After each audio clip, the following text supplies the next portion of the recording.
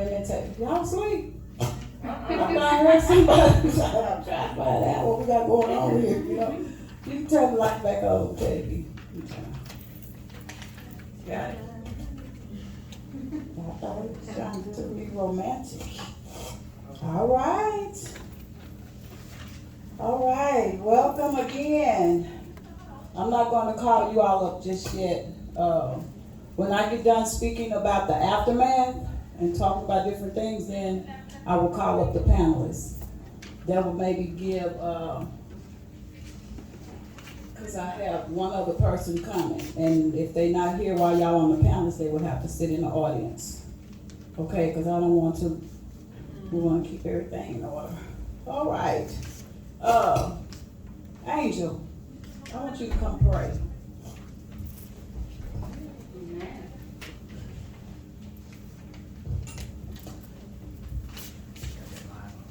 Everyone bow their heads.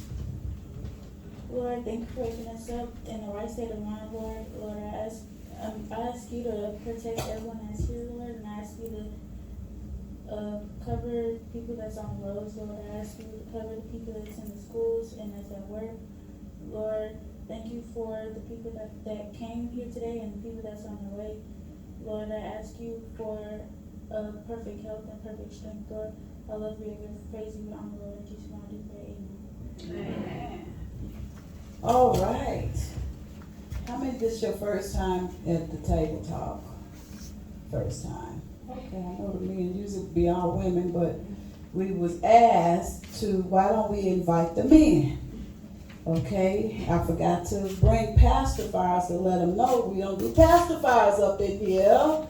Okay, no diapers, no powder, none of that. So if you very tender-hearted, this may not be a spot, because we want to answer questions and ask questions that people are dealing with without being judged. There will be no judgment zone. Is someone trying to get in? There will be no judgment zone. If someone is asking a question and it may not sound right to you, but to them it's important. And I advise the husbands, wives, and the men that's on the way, or boyfriends, or whatever they are, when you leave here, women, you start with us first. Don't get in the car wrenching your neck. Asking like, I didn't know you felt that way. We ain't doing none of that, okay? All right? We strong women and strong men. We, you know what I'm saying? So we got to learn how to take the bitter and sweet and make it and keep it moving. Okay? We need to know what everybody is feeling. We need to know what the men are feeling, and men need to know what the women are feeling. Besides just guessing. Because sometimes we could be hard to deal with as women. Because we deal with a lot of issues. We got hormone issues. We got a lot of issues that we deal with. And then men got that mid-Christ thing that they deal with. They got things that they deal with too that they don't openly share like we do. You ask us how was our day, we'll start talking about everything. Then you got some men not say nothing at all. They may just say, oh, it's okay, and it's really not okay. So this table talk is not this is not church. That's why I said so they'll know. God's gonna always be in the middle of what we do. But I don't want anybody that's so religious to where you start pointing your fingers and start talking about what somebody is dealing with. If somebody stand up and say, even if they don't put it in there, and they say, I want to be free today from lust, from lying, from deceit or whatever, you don't want to be that person to where you judge. Welcome. You don't want to be that person to where when they say something, you looking upside their head like, I thought they were supposed to be saved. Or I thought they were supposed to be that. Well, and one thing y'all need to know about me. If you come up against each other in words, I'm going to shut it down. The reason being, because, once again, I didn't bring no pacifiers. This meeting is not for babies. Okay, the age group was from 15 and up. So, if you brought anybody younger than 15, see, my grandkids, I already deal with them. I talk to them about everything. So, if you came in here and you already came here with your feelings on your sleeves, you might want to pray before you come in. That's number one. Number two, I'm not sugarcoating. Because it's people that want to be free for real. It's folks wrestling with things for real. And they tired of church as usual. I was one of those. So in order for me to teach you, I have to walk it. You understand? So this is not church. This is not a judgmental zone. If somebody come in here and say, I just left the strip club, can you help me? I don't need you with your oil. Okay? I don't need you saying, go get a blanket because she came in here looking crazy. If a prostitute walk in here because she want freedom, it's not her problem if your man eyes is not saved. You understand me? So you take that up with God when you leave. But if she walk in here and she's not dressed like you think she should be dressed, then you be that mentor or you be that coach, and maybe later down the line you talk to her and you help her. But your job is not to judge her, because you don't know what put her on the streets. Number one. Keeping it moving. Welcome again. I see some new faces. Is that who I think it is? Hey, okay. You was talking noise on the phone. I'm good. Glad to have you. And have you too. Don't y'all loosen up, baby. Don't get scared. Just loosen up. Sugar, baby. This spring's on. Loosen up. We're here. Okay, today we want to talk about the aftermath. And then I'm going to call the panelists up here. If you have questions, write them down. I don't care what it is. I don't care what the question is. Dinosaurs? Okay, whatever your question is, they got paper in the chairs, they got pens, write it down, rip the paper up, and it's going to go in these little red buckets right here. Right here. So you got time. If you already have your questions prepared, you can go ahead and put them up here before I get started. Don't put your name on it. Please don't put your name on it, because you don't want nobody. What if I want them to know it's me, though? If you want them to know, that's fine. Oh. If you want to just ask the question, then if that's what you want to do, you can do that too. You don't have to write it down. See, I like that. That's bold. Everybody else don't hide. You can hide, it's okay. But God gonna meet you right where you are. All right? Everybody? All right, I want to. Okay, let me keep it moving. All right, we want to talk about the aftermath. Do anybody here know what the aftermath is? What it means? Nobody know what aftermath means? After whatever situation you're going to be talking about. There you go. This is a team thing. It's not just about Rhonda. I know you see Queen on the shirt.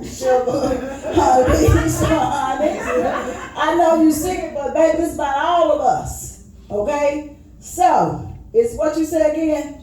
Aftermath is where it's after whatever you're getting ready to talk about. Or maybe an aftermath of a fight, or aftermath of it's trying to explain it. It's after a situation. It's After whatever whatever's damage going on at is. that time, bro. Well, yeah. Yeah. Okay. Anybody else? I don't know. I know y'all got on masks, but I want to hear from y'all queens for real. I concur with what he said. No. Hold up. Wait a minute, we ain't doing that. I'm gonna go with he say. No, you got a voice. Tell us you don't know. Y'all don't, yeah, you know, you just don't want to say it. Basically, I think it's, like when you're going through something, there's something think that. You come out of something, and that's the aftermath of what you was going through, Okay, and it comes out to the final say so. okay, that's good. He didn't want to sit out saying, I'm saying the point, he said it like in their school, it's the effect of something and the after effect. That's a good one. Like you got two couples, you got a wife and a husband that just got into an argument before somebody go to work. Mhm. Okay, now when y'all come home in the afternoon, what's gonna be aftermath? What's gonna be? Ooh. Wow. How we gonna fix it? Yeah. You messing around, I have you up here talking about this aftermath. That was a good one. Anybody else? Come on, y'all, we're working together. Okay, the consequences are side effects. You can get side effects. What is your side effects? From unpleasant events, from relationships, job, and etc. Repercussions, after effects. Okay, we done got that out of the way. How many of you know about incubus demons? Raise your hand. Incubus. Incubus. You heard about them? Incubus demons? Anybody want to tell me what that is? Sexual demons. Yeah. Sexual demon, but which one? Which? Incubus is the one that deals with the males, ain't it? No, No, the female. the female. That's the incubus demon. And the succubus. What is the succubus demon? The one that deals with the male. The succubus deals with the male, and the incubus deal with the They women. got mixed up. Okay, it's okay. We here, we working together. Okay, the reason why I brought that up about the incubus and the succubus demons, we don't talk about that much in church. Why do you think that is? A lot of them is in there. They're not gonna talk about that. Embarrassed to say that they dreamed of, you a man, you dreamed of having sex with a woman. Well, that woman was a demon, it wasn't a woman. Okay? Because the demon used a female figure to be able to have sex with you. And when you wake up, you in a good mode. Because you thought, you start calling and saying, hey, baby, I dreamed we got down last night and you had sex with a demon.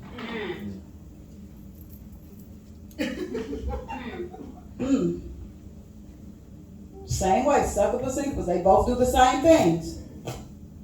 They both tamper with you in your sleep. And sometimes we open doors to those demons. You know how? Can anybody tell me how you open the door? Pornography. Pornography is one. What's another one? Flirtation. Who? Flirtation. That's another one. Because it's the eye gate, dealing with the eyes. What's another one? Our conversation. Conversation. Somebody you're thinking about a lot. What'd you say? Somebody that you're thinking about a lot. That's right. Temptation. Temptation. Lust. These demons are also generational. Yes, they are. Yes. Yes, they are. So you wonder why, a lot of times people wonder why they have issues in their relationships. Why they can't be comfortable with that person. Okay? I got that picture up there for a reason. For as the women perspective. That every time a man sleeps with a woman, we're getting a deposit. Whether it's a good or bad. And the spirits is still laying dormant. Because a lot of times we want this person to do what that person did. You want a freak, but you got a godly man. He don't like all that hanging on chandeliers. He don't like going outside on the patio, bending over outside. Yeah, we're going to get there. He don't like all that. So you present that to him and you turns him off.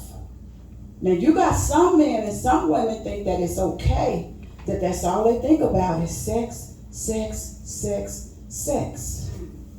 But once you done overdosed him or her, and they're now tired of the same person because you done introduced them to all this extra stuff, Now they're looking for it somewhere else because their appetite have grew.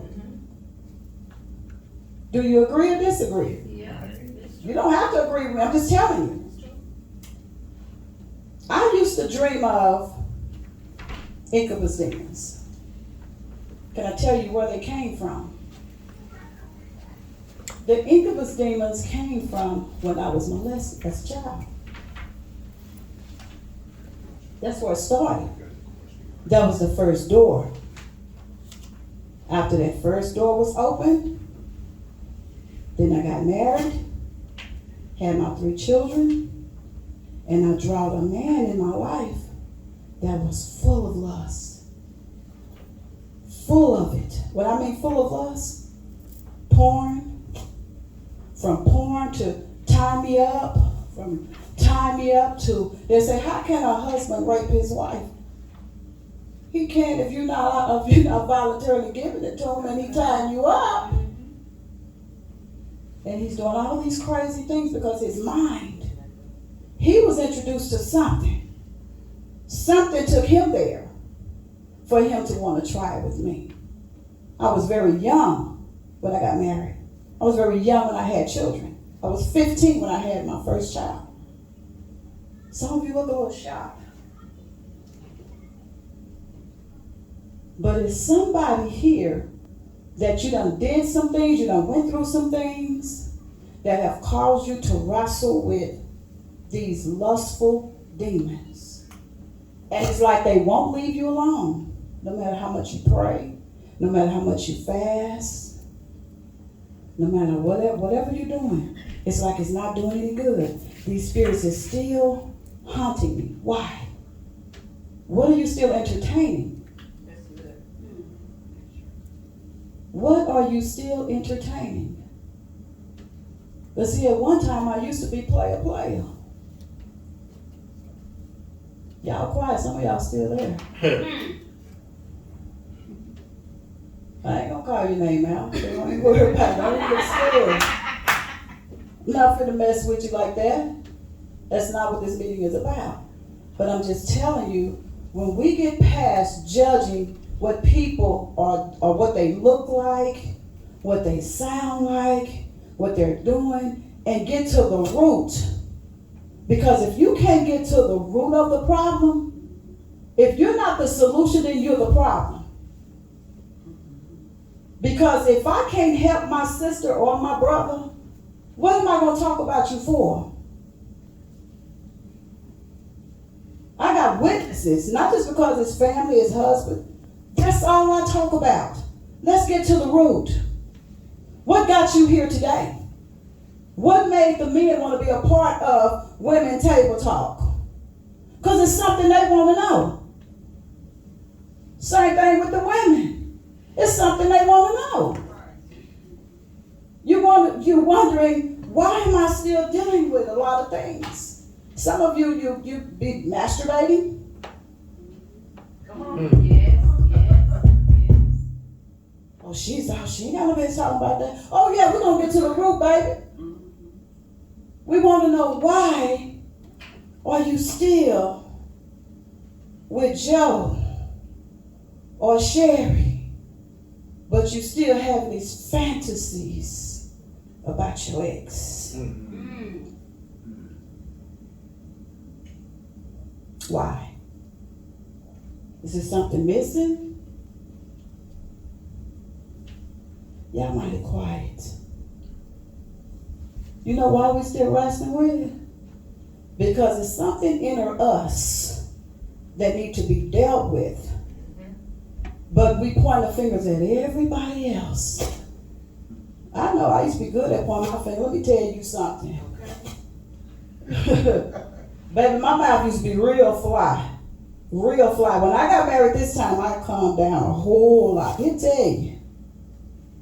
It got to a point one time he said, I'm not used to this sensitive stuff. You know, I just didn't want him to deal with Vanessa. Because Vanessa was a fool. I was giving him the good version of me. That humble side. He said, I would kind of cry because I didn't want to hurt his feelings. So I was, with things that he would do and stuff I would go through, and I would just cry like, oh, God, I don't shoot people no more. I don't fight like this no more. I don't do this no more, God. So humble me. But when he said, the illustration that he used was, I was like the rims on his truck, right? Because he loved his rims. He said it was very delicate, that he can't drive his vehicle like he would other women. And I'm glad that he acknowledged that, but at the same time, it was times that I really wanted to say some things that was really hurting me, and I didn't. And sometimes that could be a bad thing. As husband and wife, we need to be able to say what we feel without offending each other. But I knew how my mouth was. So I wasn't going to just go in there and say, hey, you're not going to handle me like that. Okay. I knew me. So that's why I had to keep going back in my prayer room. God, deal with Rhonda. Sometimes I would apologize to him and he did me wrong.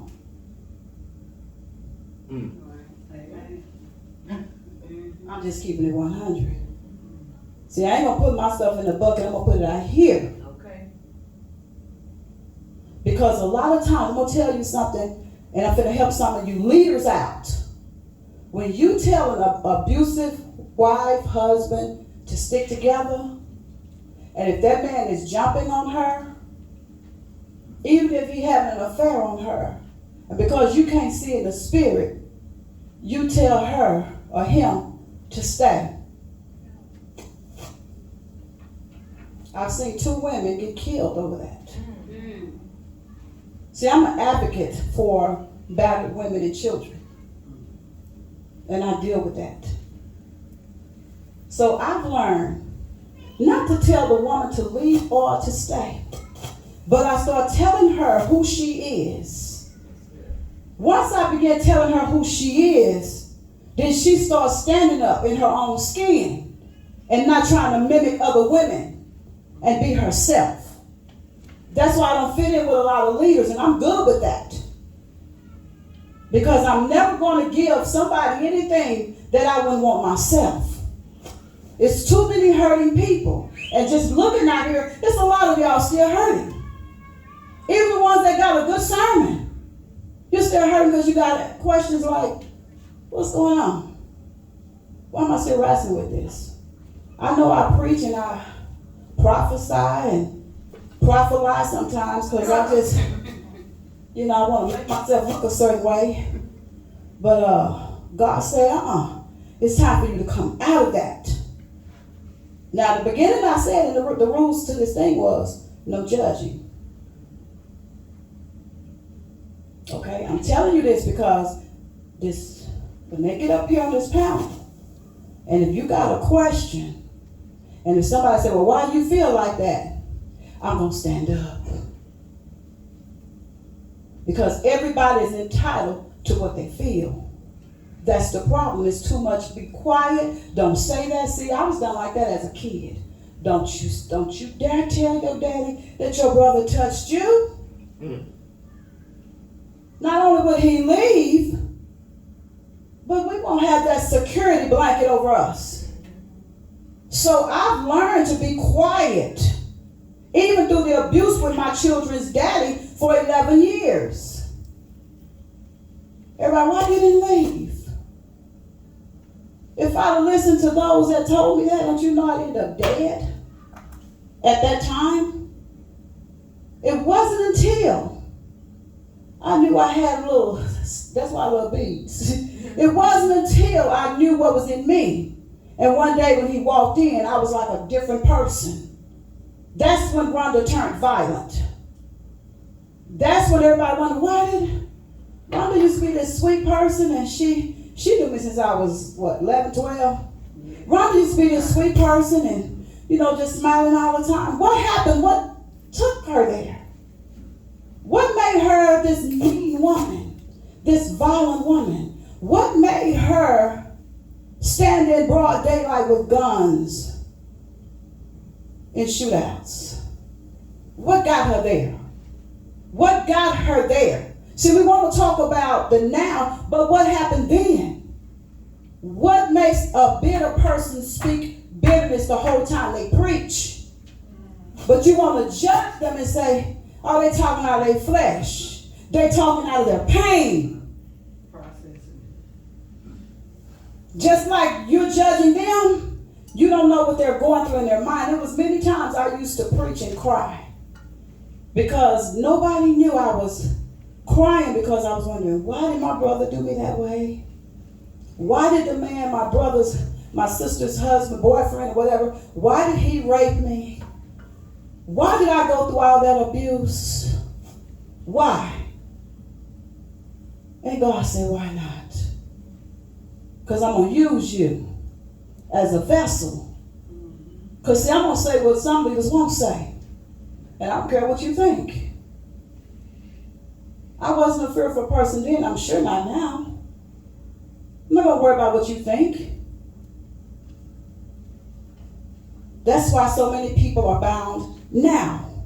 That's why so many people come to church every Sunday, every Wednesday. They got their name on the roll, faithful tithers, all of that good stuff.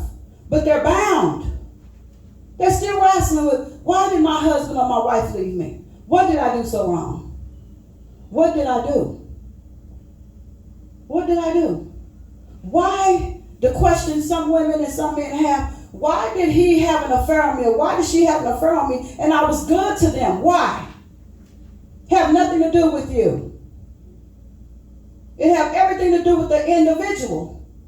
I'll say this, and y'all know, this is just me.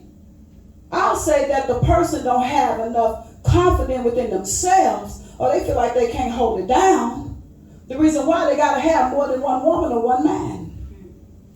It's something in you. The reason why you feel like you can't hold down one person. It's something. It's something causing you. It's something causing you, some people deal with the spirit of rejection. Not want to be rejected. Can y'all come to the front? Sit up here, please. We got chairs over here. Some people have been rejected, it feels like to them, all of their life. But we all have been rejected, whether it was from a job, whether it's through a relationship, through anything, through ministry. Everybody have dealt with some type of rejection. When you deal with rejection, it messes with you. Because you start questioning yourself. What was wrong with me? Why? I know I did. Did anybody have those type of questions? What was so wrong with me that this man would go out and have a baby by an 18-year-old girl? You know what, Rhonda? Can I say something real quick? You sure can. You've been hitting on it all the time. You see this picture right here? Yes. It ties completely to the word that you used when you first started. You said aftermath. Mm-hmm. Like when the storms tore up Louisiana. Okay, they gotta come through there after the storm is over. You have to clean up. Wow. See, a lot of people, they never took care of the aftermath. Yeah, They never cleaned that's up. good. That's good. Did y'all hear that? Yeah. You see? Mm-hmm. And guess what? You don't clean it up, there never was a solution. You Yeah. know what you do? You hide it. Yeah, that's good. And Yeah. then you'll get tired of it, of all that aftermath of that relationship, Mm-hmm. and you'll leave, and you'll take it all to the next one.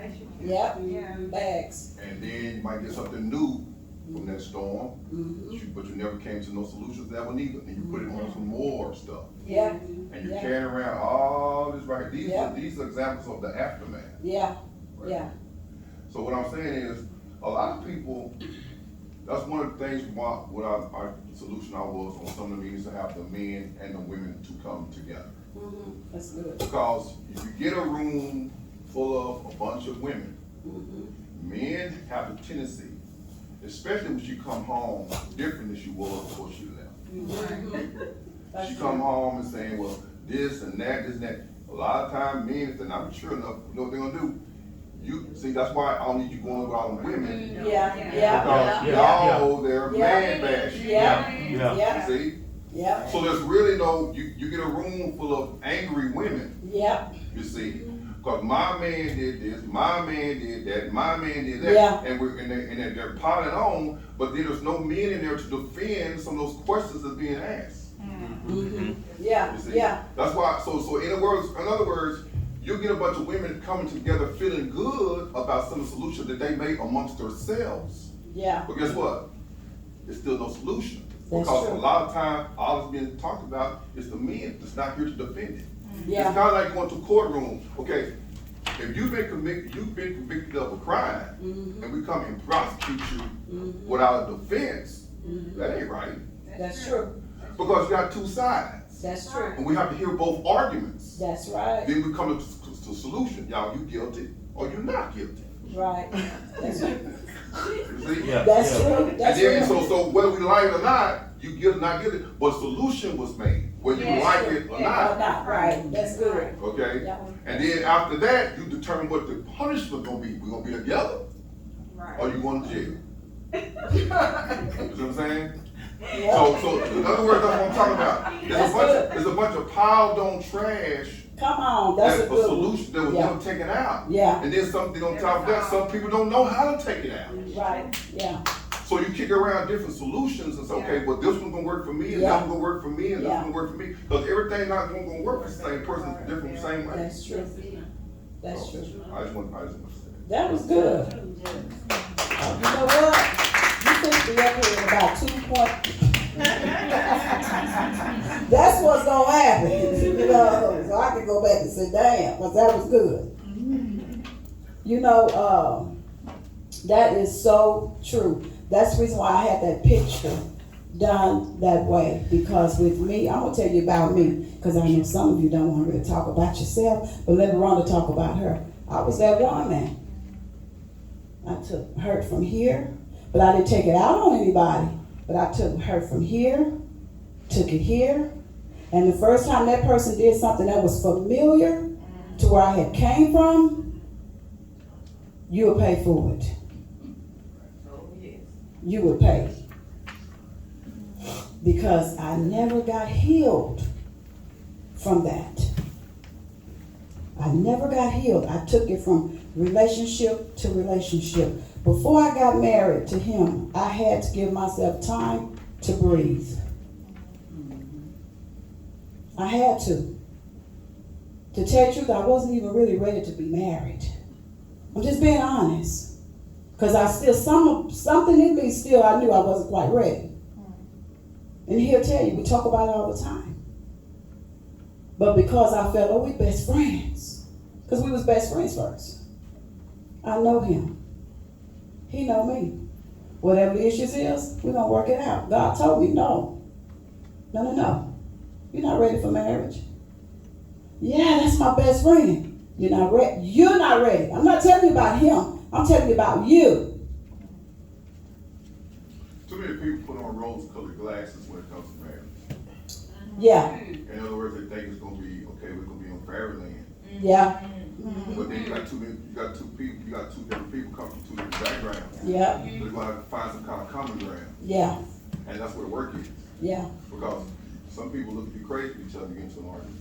Yeah. Okay? But Yeah. you do get in arguments, but then that does not, if some people can't stay in a relationship because they get into arguments, but they never try to get no solution. That's They it. argue. That's it. Get the stress out, get the anger out. Yeah.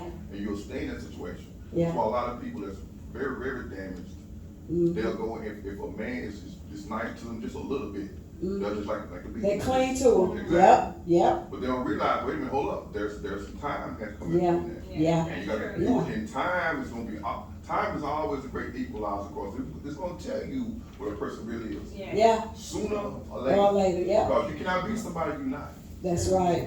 That's right. The real will come out. Okay. Speaking of for myself, when I was younger, I'm 51 now. When I was younger, I would deal with a lot of black women sisters. I said, And I feel like I was trying to be the sweetest guy in the world, but for some reason I was never good enough for them. So what I did, I hooked over the Mexican. First time dating outside of my race. She was sweet as she can be.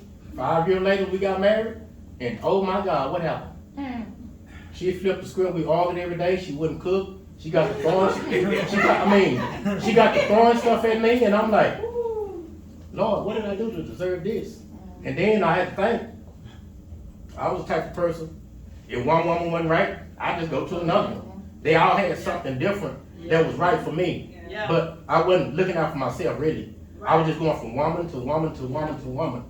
I met my wife here, same thing. I was still going from woman to woman to woman. But this lady here has been by my side. No matter what we go through, she's always by my side. She tell me I'm wrong, I get mad about it. I don't say nothing to her, but I kind of, and then I'll come back later and tell her, hey, whatever, you know. But it's not right. I'm saying it's not right because September 22nd, we've been married 14 years. We've been together 21 years. And all that stuff I was doing, when my dad passed, this was the only woman that stuck by me. They kind of hit a home run on me. And I'm not saying, I'm not perfect, but I'm doing my best every day to get there because I want her to be happy. I want to be happy. So, I got to make it right for our family. Thank you. That was good. All right. Acknowledge it. And Robert. I'm with him. When me and my wife first met, we were 19. We went together for like 2 years. We broke up. 20 years later, we hooked back up. But this time we hooked back up, she's a pastor. So, well, an evangelist. But when we first met, when we first got back together, I was living a lie. I was living in an apartment. I was stealing lights. I was stealing cable. And about to get evicted. But when she came in, it looked like I was living large. But I really wasn't. It just looked like that. But like Pastor Kerry was saying, when you carrying other baggage, my first marriage, we used to get into an argument all the time, and it made me yell a lot. So when I got with her, that same mentality I had with her, I brought it over to her. Started yelling, and then she asked me one time, "Why you always got to scream?" And I'm saying, "I'm not screaming. That's the way I talk. That's not the way I talk." But that was something that I brought on from over her. But then I had to learn, and I'm still growing because it's a lot of stuff that I did while we've been married. But I never was a good person at taking care of bills. I done got better at that. I never was a good person at paying my tithes. I do that now. All this stuff I started doing once I got with her, but I had to learn how to do that. And I'm 56. I'm 56, and I'm still growing. I don't know everything, but I'm still learning. And the more I'm with her, the more I learn. So sometimes when she get mad at me, I'm just like him. I don't say nothing. But I'm just saying. But at one time when she would get mad at me, I would say something. Then I would start yelling. But then I started saying, I said, man, this ain't working. Me yelling all the time. So when she say something, I just get quiet. I just listen to her. And I didn't used to do that. Because I brought all that other stuff from my other marriage, from other women. So I just wanted to say that because I'm with you on that. It ain't gonna solve. It ain't gonna solve nothing. It ain't. You start yelling, she gonna start yelling, then you going back and forth, back and forth, back and forth. No, she ain't gonna yell. And then you was like, she ain't gonna yell. What were you just yelling about? And when it's all over, you even know what you yelling about. You just yelling. Yeah. Yep. I always say we're gonna have peace in this house. I don't like arguing. I don't like none of that. I'd rather just be quiet before I get into an argument. Sometimes I apologize to him. He could be wrong. I say, you know what? Yep. Just so we won't go to bed with this on us, I'm gonna be the bigger person and say I'm sorry. And I can know that he was wrong, but it didn't matter. We're not gonna go to bed like this. See, I had to learn from my past. If you haven't learned anything, I'm not saying that I'm perfect. Because he do know I have a temper too, but I never use it on him. You know what I'm saying? So that's right. So I see growth in myself when it comes to that. You know, I have humbled myself a lot too. When I first got with him, he knew everything about me because I told him. I told him everything. I didn't hide anything. Even though we was friends, he still didn't know the things that I had encountered. But I came and I put it all on the table because see, when I met him, when I got with him, I had my own home, a home, my own home, my own businesses. I had everything already established, and I was used to doing everything on my own. I've always been a hardworking woman. That's me. I've never depended on anybody. Even when I was married, I never just solely said, I'm depending on this person. I've always made sure I was that helpmeet, that person, not just with money, but in everything. So, going further, anybody else? Oh, It's getting I'll good. say one more thing. You sure can. And it's so funny because like we was arguing one day and I ain't never heard this woman curse. And she said, He almost stung you, didn't he? yeah, she was like, next time I just beat your MF. I'm like, I started laughing. In the midst of being mad, I started laughing. I said, baby, you been drinking? She had never said nothing to me like that. So I'm like, it must be pretty serious.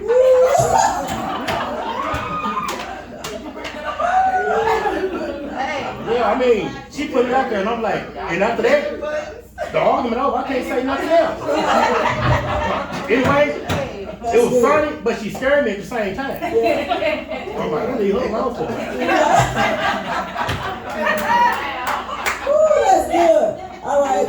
Rhonda. Well, if I may say something. Yeah. I'm enjoying everything that I'm hearing. And you were talking about abuse, and I was hearing everything that the pastor over there was saying. And I was just thinking, I said, well, yeah, you know, we suppress things. Yes, we do. You know, and like you say, and we'll go on from one relationship to the next or one marriage to the next. We still carrying over those baggages. And like when this gentleman here was talking about yelling, and I know I've been married more than once myself. So, you know, we think that, well, when I was in this marriage, you know, we handle it this way. And people don't realize, like, I was raised up in an abusive home. But, you know, I had to deal with some stuff, suppress some stuff, learn some things. But in relationship, you learn that, you know, everybody don't scream and holler and yell and curse and knock walls in and all that kind of stuff, you know. And when we get older, we should kind of learn. And that's what I was telling a person one time. I said, look, you know, the way we deal with conflict, we have to learn how to, you know, handle anger. We all gonna get angry. You have to learn how we was raised doesn't mean that we should continue to, you know, repeat that cycle year to year, you know, generation to generation. So I'm just enjoying everything that I'm hearing. Your happiness, I know it's not a church service, but I gotta say this. Amen. But we don't have to call each other pastors in here and preachers. We are just Rhonda, Robert, Stefan. I won't give you nickname. You don't get my nickname. We're gonna give you all right. Carrie. We're gonna keep it like that, okay? We got two Rhondas. I don't know who the oldest, but it don't matter. Come on. I'll be baby. I think each individual, you have to, even from an abusive relationship or abusive family, whatever the case may be, because I know some people, some friends of mine that came out of some very bad situations, but they're very successful. So I think it has to do with what does your happiness mean to you? What are you willing to sacrifice for your happiness? You can't look at somebody else's relationship and say, you know what, they seem like they're always happy. And you go back home and you live in some kind of dream world. I mean, what is your, and you have to have, I know I preach in our church in regards to a lot, and I say I use women, but men have it too. You have a certain style, you have to put a boundary of certain type of standards that you're gonna live by. But then you get to a point where time passes, you get a little desperate. Yeah. And say, you know what, ain't none of this coming to pass. Yeah. Wow. You know, because with Christianity becomes maturity. Yeah.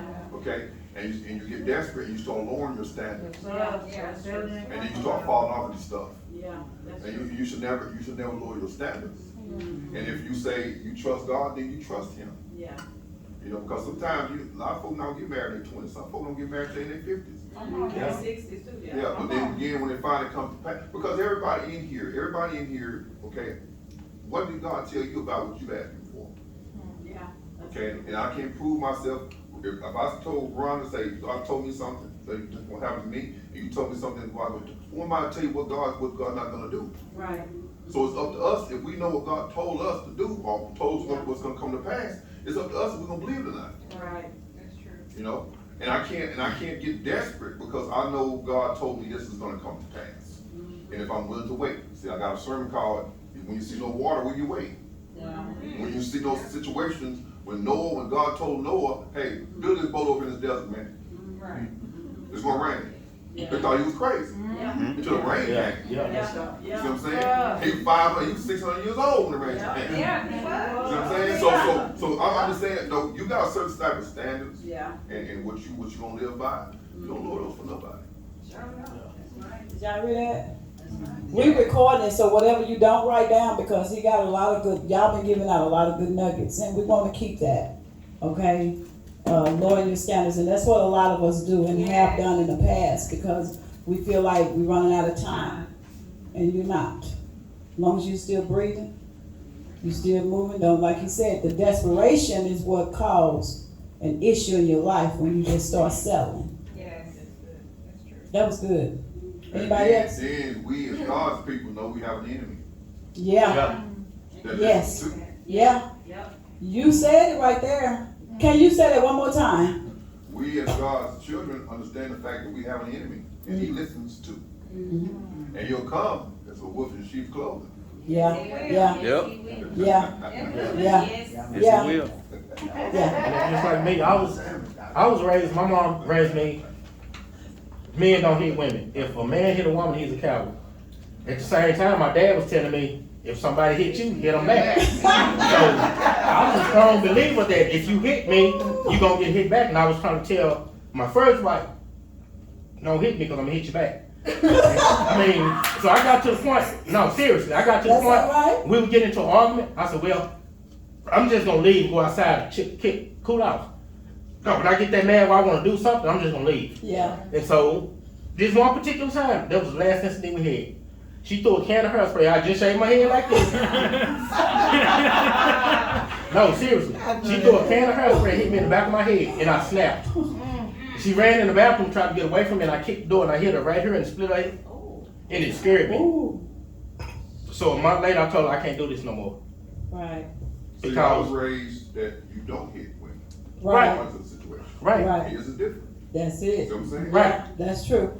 And like I said, I had never hit her. That's true. But at that point, when she done that, I snapped. Yeah. Because she thought it was funny. She laughed. That's not funny. Yeah. You can push a person so far Yeah. until they snap. You Yeah. will think that you're not gonna do it, That's but true. This And is like I said, good. when I kicked that door and it hit her, Mm-hmm. it hit her right here and split her head, right down to right, Wow. right here. And she fell in the bathtub and hit the back of her head on the wall. Wow. And it literally scared me. So I Wow. said, I can't do that no more. yeah, I See, feel that type of relationship. those are the problems, those are the aftermath, those are the problems that were never Yeah. resolved. Come on. It Yep. built Yep. up, you heard he just said? Yep. I snapped. Yep. You know what that means? He wasn't in his right mind. That's right. What caused that? It was Wow. Chaos that was never taken care of. Wow. Yeah, but I mean, That's because good. we argued every day over nothing. There you go. I call you and say, I'm on the way home from work. It takes me 30 minutes to get home from work. If I get home in 31 minutes, I was out screwing somebody. I was with somebody else. I went through that. Not thinking about it. I worked in Irving. Know what the traffic's like. Yeah. Yeah. But we argued every day. And it's like, at the point you get tired of, Mm-hmm. See, he just explained everything we're talking about. Yeah, You yeah. know what he's saying? Yeah. But he said there was no solution, man. There was no, When he that's got right. upset, you what he did? You went You outside. went outside. Till Yeah. everything cooled out, but there was But it's still no solution It's still to there. it. Yeah. And that spilled into There our you go. marriage. Yeah. There you Wow. There you go. And with the that incident, we had an incident, and he said I touched him, and I guess it's still back from her touching him, and I never touched him. I'm just this type of person. I watch my mom and my dad wrestle. My mom was standing across the street, and my stepdaddy stayed across from her. She would take a whole cantaloupe and throw it across the street and hit him, and knock him on his foot. So I watched him, and play. Because I knew my aim was good. Because I got it from my Yeah, mom. her aim is real good. Yeah. So Yeah. the incident that we had, he got upset, and it was over petty stuff, and it was over me. I'm in school, and it was over me leaving, going to get a computer. Instead, he said, "Okay, baby, let me ride with you." Or this, he was already frustrated and mad. So he literally tried to pick me up, and I was 230 pounds, and he couldn't get me, and right then you restraining me, so now I'm ready to fight because you're restraining me. And so I'm like, no, leave me alone. And then finally he got me to the point where he pushed me over the couch and he started choking me. Now I'm fighting because I don't fought. So now he's getting hit because I'm trying to get him out. We both gonna get hurt. And I don't got mad, and I normally don't get mad, and I picked up an ottoman and threw it at him. Yeah, the You whole strong. Yeah. So that it never his actions from his first wife never got rectified. So it started spilling into our relationship, and I'm the type of person I don't do violence. Yeah. Either we gonna talk about it or we not. Cause for one, I can't cuss, Okay. and when I get mad, I cuss. You And so said show people like kids can, you show can. So I'm like, okay, God, we gotta do something. I gotta do something different. That's when I started praying more because I'm like, Lord, I don't want every time we get into it, you bring in your ex-wife and what you and your ex-wife are hot. She used to make you mad because when he gets mad, he brings it up. He split her head. Yeah, you split her head. Not mine, hers. But I didn't want it to go in there because Yeah. I deal with the fact I have a daughter. Yeah. And I didn't want her to have to live with the fact she never, even when I was with her dad, she never saw us argue. Because I didn't want her to deal with that. And then I want her to be able to have her kids not deal with it, even though sometimes her kids do deal with the fact of being in the domestic violence situation. But as women, we sometimes take that it's okay to be treated that way. Yeah. Instead of, no, I'm not gonna be treated that way. I grew up watching it with my mom, but my mom remained humble to the point even she took care of him even after the fact that he did her like this till he died. Wow. So I watched her be as humble as she can, and I'm like, I know she can't take this being called out her name every day, and she's cooking for this man. She's doing what her wifely duties are supposed to be. She's being humble. She's in church every Sunday, every Tuesday, every Wednesday, whenever we had church, and you still have to go through all of this. That's why I said when I got married, I'm not going through that. The abuse, because I don't want now I have a little girl. So my example to her was not to go, you don't have to go through it. There's other solutions without dealing with the abuse. And that's what we were dealing with in our marriage, is we gotta come to some kind of agreement. We're not finna go tay to tay, because now you know I'll go with you. Yeah. But we're not gonna do that no more. So Right. we're gonna have to come up with some Right. kind of adult way of handling this. We're not doing this other way. So we got other kids. Now we got grandkids. They're watching all this. Yeah. We're their example. And I don't want that example to feel like that it's okay to be violent toward a woman or a man.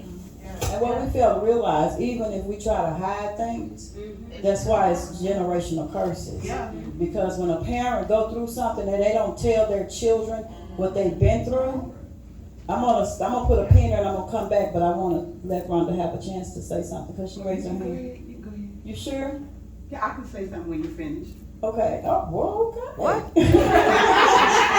I was wondering when he was gonna talk. He worked with Robert. That's his coworker. Nah, Robert worked with me. Come on, don't get stung up in here. There's a lot of bees up in this camp. Nah, I wanted to get out this topic a little. Like, That's fine. as far as like, I want to speak about like, what's your like, do you have a definition of like opposites of trait? Opposites, you know. So like, if you don't have like, is it possible for something, a situation to work and be strong if there's nothing that y'all share in common? Yeah. Okay. Man, Nah, women, men, yeah. That's it. Anybody want to answer that? Say that again. Say that again. I need you, man. Come on, he said he asked the question about do the opposites attract. Yes, they do. I wanna get somebody No. else.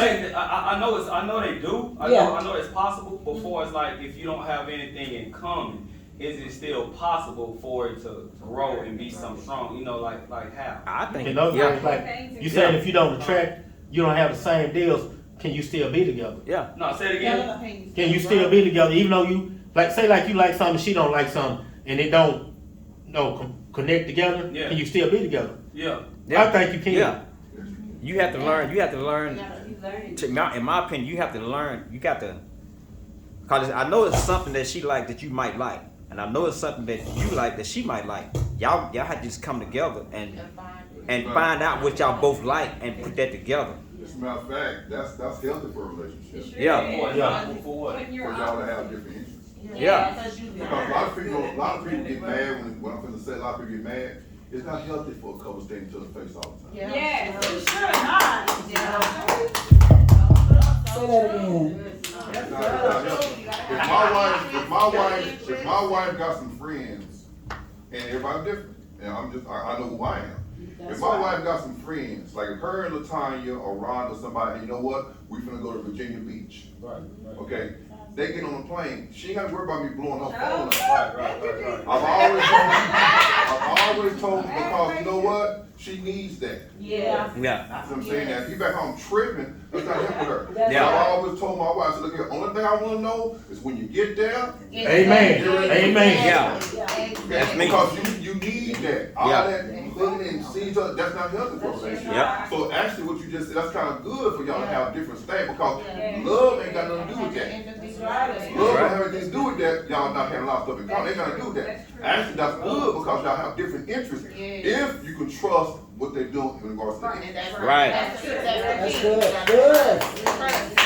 Yep. Somebody else has something? Oh, you got something? No, I got something there.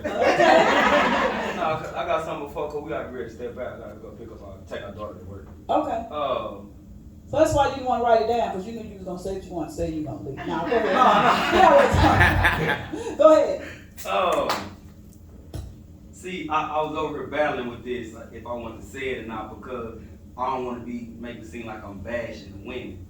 Just say it. I'm gonna say it. Lock the doors. Go ahead. Say it. But it's like every time you hear about a breakup, you always hear the woman say what that man did. Exactly. But you never hear a woman say what she did. Right. Not And- everybody. but- I'm telling you, I never heard a woman say, I'm 37, thank you Lord. I never heard a woman say, well, I did this, I did that, it was my fault, I stepped out, or I did this and that. I never heard a woman say that. Wow. I think. What can I say? Well, I have, because I was one of them. I have a majority of the woman saying it, but in the defense of that, and it, a lot of times as a woman, and I can speak for myself, it's an embarrassment. Yeah. Because I knew I did something wrong, and I used to wrestle with myself as a woman, and that's something I guess sometimes men don't understand because we don't never say it. We're so prideful and so private with how we feel, and we don't want to hurt your feelings. With me, I struggled with that, forgiving myself for doing what I did, because I'm steady beating myself up what I could have did better. And that's with a woman, and that's why a lot of times you might not have that woman say, oh yeah, I did this, that. It's because she's embarrassed and she's still struggling with trying to figure out. She don't want to go into that relationship doing the same thing she did in the past relationship, because she figuring that's what messed that relationship up. So it's not that we don't want to admit it. A lot of times, women don't know how to admit it because they're still holding that embarrassment of trying to figure out and wrestling with, what did I do wrong? Where did I go wrong so I won't make that same mistake? Or she might not think she did anything wrong. Yeah.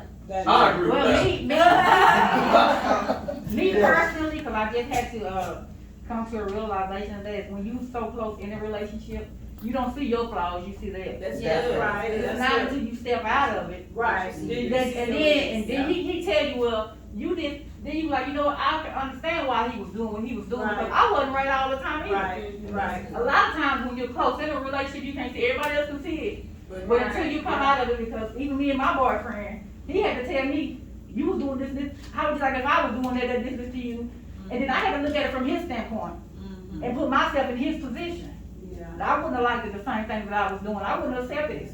But it's, when we get out of it, we can see it better.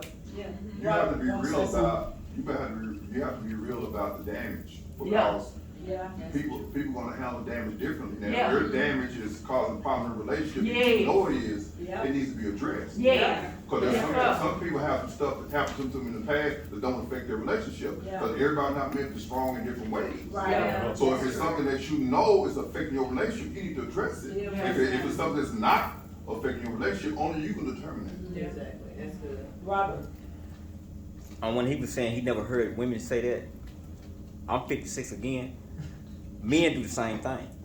We'll talk about what the woman did, but we never say what we done. That's good. We never say it, but we'll go back to our homeboy and talk about what this woman done, why I left her. But you never tell your homeboy, yeah, I did this, or I did that. So it goes both ways. Well, I don't agree. Man, no. I'm talking about with me. Because I've been in a situation where I say, well, I did this, or I done that, or she done this, she done that. And I don't mind. But everybody ain't the same. Everybody ain't like that. Yeah, everybody's different because. But you say you never heard no man ever say it? Nope. Yeah, it's just like I'm gonna get to it. It's just like this. I used to tell my husband, I said, what men and women, not just woman or not just a man, but what they need to get out of when you go into a relationship, don't just tell that person issues what they did, say what you did too. Because you find out the hard way. If somebody come to you and say, you know, he played on me and he did this and that. And see, with me, I'm the person, I'm not going to believe by what you tell me. I have to see it.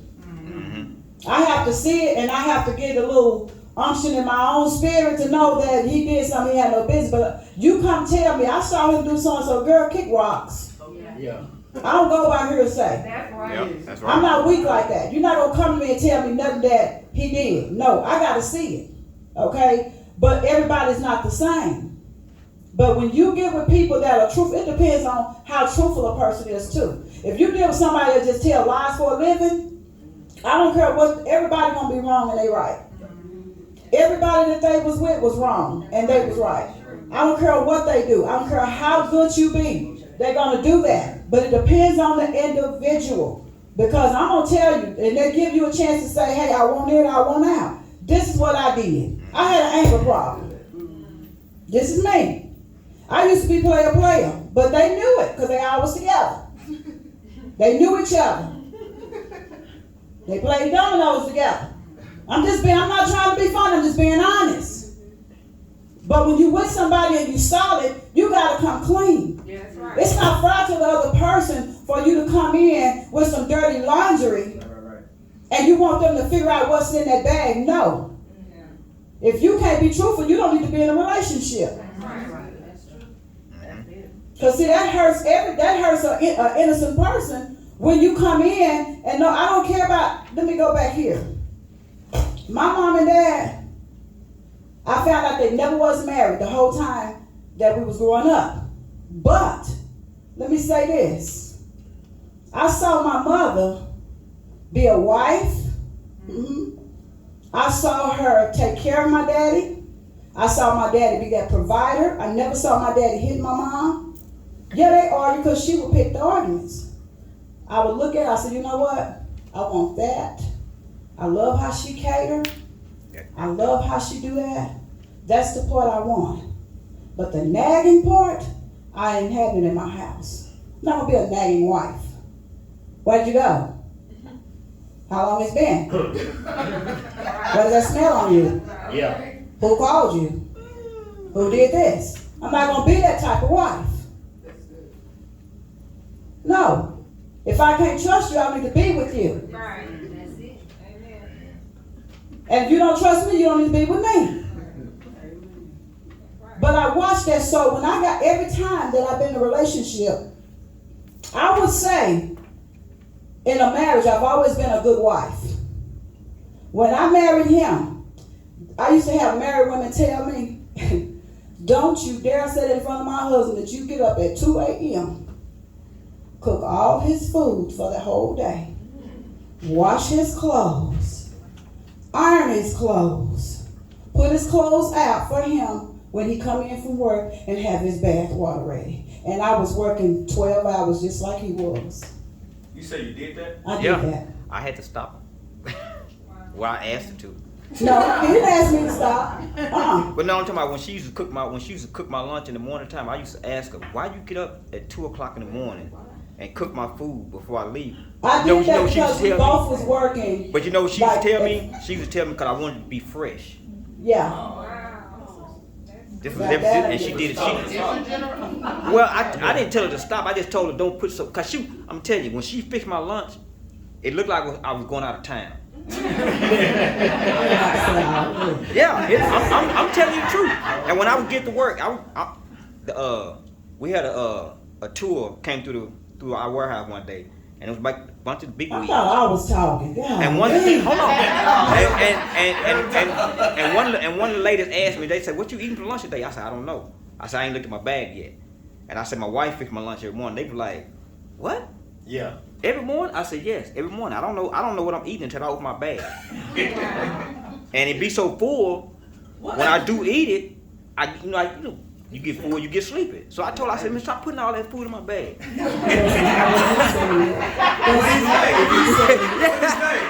is not what he said. Nothing.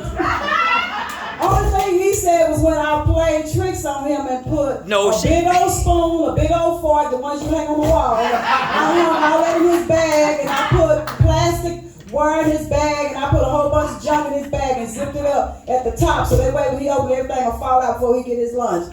That's the only time he said, "You need to stop putting that stuff in my bag. Get the break room, open it up, all that stuff fall out." Oh, he didn't find it funny. Yeah, it was funny. No, it was funny. It was funny. Everybody in the break room thought it was funny. But I just opened the bag up and looked. I'm like, and I tell you, I said, "Man, look what my wife put in her." But what happened, I did that, and he wasn't the first one I did that for. I've always been that type of wife.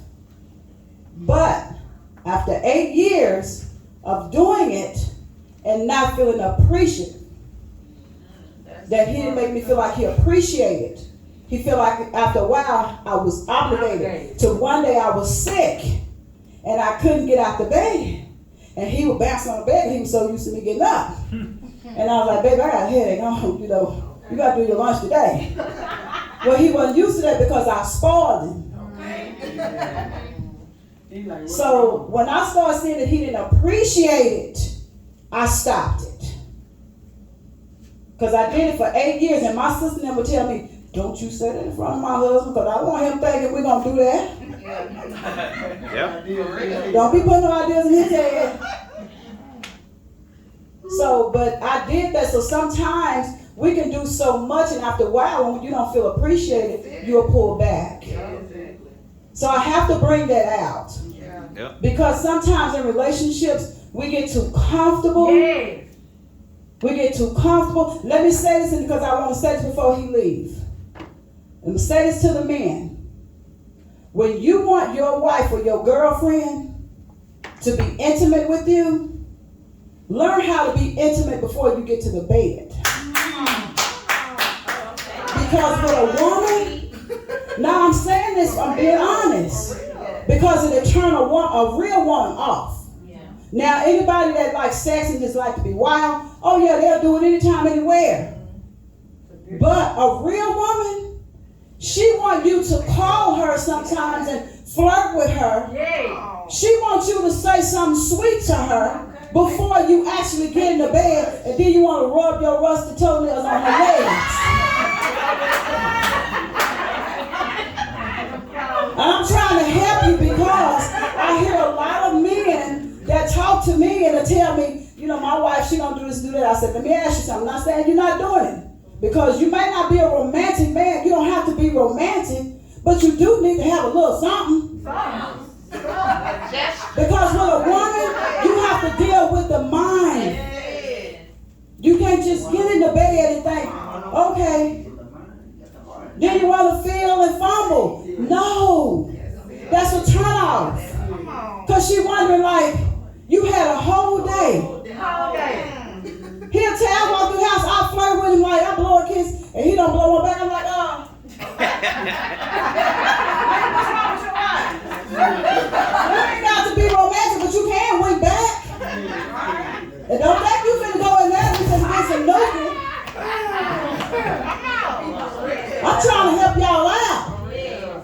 How about this? Every day when I go to lunch, I send her some kind of deal showing that I love her. Every day. Oh. Only time I don't is on Don't Saturday. shake your Sunday. head, girl. And then sometimes she don't even respond. So I'm like, I'm bad about that, and it's my fault. What she said is her fault. She gotta get better. I mean, every day I. Okay, that's good. Keep it going. That's what I'm talking about. But you got to. I'm just trying to help you out. Come on, Rhonda. I was just gonna say, you know, what you're saying is a woman. Come on, y'all panelists. Come on up here. Come Okay, on, go ahead. what the men have to know is a woman, you have to stroke her intellectually first before you start stroking her physically or sexually. That's right. Another thing I wanted to say, when we was talking about, the men hitting the women and the women hitting the men and all that stuff, I know we've been taught man should not hit a woman, but I want to say that as women, we should not hit Now a put man. your hand on that. That's We should right. not hit them. And when a man, if you have a woman, I feel like it's true, I can say, if a woman hits a man, 9 times and a half out of 10, it's because you're dealing with a woman that's done been hit before. Yeah. And They so, wanna see what you gonna. yes, but the way you can diffuse that and you won't have to worry about her hitting on you, I believe that a woman, she needs to hear you say, in the midst of an argument or whatever, it's like, look, I'm not gonna put my hands on you. You know, that right there would just diffuse the whole thing because we just started getting kind of, when men's voice roar and stuff like that, and woman's been abused before and hit, you start getting shaky and leery, your defense get up and you start thinking about stabbing and See, that used to be me. Yeah, When they roar, man, you'll catch a bullet off. But you got some women, I can say, you got some women to tell you, if you don't hit me, we not gonna be together. Well, And I you think in the wrong. hold on, I'm just saying, when they say that, I think it's something wrong with them. So they letting the man know, just hit me, beat me, dad, or whatever. Get another chair. Can I get one more chair for my other? I'm sorry. I guess I can leave my period like this. Yeah, you can leave your purse. Somebody steal it from me. I'll chase them down. I got some Nike. And then even if you tell them, I'm not gonna put my hand in you, they still gonna hit you. Yeah, I knew I had got enough cups. Everybody got their cup. All right? Yes, come on, first. We're not doing first ladies. Come on here. I wanted to his question when he was saying why he never heard a female, say that it was their fault or whatnot. I've actually been a female before. And it wasn't that I didn't want to admit my faults, but I was bitter. So no, I'm not gonna tell you what he gonna be every because I'm bitter. Yeah. You know what I'm saying? Yeah, that's and true. a lot of females are like that. They are so bitter to the point they don't want to see what they have done. Yeah. They're gonna always put it on him. But it took me, and this was, matter of fact, me and my oldest son's dad, because he will always say that it took me till my baby was almost 16, 17 years old before I would admit, yeah, I did this, I did that, and me and this boy have been together since our, freshman year in high school, So it's just because you're bitter, and when you're bitter, you ain't trying to hear nothing else. So it's like I said, it comes with maturity though. You have to mature and grow up, in order to admit your faults at times. That's right. And Ronnie, can I say one thing? You sure can. About what she was saying, I just wanted to say, really, it comes down to, instead of us saying, like the man is saying, well, this is what you did, and then you saying, well, this is what you did. Well, how can we, work this out? I think we need to be able to sit down and communicate and talk. Like Michael Jackson said, we have to do a self-evaluation. Each one of us, as a woman, I used to have a bad thinking that, we think we can change a man. Woo. He done had this, or he done, all he needs is He just need a woman like me. He just needs a good woman like me. I can change him. But I realize that we cannot change anybody. Only he can change himself when he gets ready to change. Only we can change ourselves when we get ready to change. So like Michael Jackson used to say, I'm looking at that man in the mirror. I've changed myself. Girl, I'm not your robot. Yeah, so I don't want I'm just saying, that's male and female. We just look at ourselves.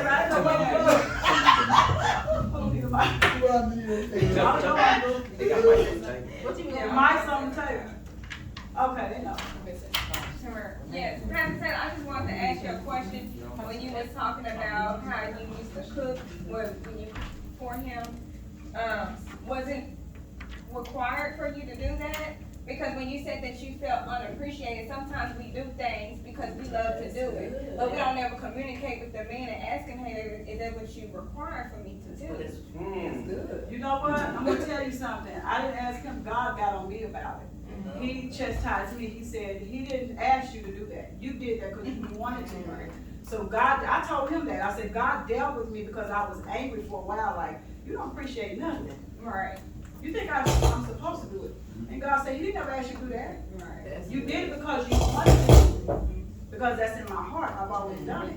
So don't get mad at him. So yeah, God chastised me. I didn't have to go to him. God chastised me. And a lot of times we as women, we put ourselves in those type of situations because we are feeling that we're obligated to do something or we want to do this, but then when we start feeling that we're not being appreciated or whatever, like you said, it's because the man ain't asked you to do it because we chose to do it. Now we getting an attitude with you because you don't appreciate what I'm doing. But, you know, but that was by your choice, not his, you know, so sometimes we have to just kind of take a step back and be like, okay, that's my fault. I wanted to say this before we get off the topic, because it really touched me, the question that you asked about not hearing women say it.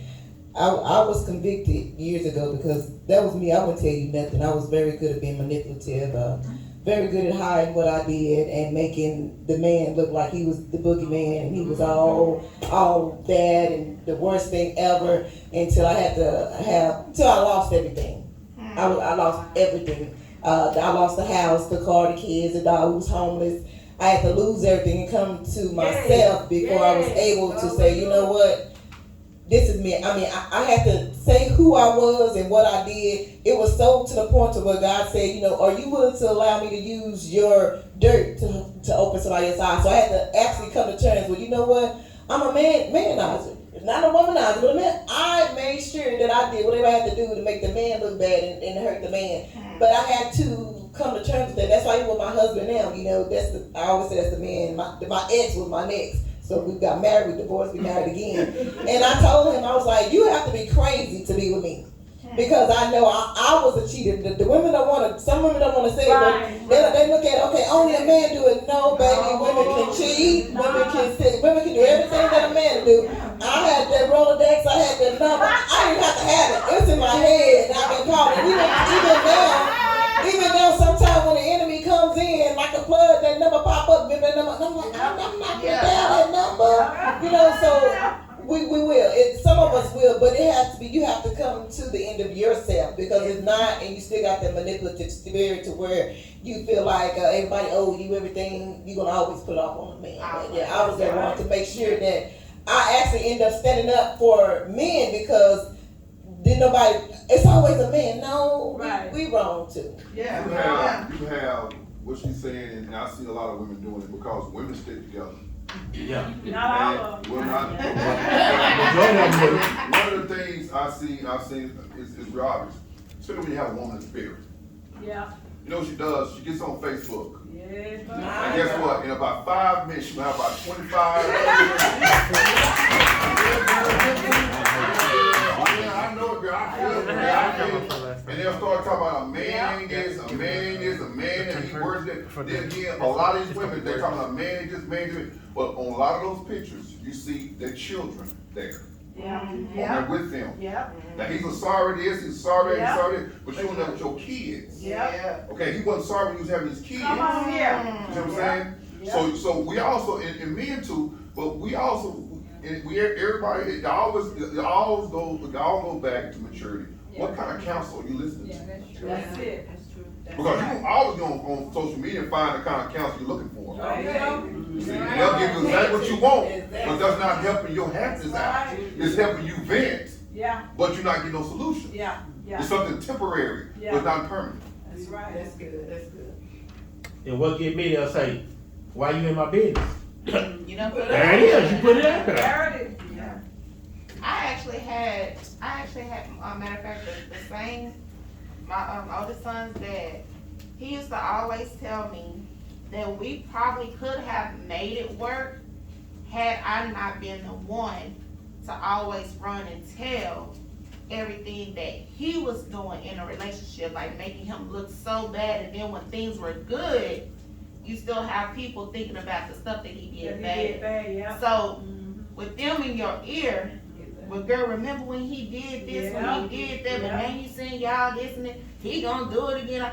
Things could have probably maybe lasted a little longer had I stopped doing it. But because I was so immature at the time, I wasn't trying to hear that. Hey, we good right now, but I know he gonna mess up and do something else, and I'm being, guess what he done did again, you know? So, like I said, it all boils back down to maturity. And, doing a self-reflection of your own self and what you're doing, versus always putting it back on the other person. And you also got to be aware of people either in your family, family and coworkers. You got to understand a lot of people are not going to want you to see you happy. That's right. They will try to sabotage. That's right. Robert? You know, one thing I had to learn is I had to learn not to listen to my negative friends, because if I don't have nobody in my ear that's telling me, cause I had a dude I used to talk to. He used to talk to me about his marriage, and what I used to tell him, I said, I'm gonna tell you something, bro. I ain't gonna tell you to leave your wife or to stay with him. You do what you think is right.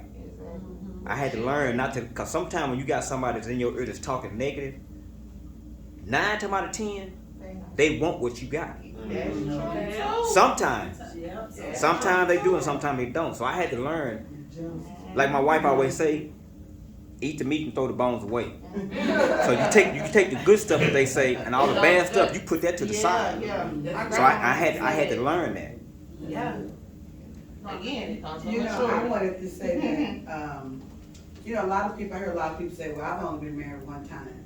Well, whether you've been married one time or, I'm sure you've had more than one man in your life. And if you've been married one time, I'm sure you've had more than one woman in your life. That don't mean that I won't have one person in my whole life. So I was just saying, I've learned, that everybody is different. Every man is different, no matter how many you've had. Every woman is different, no matter how many you've had. The only thing that's the same is either we're females, and you all are males. But as far as treating, I was listening, Rhonda, when you were saying how you used to get up and cook your husband meal, and someone said, don't say that in front of my husband, right? We have to seek to please each other, because she may not like what you heard them say, she do for her husband, or he may not like it, whatever. For instance, I have a cousin, and I'll make it real brief. On Sunday morning, we go to church, and when we would see her and her husband, they'd be so sharp, dressed up. My husband and I would be sharp, dressed up. And she would say, yeah, didn't I put that together good? I dressed my husband, I that whole thing, And I was like, oh, okay, that's good. And so I would look at my husband, and he didn't like for me to pick his clothes. He's one of those things, he was a dresser, like he know how to, for me to try to put his clothes together and tell him what to wear, it's like I'm being controlling. You don't tell me what to put on and what to wear. So I just wanted to share that, because everybody's different. When you start seeing what this couple is doing, well, I'm starting doing that for mine. And everybody don't like the same thing. So what worked for your house may not work for mine. We have to discover what worked for our house. Exactly. That's good. But to sum it all up, I went back to still cooking. I still got to cook for my man. Still got to keep his clothes clean. That's just me in my household. That works for me. And I'm going to throw this real quick. I'm going to be quiet because I'm trying to keep my eyes open.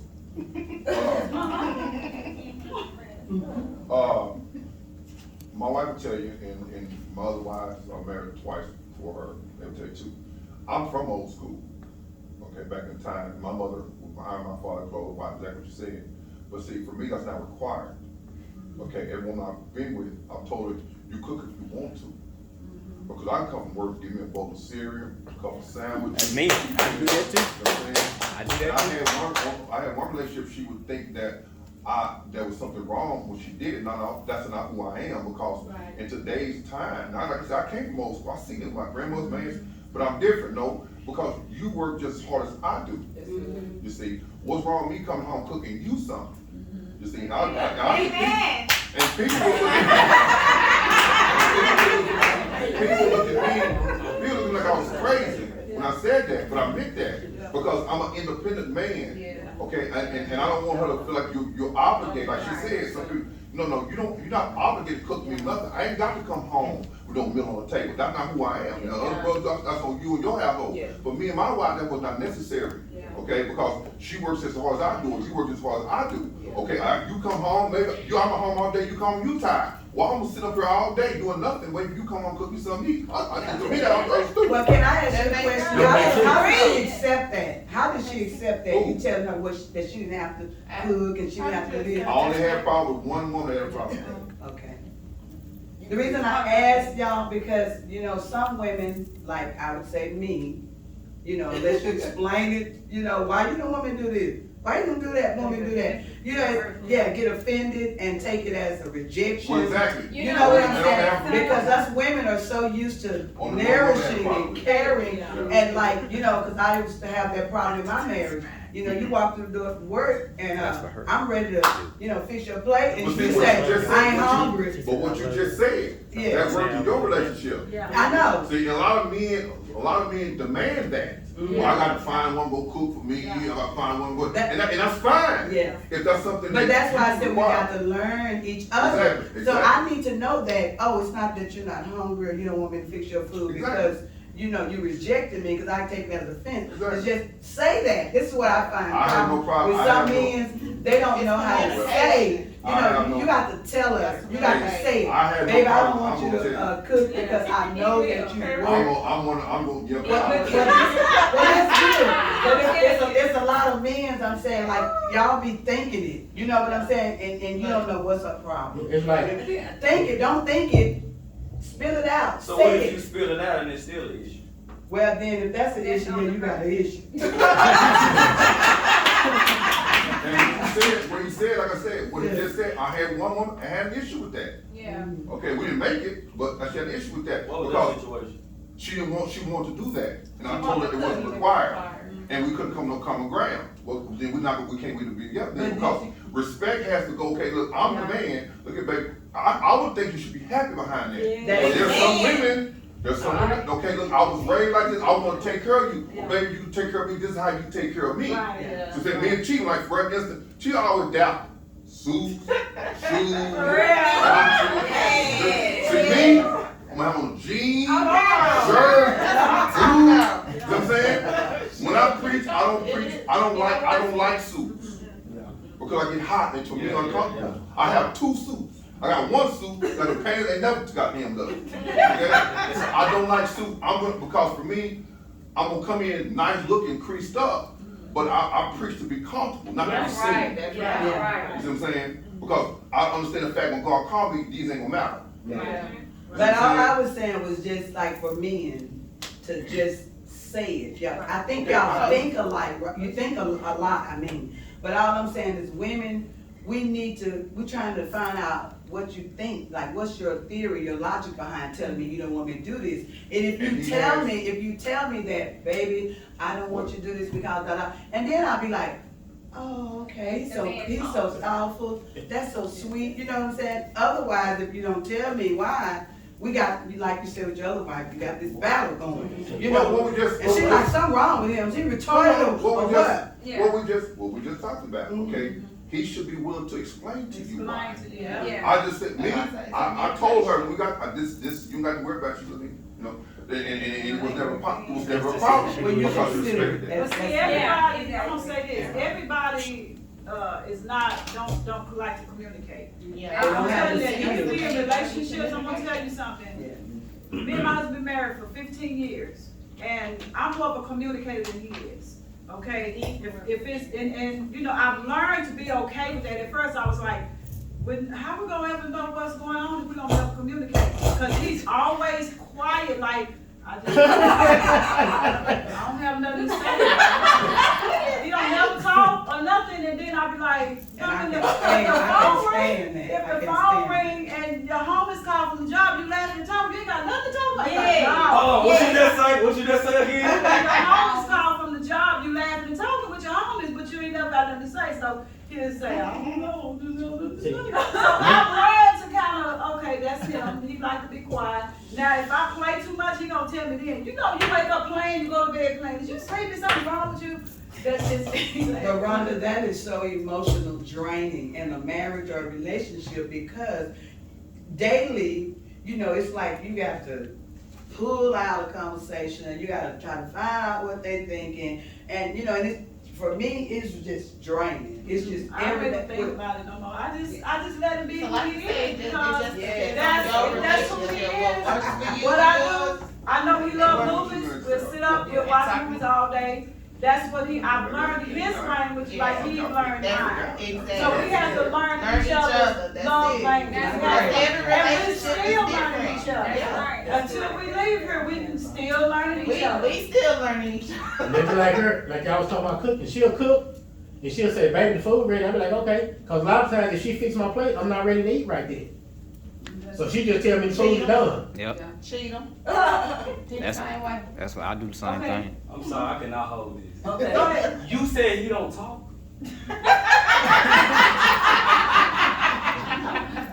Now when he get through, I got something. I got a No, I ain't bashing. I'm just saying.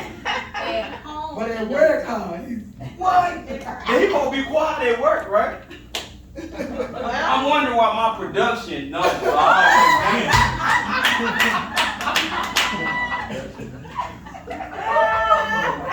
But you say you don't talk? Can I say something?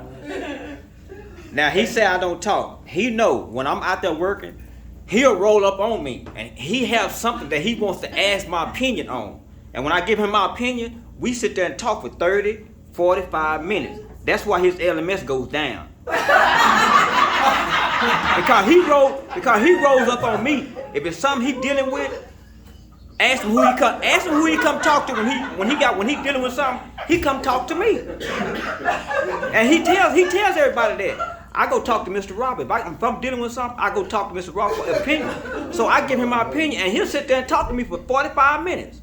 Why, who the only person you talk to the most? You? Is it because of me? Yes. But you know what? That's my homie. I can talk to him like that because me and him trust each other. Yeah. Whatever he tell me, I don't tell nobody else. Whatever I tell him, he don't tell nobody else. And I pick and choose who I want to talk, who I talk to. You have to do that. And I found that I can trust him. Whatever I say to him, he can trust me. Whatever he say to me. If he come tell me something, if he come to me and say, "Dawg, this is between me and you," that's the way it stays at. And once me and him break apart, leave apart from each other. About 2 hours. It's never. You don't hear nothing about it. Yeah, it'd be like about an hour, 30 minutes. Yeah. But the only person I do tell, if I do tell anybody, it'd be my wife. Well, that's good. I was just about to say, but don't you have some things that you want to talk to your wife about? Like, What? You can tell her stuff she won't tell anybody else. Yeah. Because women, sometimes we have the tendency to think when you're really, really quiet, don't have nothing to talk to us about, we're like, well, you don't have no interest in us. You know, I don't do nothing for you no more. You don't have nothing to talk to me about, or Who you know, telling your or what's going on. And then that's our problems. You know, we have problems in the marriage because we need to talk. Oh, we got to talk. I got a question. Sometimes. I'm listening to you, and I used to be that way to where when my husband wouldn't express things, he came up different from the way I came up, our backgrounds. So I may be expecting him to give me an explanation as to why he don't want me to do this or why he don't want me to do that. But then is it because he's not telling me, or is it me playing too much into it? Is it me wanting to know too much? Is it me dealing with some step issues that I need to deal with? Because he can be it can be innocent, but I'm making it like, okay, you don't want me, oh yeah, you got somebody else because I have some things that I need to deal with. And he's sitting there like, I just don't want to eat right now. Well, I mean, this is as simple as that. Could it be that? You know what I'm saying? Because I used to be that way. I used to always be like, man, okay, well, I know he doing something, so I'm gonna go out there and get me something. I'm getting me one of my little POG. Okay, I know you do. Ain't got not one piece of discernment at all. And then I done destroyed my marriage because in my mind, you doing something, but you sit there like, overthought myself out the whole marriage. Well, you know what, back, that's true. That goes back to Ron. Something like that. That goes back to Ron, what you were saying. We all hit on it about being honest about what's going on with you. When she just hit on, you talking about low self-esteem, insecurity problem. Insecurity problem. And if you know, and nobody has to tell you if you got low self-esteem, you got insecurity problems. And if you're trying to medicate that by questioning and arguing and stuff, that's not no solution to that. No, I got a low self-esteem problem. I don't think I look good. I don't think I'm sexy. Because I've seen there are beautiful women I've known still got insecurity problems. Look, I said, how that's possible? Okay. But it's something in you that you never dealt with. You got to take care of. Okay, that's true. Some women do have low self-esteem issue, but I'm talking about to the extent in a marriage. You say you've been married a long time, 10, 15, 20 years, whatever, in a relationship, a long time. I mean, in a marriage, it's just the two of you. So you have to, we have needs, okay? There are a lot of needs that if this is your only man, there's a lot of needs that he needs to be able to fulfill. If this is, let me finish please, if this is your only woman,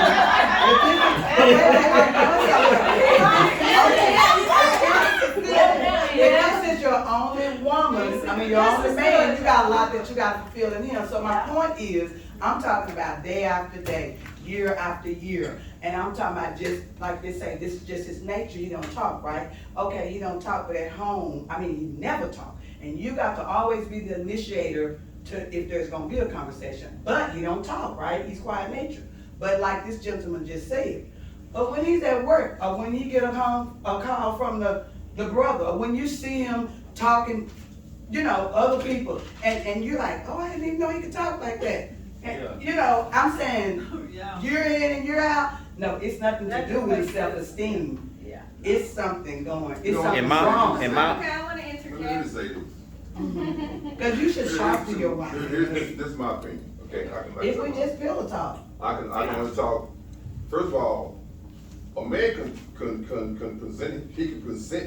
himself to you, but you got to make a decision if you're going to accept it or not. Okay. If communication is something, because what I'm going to say, this is one thing with a frustrated man. Okay, if you got one that does talk. And every time he give you what you want, you still saying it ain't good enough.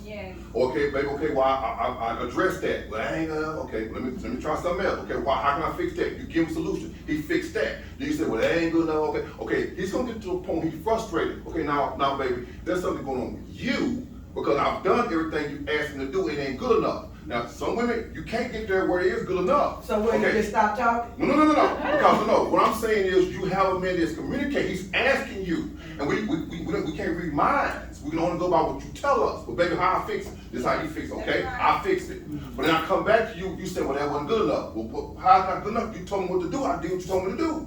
Well, it ain't good enough. Okay, what else I need to do? Well, here's something else I add to. Well, you didn't tell me that before. See, now y'all finna get into a dog fight. Okay, that ain't nothing for no reason. That could be one issue. Or it could be that they'll say something like, I should not tell you what to do. Well, I'm just saying, but someone will say that. I should not tell you what to do. That right there told us something different because he's not being mature. Right. Because you supposed, your wife can come to you with a problem, you're not gonna say something crazy like that too. That's not gonna help it. Right. Throw some more wood on the fire. And it don't have to be a problem. It can just be, I'm talking about just casual. No, but what I'm hearing you say is, okay, I'm saying this, but he ain't giving no solutions. Okay, well, I asked you what I need to do. Okay, I wasn't talking about for a problem. I was just saying in general, having a conversation. Can I talk about me? For your wife. Oh, we talking about you? No, I'm saying, can I talk about me? The reason why I talk to my friends more than I do, because when I talk to my friends, we talking about either stuff that's going on at the job, or if they having a problem or whatever. I see my wife every day, every night. No, not saying I not saying I don't want to talk, not saying I don't want to talk to her, because if it's something we're gonna talk about, we'll talk. Yeah. But when I talk to them, it's only at work, and sometimes they'll talk to me about stuff that went on at the job. We'll talk about stuff at the job, and then sometimes the stuff that we talk about, I don't talk to her about that. It's something that men talk about. So I don't talk to her about that. So I talk to my homies about whatever we talk about out there at the job, and my wife will tell you, I don't get phone calls from my homies a whole lot. My phone maybe ring once a month.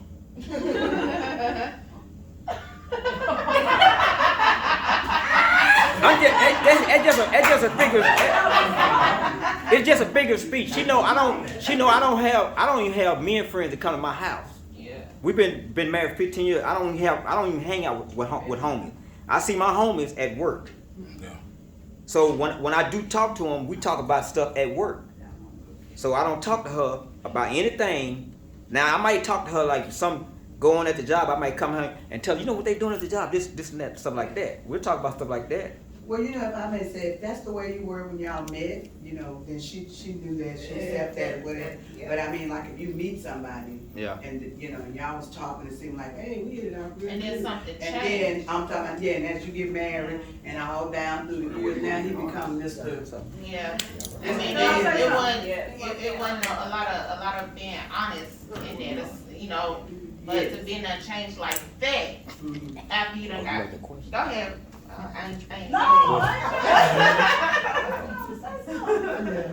But anyway, no, I always, with whatever that goes on with him and his friends, I don't want to know, because that's his time. There you go. You see what I'm saying? Yeah. So if he come to me and he share with me, of course I'm going to listen. Right. If he asks me for my advice, I'm going to give him my advice. It's my knowledge. Right. But I do not, and I will not. We don't have company. We used to have a guy that used to work with him. Oh, yeah. That used to come to the house and work out. But I didn't like it because I was sick a lot during that time. And I didn't like nobody walking over me. And so that's what the guy used to do. They would come in and I could be laying out and they would walk over me and I would tell them disrespect and I'll do it. And they would still do it. So it finally stopped. I don't know, something happened with the guy that stopped. But when he have his friends over, I leave the room and give him that male time. I don't like to be around men when they're talking. He know that. Even if he did have male friends, and he don't like a lot of people come to my house. I don't even have female come to my house like that. But anyway, when he have people coming, I tell them, now those are your friends. I speak to them, but I'm in the room. Y'all conversate, that's not my business. I'm not going to ask you what you talked about. I don't care if I'm hearing you laughing and hee ha ha. I don't care if you talking about somebody's booty. That's your business. As long as I don't walk up and see you point at somebody's booty, we're going to talk in the house. Okay? But other than that, no. I give him his space and he give me mine. I travel, I go out of town sometimes, and close again. I give my little time because not only do I have a husband, we have a dog that's just like a child.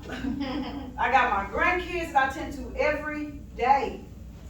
I deal with my daughters, my kids. I'm constantly busy. Ministering, coaching, counseling. I never really get a break. So when I decide that I want to take 3 or 4 days, he'll say, go ahead.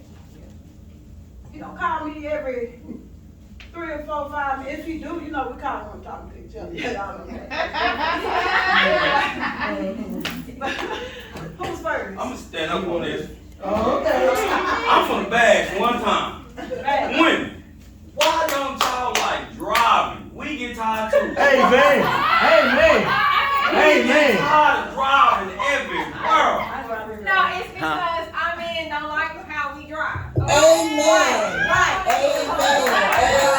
Also, it's That's not- because, I know we're not in church, but it's because The Bible says y'all should treat us as the weaker vessel.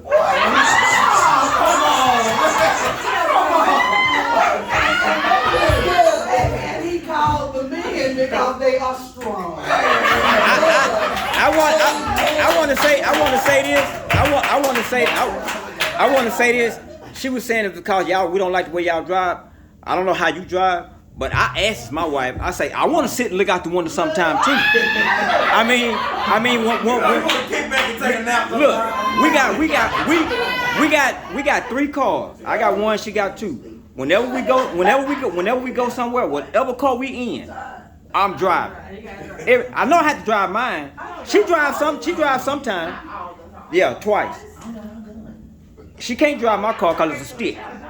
But we got two. Yeah, but we got 2 automatics. When I drive her car, like you heard me, I said, when I drive her car, I'm driving. I be wanting to sit and look out the window. Well, maybe I should just rotate, okay? Well, she drive. We can get ready to leave somewhere, and the first thing I ask her. Now, I think she be doing this on purpose. Cause sometimes I ask her when we get ready to go somewhere, I say, "What car we going in? Yours?" Cause she knows she can't drive mine. She knows she can't drive my car, so I got to drive. Well, y'all can rotate. We do every blue moon. I want to again. Go back to you, please. I laughed so hard because we literally just had this conversation on our way out here. But I can honestly say, I'm just speaking for myself. Now, I can drive all over Fort Worth, Arlington, what in that area. But when it comes to Dallas, Mesquite, I don't know my way around.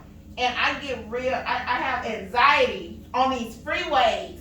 So I'm not gonna drive. So he asked me when he got here, I literally had met him at the church. Just so he could drive out here. Wow. Yeah. But he knew this from the beginning though. Oh. So you know. I don't like driving like this. So She's always driving. I met you. Doing the driving. I'm directional. You was always. I am directionally challenged. So am I. I get anxiety. So I drive every day, all day. So when I want to relax, because that's all I do is drive every day. Hey, We drive. Look. I drive to work. Wait a minute. I drive to work. Then we get to work. I gotta stand up on a reach and drive for 12 hours. Yeah. Then I come home. I gotta drive home. Then me and her go somewhere. I got to drive. I got to drive. And I'm on my feet 12 hours in a little bitty cubby hole doing this all day. But she do drive because she go pick up. She take the grandkids to school. She pick them up from school. She take her daughter, to the grocery store, whatever. But we driving every day, all day. All day. I got a question first, Mr. Harris. Go ahead. Do you do a good job when you at work? Yes, I do.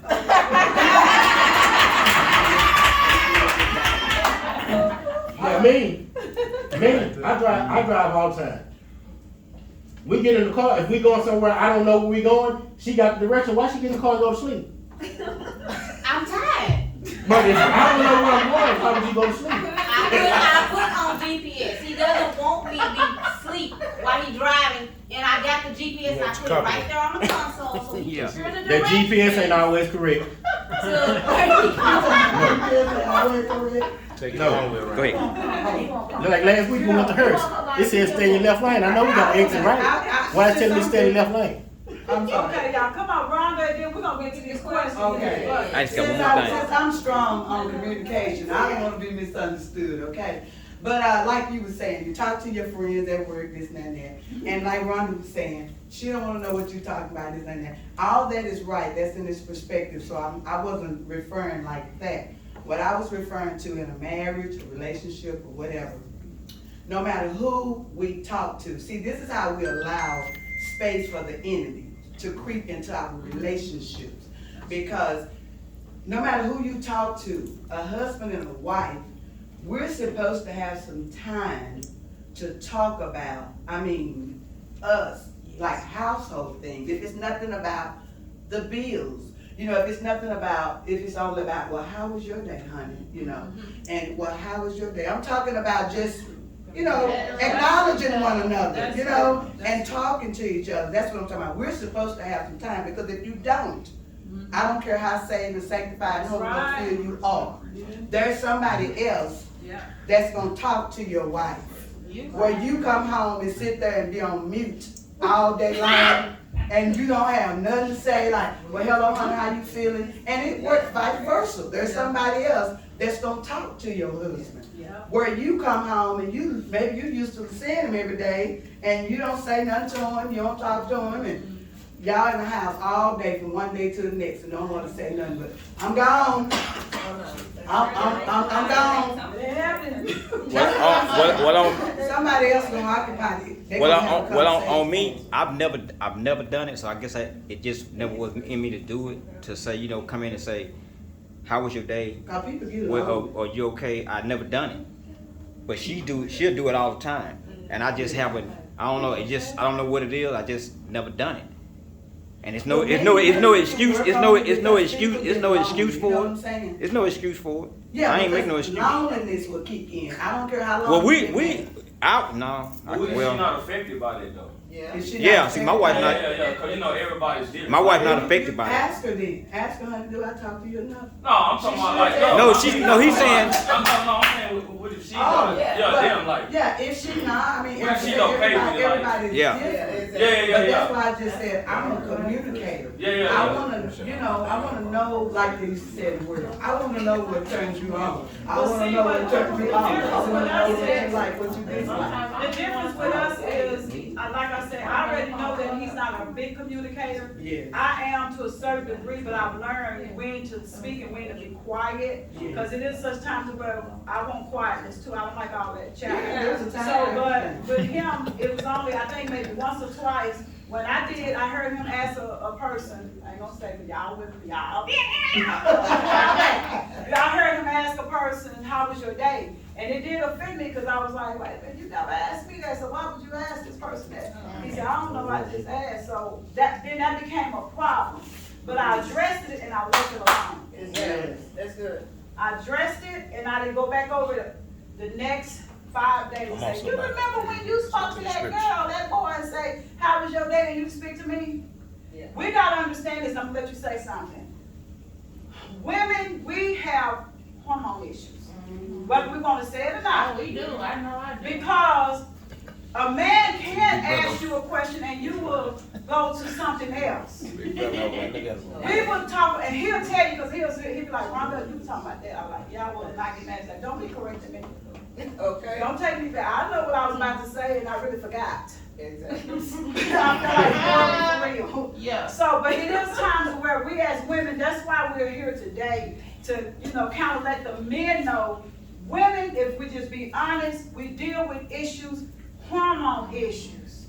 That need to be taken care of. Men deal with middle-age crisis. You got some, they just moody. You got some men that are moody like women. Women too. That's what I'm talking about. I'm saying that they have, that's what the hormones to me with the woman. Because either she done had something done, or she's dealing with some old issues that she haven't dealt with, and she's still dealing with it. Yeah. And sometimes you don't have to do nothing. Sometimes, and I done told him, I was like, you know what, I had a bad day, and if I sounded grouchy today, I'm gonna apologize to you. I tell him that. And that pride, that's what killed a lot of marriages. You're right. It's pride. Because when you don't allow a person to voice what they feel, Come on. I don't care if they are wrong.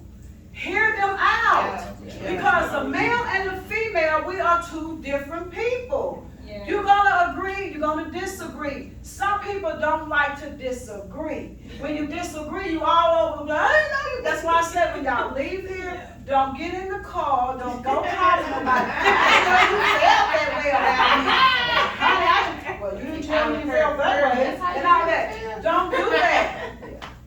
Because that's why people can't get healed. Because they can't say what they feel. It's just like we hear women talk all the time. I've been molested, I've been raped. You got men that been molested and raped too. But they don't want to talk about it. They're afraid start telling the homies, girl, that's probably why he couldn't do that, because he was doing this. That's probably why. But see, how would we feel if they did us like that? That's probably why she don't know what to do, because she don't get raped or been molested. That's why we can't do that. We either gonna heal each other or we don't need a relationship. You need to stay by yourself and you get crazy. But you don't need to get with somebody and then how something's wrong with her. Well, something's wrong with you for marrying her. Something's wrong with him. Well, something was wrong with me if I married him. Vice versa. So we got to get out of that. You did this. You did that. Sometimes you just got to make peace and say, you know what? It doesn't even matter at this point. What we gonna do about it? And me and my husband, we talk. I say, what we gonna do? I don't care about nobody else's marriage. What do we want to do? That's right, that's right. I can care less about what everybody say. I care less about people judging me. What do you want to do? That's right. And y'all have to be the one, the husband and wife have to be the one to make that decision. That's right. That's right. You can't allow other people to dictate your relationship. Y'all have to come to if you guys, like Rob was saying, and you talk to this young man right here, and y'all talk about whatever y'all talk about, but at the end of the day, the husband and wife have to make a decision on what they're gonna do. Right. Because it's gonna affect their lives, their lives. And you have to, like I said, if you got a man it's a blessing you have a man that communicate like that, because a lot of men, some men don't do that. But that's not I don't have that issue, because I don't like coming to me with a whole bunch of problems. Give me solutions. Yeah. Right. How we fix this. Yeah. We sit and complain about stuff all the time. Yeah. How we fix this. Yeah. What we need to do to get this house. What we need to do to get this new car. Right. What we need to do, what this money will do for them. What we need to do. Yeah. I heard what they doing, but not them. But what we need to do. And you're talking and you're communicating, you're asking your wife, y'all Exactly. talking. I don't have, for me, that's never a problem. And you know, Rhonda, I want to say one last thing. It's like, I just say in a married couple, a woman should never esteem any other man higher than she esteem her own husband. And a man should never esteem any other woman higher than he should his wife, whether it's his pastor or whatever. My point is, it's not a hormone thing, Rhonda. It's like, you don't open the door for another woman if you don't open the door for your wife. You know what I'm saying? You don't, a lot of time in churches, women, they get up and we do it all the time. We give honor to our pastors and everybody and this and that and the bishop and the apostle, but you never give an honor to your own husband. So that's just a little bit about me. I'm not gonna esteem no other man higher than I esteem my own. And it's not a hormonal issue with me. It's an issue with me in general that you're not gonna open the door. I wanna appreciate you open the doors for other women. And yeah, I'm gonna be like, oh, I say, you don't even open the door for me. You know what I'm saying? So stuff like that. The reason I said hormone is because you got some women that cry for no reason. Yes. You got some women that'll go into a shell for no reason. That's true. And their husband could have been doing good. They having a moment that day. Yeah. Okay, that's a hormone issue. If 1 minute that you, hey honey, the next minute you like, don't say nothing. That is your hormone. Yeah, you might be bipolar, right? That's That's Carl speaking now. Yeah. Go ahead. Go Amen. ahead. What I learned, amen, first of all, the Bible said change. So in changing, anytime you get in a relationship, new relationship, old relationship, whatever kind of relationship you on, it's called adapting. You got to adapt to that person that you accommodate. And first of all, you have to learn to respect that person's mind.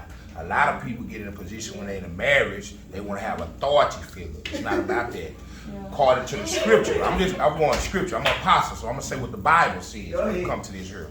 When it comes to the Bible, it tells you that the woman rules the house. First of all, that's her domain. So therefore, her job is to tend to the house, make sure the house is right. She supposed to, even if she fussing, you humble yourself as a man if she right. You see what I'm saying? That's according to the scripture. And we're going to say Bible. If we're going to the word, it's in the word. Okay? Now, in reality, when you're dealing with a relationship, when you're dealing with another human being that's done been abused or went through something, this is your chance to adapt to that. You got to be willing to deal with that because that's her pain. That's his pain. You see what I'm saying? This is something that they ain't learned to let go. I deal with people every day that I call repeated offender in the mind. Because the Bible says you let your mind be renewed on a day, a new day. That means yesterday was over. We ain't going to wake up with what we talk about yesterday. But some people going to talk about 3 years ago, 5 years ago. So if you know that person in that situation, you know what I'm saying? If you know that you can deal with that, then you just overlook it and you adapt to it and embrace it and pray for them because that's their torment.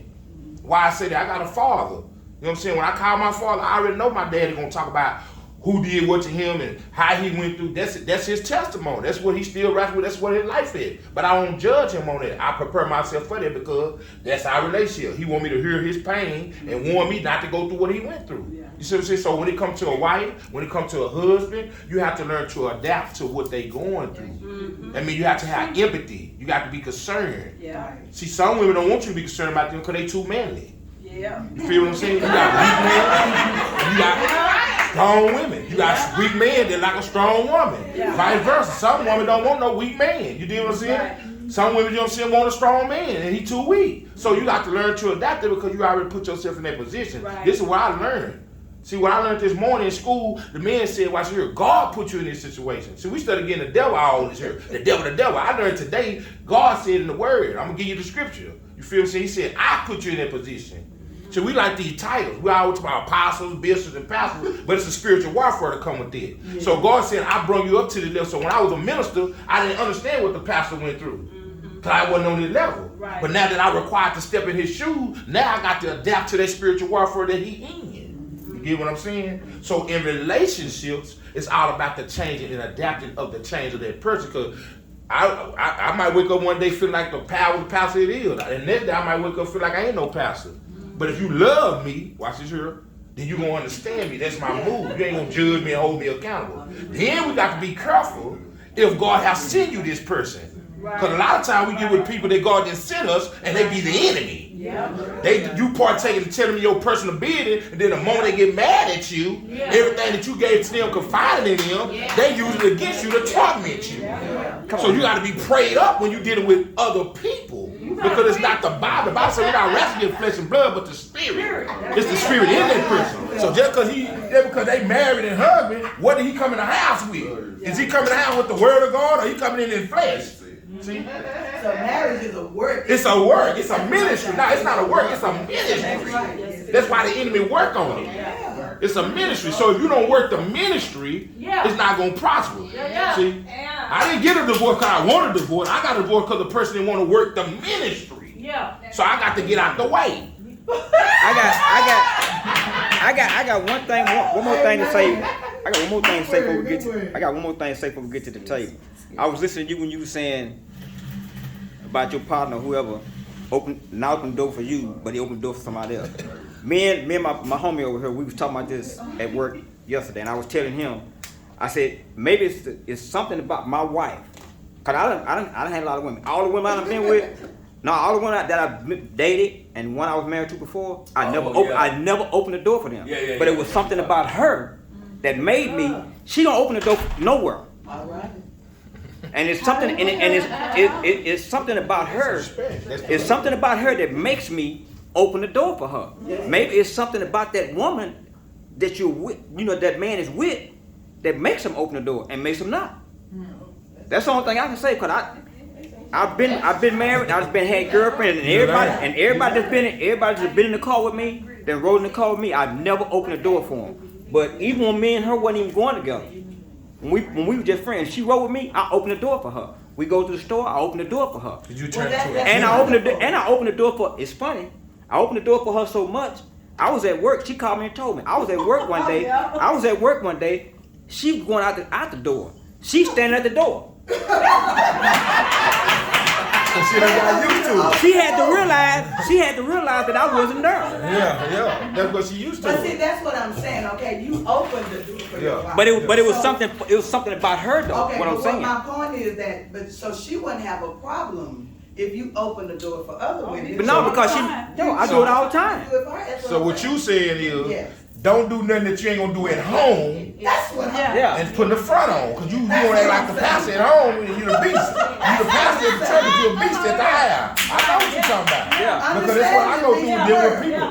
People will come to you and want you to do everything on their end. They want to require you to do so much on your end, but they don't want to give you nothing on their end. That ain't gonna work. Somebody got to give up. So I know where you're coming from. Yeah, because you have See, in a relationship but is see, all the time. but see with him, them women didn't have the mantle and the anointing that she had. So it changed something in him. Yes. Every relationship is different. And I can't tell you what I used to do with somebody else until my new beginning. Well, and then a marriage, Yeah. all I was trying, my whole nutshell today Yeah. is that, okay, I'm it with takes, it, we are two, That's right. but we become as one, That's right? right. Okay, so what I'm saying is in a marriage, it should not just be that one same person. One-sided. Every day, all day, 365 days of the year for however long you've been married. This one person is always the initiator. Baby, do you want honey? Yeah. Baby, do you? That's Baby, and she's never getting none of that back, or he's never getting none of that Right. back. That's what I'm saying. That's a one-sided affair, and it's draining. It is. It's true because that's what kills a lot of relationships. And I'm gonna testify what you saying Yes. because I want a man part of it. See, I understand what woman part, but I'm talking about on the man. What you saying is how I felt in all my relationships. Y'all want me to do everything that the Bible say do, but you ain't doing what you supposed to do as a woman of God. You just accept. You can't be no just first. drawing See, the the first of line all, you ain't no from first the lady because it ain't in the Word of God. Yes. First of all, you an elect lady, and elect lady stand for a position. So you can't come telling me that you a first lady because now you saying you gonna be a third lady. That's what you saying. You out of order. But when you come and say my name is elect lady, that let me know your position. That means you telling me that you a woman of standards, you a woman of morals and principles, and you of God, you God sit. But when you come and say first lady, that means that you a waverer. You copycating on what somebody else doing. Because that's not Bible. I'm talking about that we listen and we going about doing ministry of the word of God. Now if you in sin, you'll come and do anything to accommodate your surroundings. That's why when you in sin, you don't know. That's how the enemy trick us. We do anything in sin. When we was in sin, we didn't care what we do to get that money. Long we got that money to put our front on. When our homeboy, the homegirl come around, you ain't telling them how you got that money. You ain't telling how dirty you got down to get that $200 to go to that club with them. You ain't gonna tell them this. But when you get over here on God's side, you wanna, you know what I'm saying, act like, nah, let's keep it real. You gotta be real. If it ain't real, it's Memorex. That's right. All right. All right. I'm just saying, we're gonna have to leave at 5. Okay. So, I don't know, Oh, yeah, y'all. Just I'll work on that, I haven't gotten sleep yet. Okay. I gotta go work tonight, so. we're Let's gonna get to leave the at 5. questions. Let's list some of them, We ain't y'all. no, I'm just saying, no, we got to tip out, we're gonna have to leave at 5. Okay, that's fine. We appreciate y'all.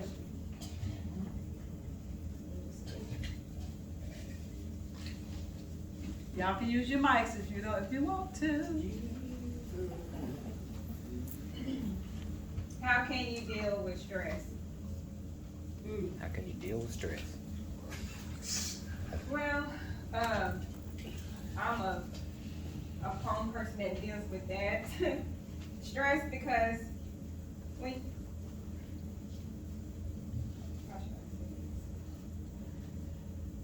every day things that we go through on a daily basis causes stress. Ministry causes stress. Jobs causes stress. So there's also things that can help you with stress. That's right. Music, exercise, reading the word. That's why we read the Bible every day, because that also helps us. Because when we're in tune with God, then He helps us deal with that.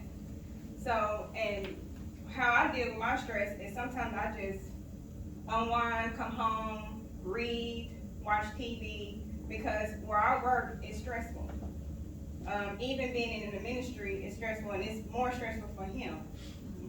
But because what I do at my job, I'm a pulmonary technician, so I deal with people every day, and I'm on my feet all the time. So it's like, and I have to deal with the doctor. So when I come home, I'm drained. You know, so that's one of the things I deal with stress, is just unwinding, reading the word, you know, listen to music. Next question, or if somebody else wanted to say something to that. I would like to say something. I would just say how I believe each individual have to kind of find their way of managing stress. You know, whatever makes you feel relaxed. And since I heard the conversation open when I first came in,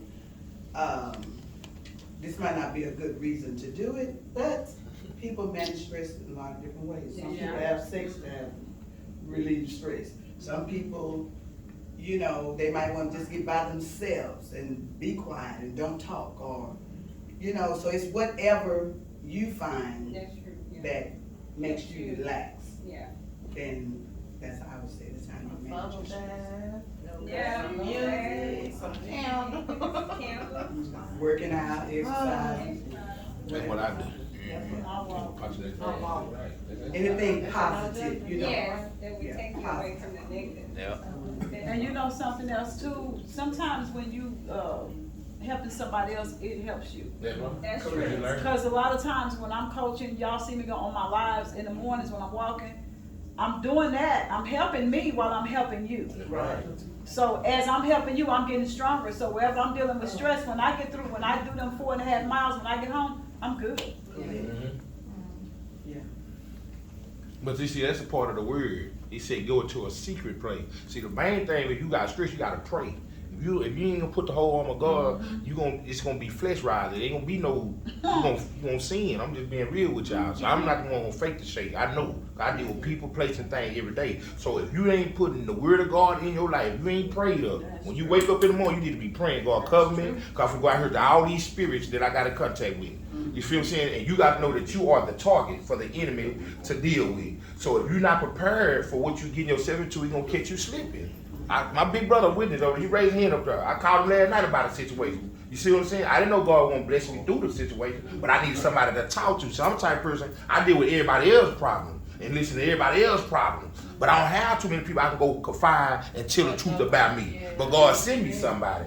You see what I mean? So now when I go through, I don't call him every day, but I call him when he get to that point. You see what I'm saying? That's good to have. That's where I live weights, be preaching while I live, where I do all that. But at the end of the day, you still need that time for seeking to God. You gotta give that stuff to God first. You see what I'm saying? Seek the kingdom of God. Somebody to talk to. Yeah, then dump it out. You gotta be prayed up. That's why when you go to God in your secret place, why when she walking, she's still in the prison of God because she alone. God feed her and telling her, and she ditching it back out, but she still take care of her physical part too at the same time. That's how you release stress physically, spiritually, and mentally. Walking in her calling. That's right. She walking in it. So we got to walk into what define you. We can't be like everybody else. That's right. See, a lot of times we try to start doing what other people do, and it ain't for us. And we don't know the baggage that come with that. You see what I'm saying? So when it comes to stress, you just got to do it the way you supposed to do. But the main thing, pray about it. That's right. Yep. Next question. After the next two questions, we're gonna take up a donation towards the ministry, and then after that, we're gonna keep it rolling. After the next two. Okay, the question I got, and I'm gonna answer to the best of my ability. Why do women continue to go to a place that's not, and I don't know if this is faithful or fruitful, but fruitful. It's, to me, in my opinion, a woman that doesn't go to a place that's not fruitful, and fruitful would be, to me, in my opinion, is church. A lot of times women are damaged, a lot, and with me, sometimes they're afraid of the healing process because they've been damaged for so long, and they're having to go through the same issues over and over. And like I said, with me, I wrestle with myself and my issues daily because I want to better myself, and that's why I run to church. Church is my warfare. Church is my hospital. It's my sanctification for me, because I know that's where I can get healed and I can get delivered from that. And a lot of times some women don't want to be healed from it. They want to continue to hold on to that they got in them. We have choices. And a lot of times, as women, we want to stay in the same predicament that we're in, and we don't want to break the curse that we're in, because that is where we're comfortable. Yeah. And if you're comfortable in a certain place, you're not going to move from that comfortability, because if you do, then it's unknown to you. And that's when you start doing things that you really don't want to do, and you shouldn't do, because you don't step out of that is comfortable. So that's a reason why a lot of women are like that. Some of them like to be comfortable because that's what they're used to, and they've done it so long. To the end, and they don't understand how to come out of that uncomfortability and step into a place to where they can be comfortable, they can be healed, they can be delivered, they can grow. So we have to understand that it's a process for that person. And for a woman, we have to get to that point where we make that choice, hey, we're gonna step out of this and we're gonna go on and get this healing from this, because it is damaging to us. But women have to have that choice. And they have to make that choice. Some women don't want it. And you have to accept it. They don't want it. When they want it, they'll get it. I would just add, they keep going back to that place that's not fruitful because, for one, they're not delivered, they're not healed, and it could be, it's comfortable. They have adapted to that. They have become who they are, and they don't want change because change hurts. Change is uncomfortable, and the process is uncomfortable. You know, anytime you got to change, it's gonna require some stretching, some pulling, some cutting off, some, peeling back, and a lot of times you don't wanna deal with that, so they keep going back because it's comfortable. It feels good. Place for familiarity. Yeah. A lot of women are scared to do something different. They're scared to step out on faith. It's fear. Going into the unknown, you going out there to the trenches, you feel like you can't do no better. You comfortable where you are. This is what I deserve. Then we have guilt trips. We allow things that we've been carrying to keep us, to imprison us, mentally, emotionally, and physically. And so that's why we continue to go to places that's not fruitful. But we have to learn how to trust God and step out on faith. I mean, you have to ask yourself, can it get any worse? If I do anything different, can it get any worse? Because if God is for me, He's more than the whole world against me. So sometimes you got to go to the unfamiliar, because it may be better for you. It may be better for your mental state. It may be better for your emotional state. Somebody asked a question, say, how can you help someone else dealing with depression? Depression is real. Yes, it It's real, and it's taking lives every day. Encouraging. Don't be judgmental. When a person comes to you in privacy and to talk to you, don't put, well, if I was in your position, or if I was you, you're not me. I'm the one that's dealing with this right now. So what I need for you is to listen. Sometimes we talk too much. And then we start always make it about us. And it's not about you. This person is coming to you with a problem, and what they need you to do is to listen. They need to vent. They need to get it out, because it's better out than in. Because once it's in, it takes root. And we don't want it to take root. We want to get out of it. So in order to get out of it, listen to me. Let me tell you what I'm really going through. And I don't want to have to look on Facebook and see my business on Facebook. Because then my depression going to come into homicide. So what I need for you to do is just to listen to me. Encourage me. Because I don't be depressed. Don't think because evangelist is in front of my name that I don't go through stuff. I deal with children. And the children of this time is way different than the children that was how we was coming up. Because what we have failed to do is discipline our kids the way our parents disciplined us. Come on. We tweaked it and said, I'm not going to whoop my kids and everything. I'm not going to do this. And then invented something called time out, something we don't know nothing about. My mom didn't believe in time out. Snitching cards, switches. That's what she believed in. But we had our kids and we changed how we wanted to raise our kids. And it's just the truth of the matter. I deal with children. Then I have a special needs child that requires a lot. So it becomes a lot. I read something on Facebook today that said, my mom never said they needed a break from us. She might not have told you physically, but she needed a break. Quit thinking that we can handle a lot of things. Women go through things, men go through things.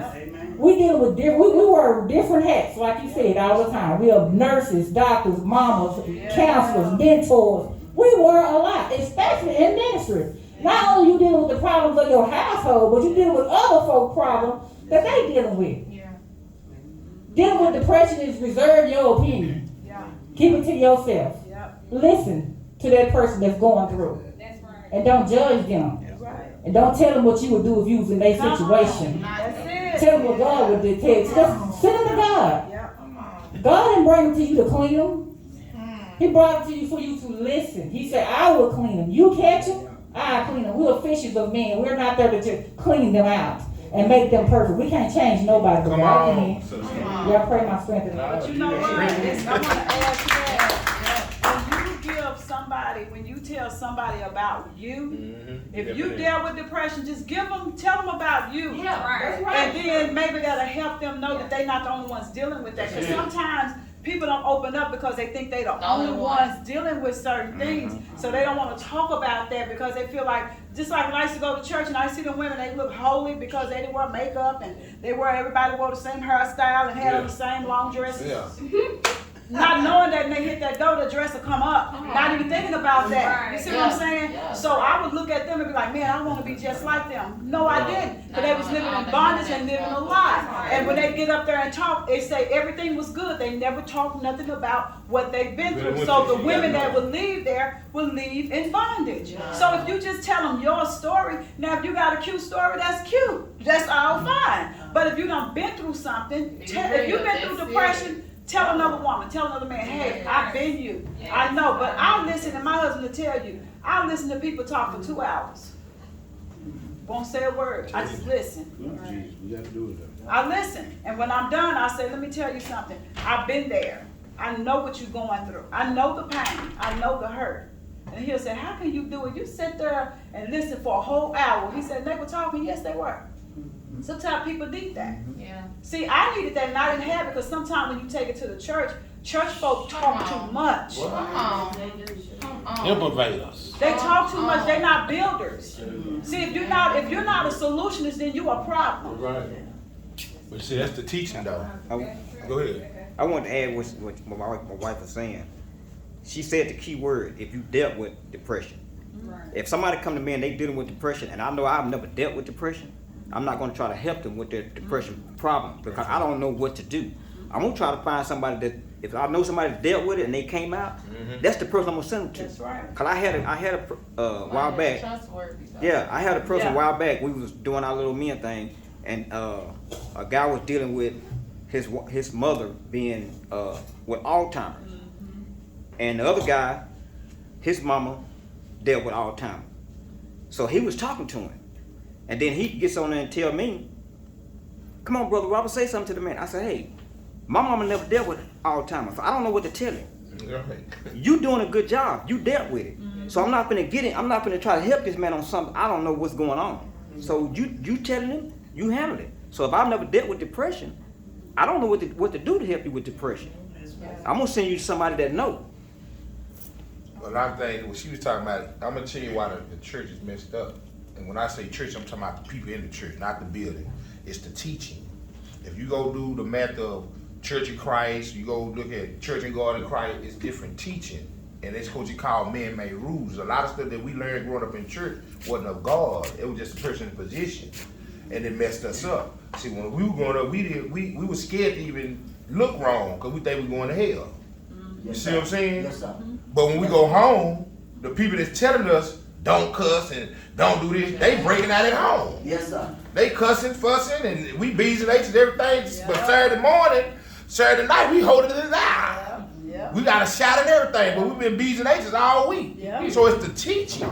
It's called false doctrine. And this is why God wrote up a new generation. People like us that's keeping it real, they're going to tell you, now you got to listen to that because that's false. Because he ain't going to tell you what he doing to his wife. Because we were with pastors that beat their wife was still pimping. Come on, somebody. Their wife with the big hat looking good, cute, but all the time, when you get to talking to Sister Sat on the cell phone, I used to listen to grandmama and talk on the phone. I get over there and get a cut. I want to hear her. It's real over here. And you can hear Sister Sat say, my husband ain't all what y'all think they did. So we learned all this. See, one thing I like about my grandmama and them, they kept it real. Even though they had their flaws, they kept it real with us. They didn't let us be crash dummies.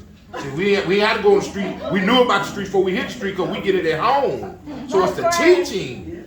See, because you can be a crash dummy. I mean, you can be book sense and be a crash dummy when it comes to street sense. You got a lot of people educated, but they dumb. When it comes to the way of life. So smart. So that's why I say I'm glad I got a God degree and I ain't worried about no GED. Because that GED, I see a lot of people that's dumb in them streets. Like you can sell me a fake Rolex and I thought it was. Come on, because you ain't got the knowledge. So when I speak on the kingdom of church, what she was saying is church folk, you got different levels of people. You got people, this is the three layer of the church. You have the saints of God, you have what you call the Christians, and you have church folk. Church folks is the same people that you just smoked up with the other week. They don't know nothing about God like that. They know of God, but they don't really know the spiritual of being committed to God. See what I'm saying? When you become a Christian, you have what you call upgraded and start growing. You're not a saint of God until you go to a spiritual warfare. So you become a saint when you got what you call longevity of going through your outs and ins with God. That's why you see them old ladies that are just rocking. They humming that. They don't cuss you out no more. They praying inside. You know, that's a saint of God. So you don't want to deal with a saint of God because you can't figure them out. But if you get with a Christian and church folk, you can adapt. Why? Because they exposed and they still learning. I'm just keeping it real with y'all. You feel what I'm saying? So it's different levels in the church. You got to get with the people that's on your level. All right, I'm through. after you, then Angel, do the Yeah, offering, please. okay. I just wanted to say on her question about the depression, how you would deal with it. You know, I was thinking as you was talking about the scripture that says if somebody come to you and they are hungry, you wouldn't pray for them and say, be thou full in the name of Jesus. And send them home. That's right. About their way. You're supposed to get them some food. That's right. So if someone came to me and they was dealing with a spirit of depression, that's how I would deal with it. And I've dealt with it before. You know, in the spiritual realm, yes, I would pray for them. But, you know, like you said, in the church, you lay hands on the sick and they shall recover. Right. Because that's a spirit or whatever. And we have, not to say I know God is a healer, not to say we haven't prayed for people, but they left and they were still depressed. That's right. So, you know, God give us wisdom as well. And so I have told people that it's okay, especially with being African American people. They need to know it's okay to go see a psychiatric doctor. You know what I'm saying? He might need to prescribe you just a little mild dose of Zoloft. That's true. You know what I'm saying? Because I've been there and done that before. And when I went, because of how we were raised, you know, like only the strong survive. Right. You know, black people don't go see psychiatric Right. doctors. You know, but they had to break it down to me and tell me, just like if you got a heart problem, you need to go see a heart doctor. And of course you pray and be led, you know, God, should I go here or should I not? But I did take a little mild dose of Zoloft. That's right. And it really, really mellowed me out. You know what I'm saying? It helped me to deal with life. Make you laugh. You know, yeah. Not too That's serious. right. That, what is that, the serotonin or whatever? Yeah. Yes, and you know, and I needed that. You know, sometimes your brain just It's sometimes called, overthink. it's called chemistry dependence off balance. Yes, you got too much going on. So that's what, you know, I've told some people, it's okay. And when they hear you say, it's okay to go see a psychiatric doctor, yes, that don't mean you're crazy. You know what I'm saying? Your body's just, your mind is just overloaded. And you need some mental time out. That's right. You know, and that's what the little 2.5 milligrams of Zoloft did for me. She said 2.5. Because I was afraid. You know, I told the doctor because I was raised up in church, you know, and I said, look, true. I don't take medicine. I said, I don't take medicine. Yeah. And I was scared it was going to be something make me jump off the bridge, off the cliff, and all the stuff I done heard, and, you know, make me crazy. And I'm about done, but they was about to fire me on my job, and this was a black psychiatric doctor.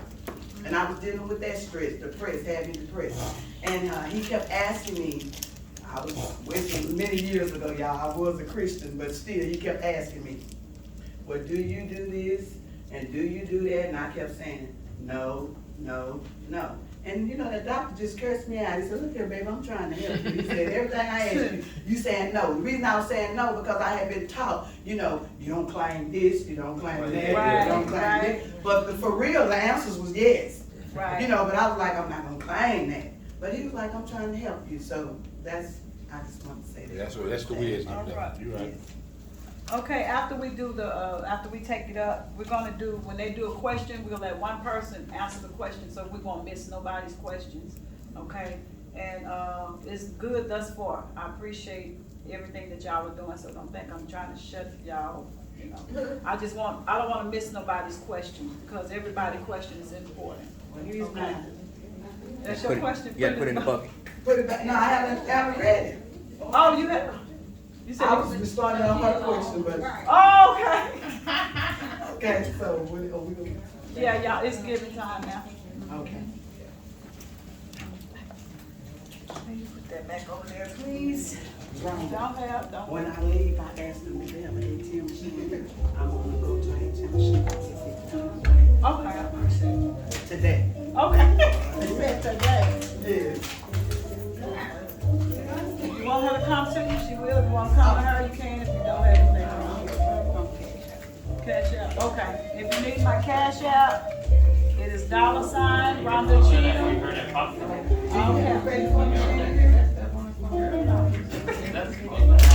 Like Monday, I don't have a church hall. Get you one. Get one. On this side, yeah. Oh, yeah, plug in your phone. Oh, okay. You had one of those. That's for women's touch.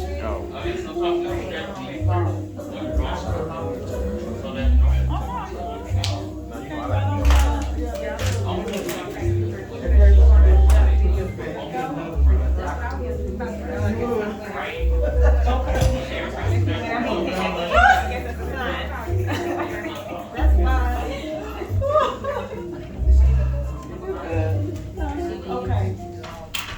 Wait till he turns the music off.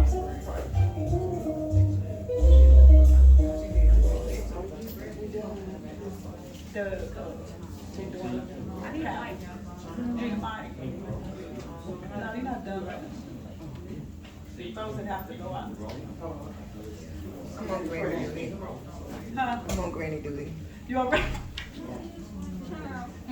Okay. I was coming to bring you a cup. You said another 10 minutes, so. Oh, he said another 10 minutes. Okay. All right, I love you too. Thank you for the cake.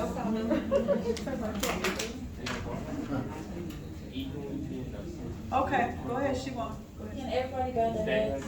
Shh, Isaiah. Lord, thank you for waking us up this morning, and thank you for everyone that's here, Lord. Lord, I ask you that this offering will go to great use, Lord. Lord, I ask you to bless and cover the people that are homeless or that's in schools and at work. Lord, I ask you to cover the people that are traveling. I love you. I give praise you, honor, Lord, and this is my do pray. Amen. Amen.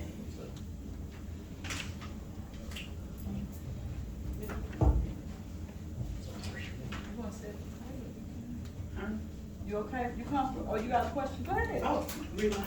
Yeah. Okay. Read Well, yours. I want to read my question. My question right quick is, it asks, is there a way to do self-deliverance? Is there a way to do self-deliverance? I would say yes, and I would say, first of all, we need to identify what we need to be delivered from. Yeah. We That's have it. to confess it first. That's it. And once we know what we need to be delivered from, That's how you get free. yes, then we confess it to the Lord.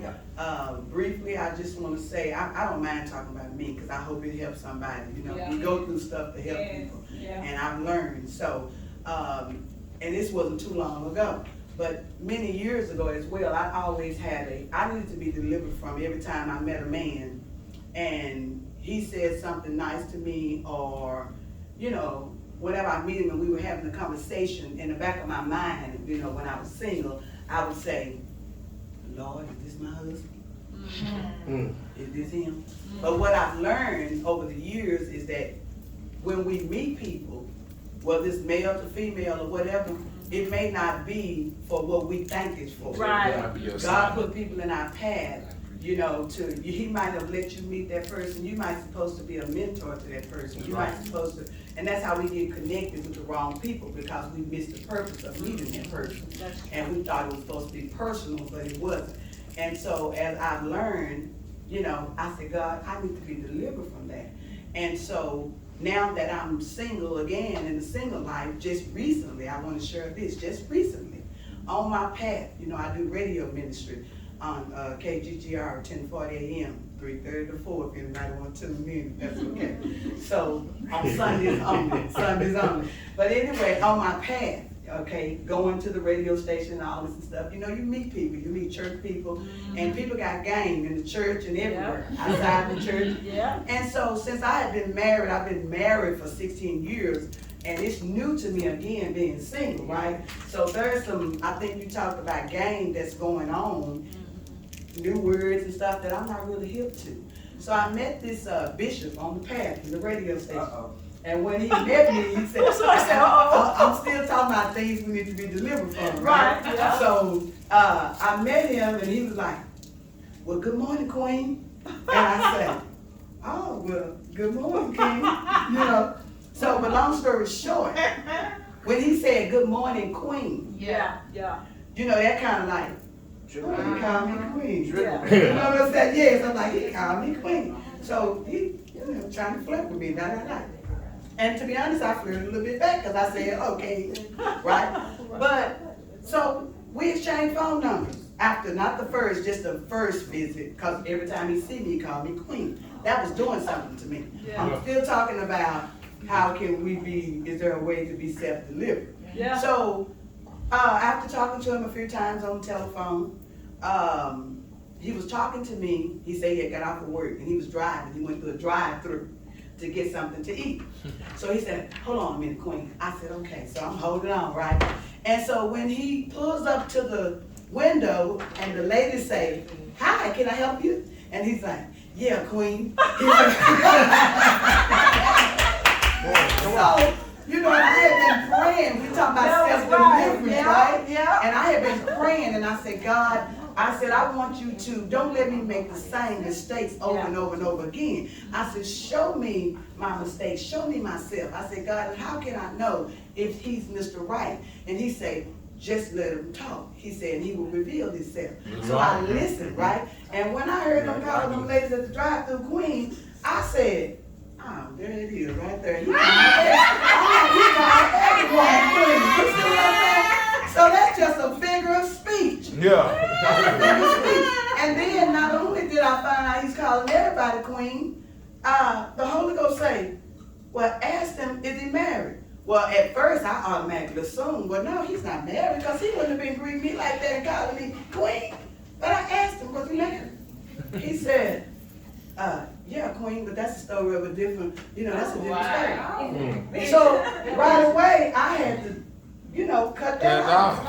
Because I'm like, I don't do married men. As a matter of fact, I don't do no men, but I don't do nobody, you know, because I'm single. I don't commit fornication and all that. But God just revealed that. You're talking about self-deliverance. And so now I've learned, I've learned, God has just woke me up, and that was something I need to be delivered from, and God has helped me, and just, he said, if you be patient, and just, I realized, I confessed what my weakness was. That's so right. that's how we can do self-deliverance. Would y'all like anything to drink or to snack on while y'all sit?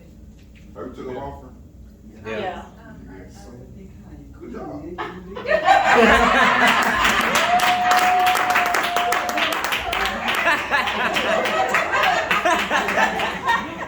You know what it is. Hey, they call teamwork make the dream work, baby. That's the truth. That's what I'm talking about. Take care of that. Take that load off of us. Y'all can get a snack or whatever. Y'all can continue to ask the questions though. I just want to make sure they know they can get a snack or something to drink, something to eat, whatever's over there. Hey, just get it, whatever you want. Well, thank Okay, you. now we gotta go, honey. We gotta go. Okay, we're getting ready to go.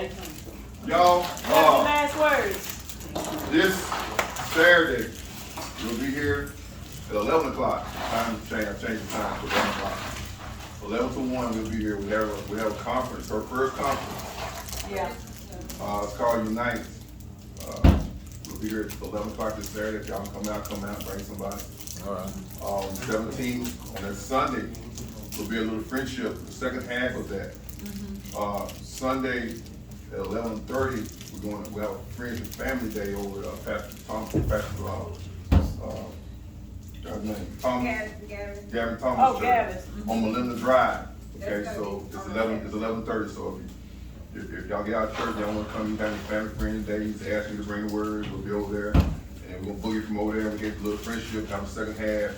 of the conference. So Sunday we have a serious church. So we're asking y'all if you can come out support on 11:30 for Family Friends Day.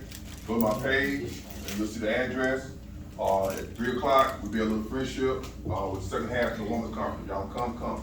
We'll praise and lift up the name of the Lord. Amen. Amen. What's your Facebook page? What's your Facebook Just page? going to my name, Kerry Kirk. Birthday cousin. Yeah, that have all the Is it Kerry? Give it your own. Okay, I got your number.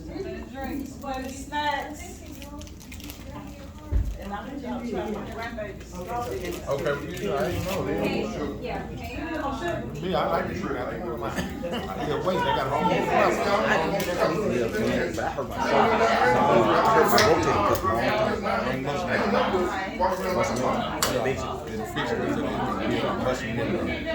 feed the muscle in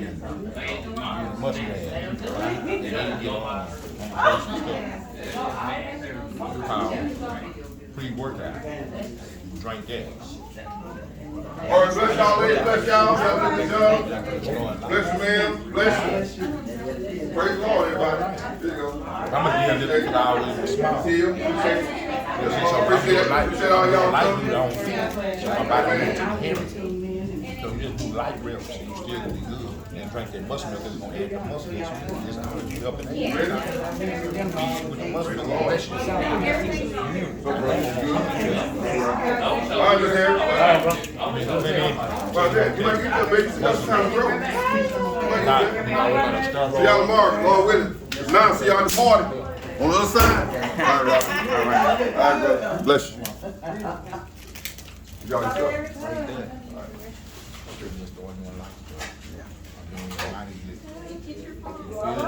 Strawberries. What you looking for? My grandbaby. Oh, okay. I thought you were now y'all listen. Talk about me talking. This is what I go through at work right here. He's showing y'all. This is what I go through. I don't even have to say nothing to him. He gonna bring me up some kind of way. Well, it's crazy because I got a homeboy named Sid. He really don't do what I deal with. He younger than me and they call me Lil Sid. I mean, then we talk every day. Yeah. He kind of heavy set too. Though. So. Okay, y'all. I ain't gonna tell you. Okay, we're gonna go through the questions kind of fast. We have a different, owner, not the owner, but. Different person at the front desk. And, they used to have issues, no. So, things change. Strawberries. Okay. Strawberries. But anyway, y'all go ahead and do a few more and then, let me go up and talk to that. Go ahead. My question is, why do women cry when the truth is told? Instead of she started coming. Yeah. Why what? The truth is told. Why do women cry when the truth is told? Yes. Oh, why do women? There Is it just women or just people period? No, it says why. It's a question. Why do women cry when the It truth says is told? women. They don't want to see the truth. In my experience, talking about me, sometimes I didn't want to hear the truth. That's right. Yeah. That's right. And so, I might cry a little bit, I didn't want to hear that. Because I wasn't ready to face whatever they were telling about me. So, I would cry. And sometimes, it would be because I've waited to hear it for so long. And when it finally gets to me and my answer finally comes and it's the truth, it's a relief. And I still might cry. Yeah. Makes sense. That's a real one right there. Yeah.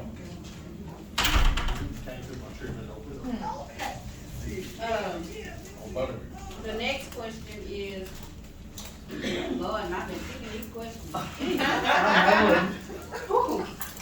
How should you balance marriage and ministry? Lord, Jesus. Let me tell you.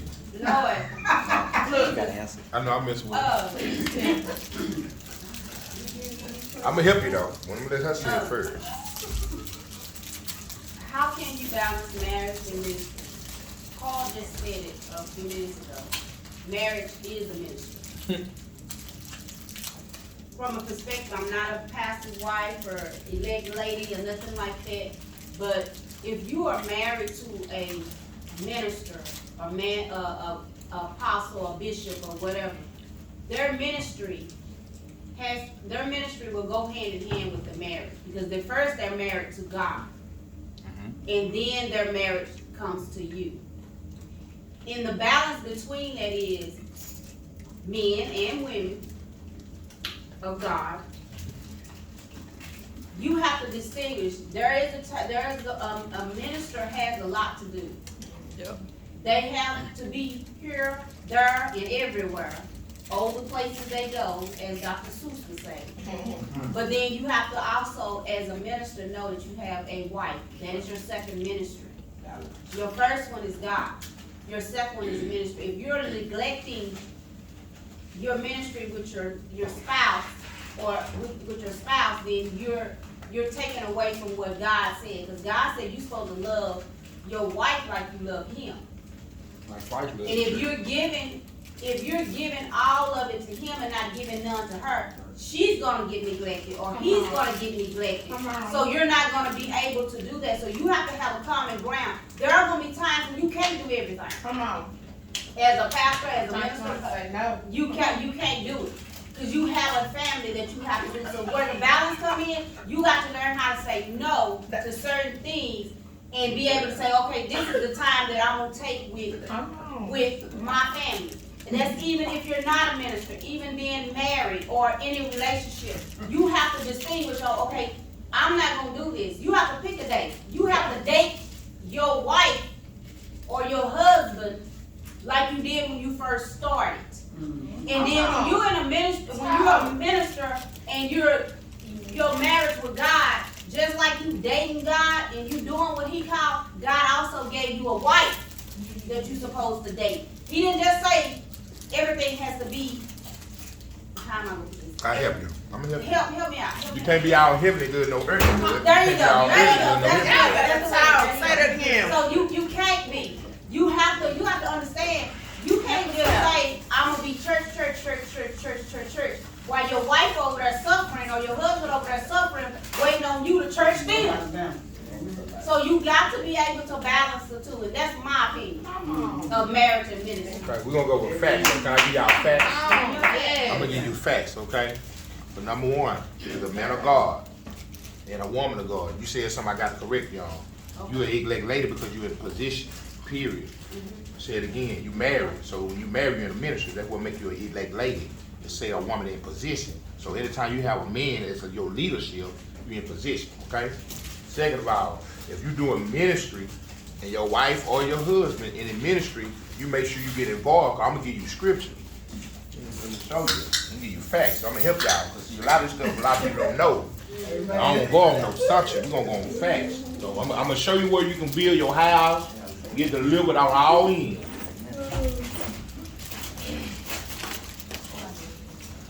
I want you to get this book right here. This is gonna help your marriage. It's gonna help you know everything that's going on in the world, period. Get this book right here. Do your Bible study.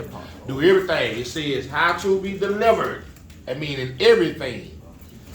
A lot of people don't know when you married in ministry, your wife supposed to go with you. You don't supposed to leave your wife. That's right. If your wife in ministry, you supposed to go with your wife and cover her. It's called covering. So if you're not covering, guess what the devil gonna do? He gonna hover. See what I'm saying? So it's the teaching that we got to understand.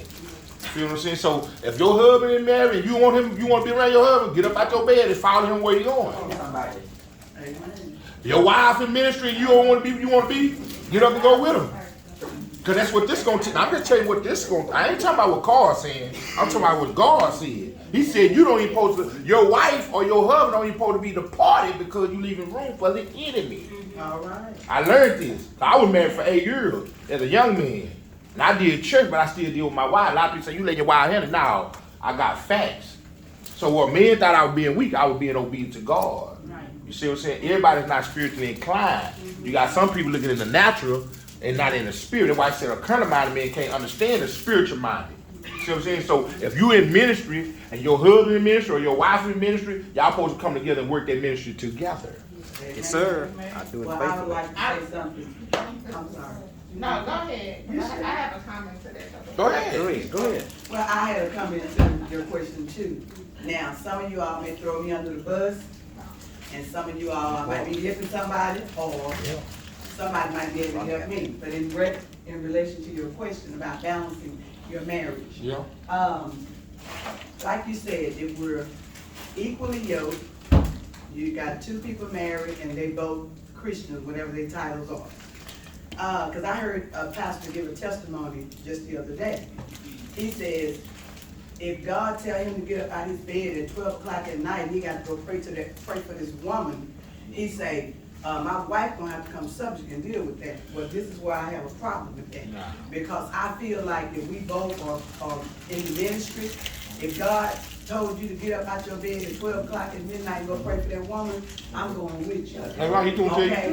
And then another scenario, a lot of men may not agree with this, I'm just putting it out here. I'm hearing a lot of pastors and things, and I'm talking about balancing the marriage, because you have to seek to please one another. A lot of men will say, well, God called me off my job. He called me off my job, and I'm going to do full-time ministry. Well, I don't have a problem with that, but I say I do have a problem with you mean tell me God called you off your job to do full-time ministry and leave me working? I don't think so. I mean, because the Bible says for the man to work by the sweat of his brow, and he told us to be the helpmate. So to me, that's an imbalance. You know, the man not working and the woman is working. Another one, a third scenario is like, it's a lot of problems in the church, and I believe this is a balance because we're talking about ministry and seeking to please husband or wife. Right. I believe another problem in the ministry is like with these pastors and things, whether it's a man or a woman, me and pastors counseling with women. Women, we know, when you get these men behind the scene and you counseling with them, you're going to talk about all your problems from your bedroom to, you know what I'm saying? And so that's how the enemy comes in. I believe that these men pastors, they should have a, some kind of, you know, another person in the room with them when they're counseling. Whether it be a mother of the church, if he's counseling a female, he ought to have a mother in the church if it's not his wife. If it's a woman and she's counseling a man, she ought to have a deacon in there with her if it's not, you know, whoever. Because if y'all don't believe it, just ask Bill Cosby. Now you gotta ask. He'll tell you, you know, that's how he got in trouble, right?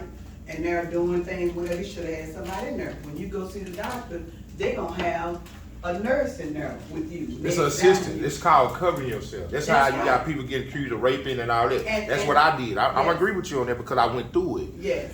See, I got accused of raping my own daughter, right? Yes. So when I had to still minister, I'm dealing with people with kids. So I let the church folks know there's no harm to your kid. I never talk to your kids alone. I never be alone with none of your kids. You know what I'm saying? It's gonna always be now I'm just saying it's called covering. So if you know your wife got issues of what you have done in the past, come on somebody. Well, even if you haven't done anything. I'm just saying because they just not lying no space. That's true. I'm just saying, hear me out. If you know it's an issue, because some people wild don't curl. This is what I'm saying. You gotta understand the situation. You writing what you said, but everybody wild don't put their pressure. Everybody husband don't put their pressure on their person. They have hope in them that they're doing the right thing. You get what I'm saying? Yeah. So it's the companionship of what you deal with. Now, if this woman had already been scored by men, she'd have been played on. 9 times 10, facts. I'm just telling you facts. She ain't gonna want her new man, to deal with another woman because she had that issue. But you know what? Okay, this is what I'm saying. To me, it doesn't have anything to do with trust. Yeah. Or what she. Nah, you saying right. You right. You know what it's got to do with? It's got to do with just. I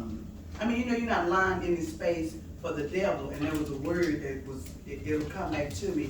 But I mean, you know, you're just protecting yourself and covering yourself. You know, this is what I was gonna say, because the Bible says, come on, flesh is flesh, and spirit is spirit. Mm-hmm. And anytime you get a man and a woman together behind closed doors, and they start talking, the spirit is, you're not always in the spirit. That's right. And you know what I'm saying? So, and I hear women, they say, oh, I don't have no issue. I trust my man. Even me, I'm trustworthy. Let me just bring it home to you. I'm trustworthy. I can talk to a man and I can counsel with a man or whatever. But if we just been sitting in the office, you know, in the chamber or whatever, all day long at church, and I'm supposed to be counseling him, and after a while, the spirit done left, and I done got tired, and you know what I'm saying? And No, I know what might you're saying. start I already know. lusting, and you know what I'm saying? Y'all gonna start drifting off the conversation from the Bible, and you're gonna start, you know what I'm saying, talking about things. If he's telling you, well, yeah, my wife, she don't know. There it is. That's the key.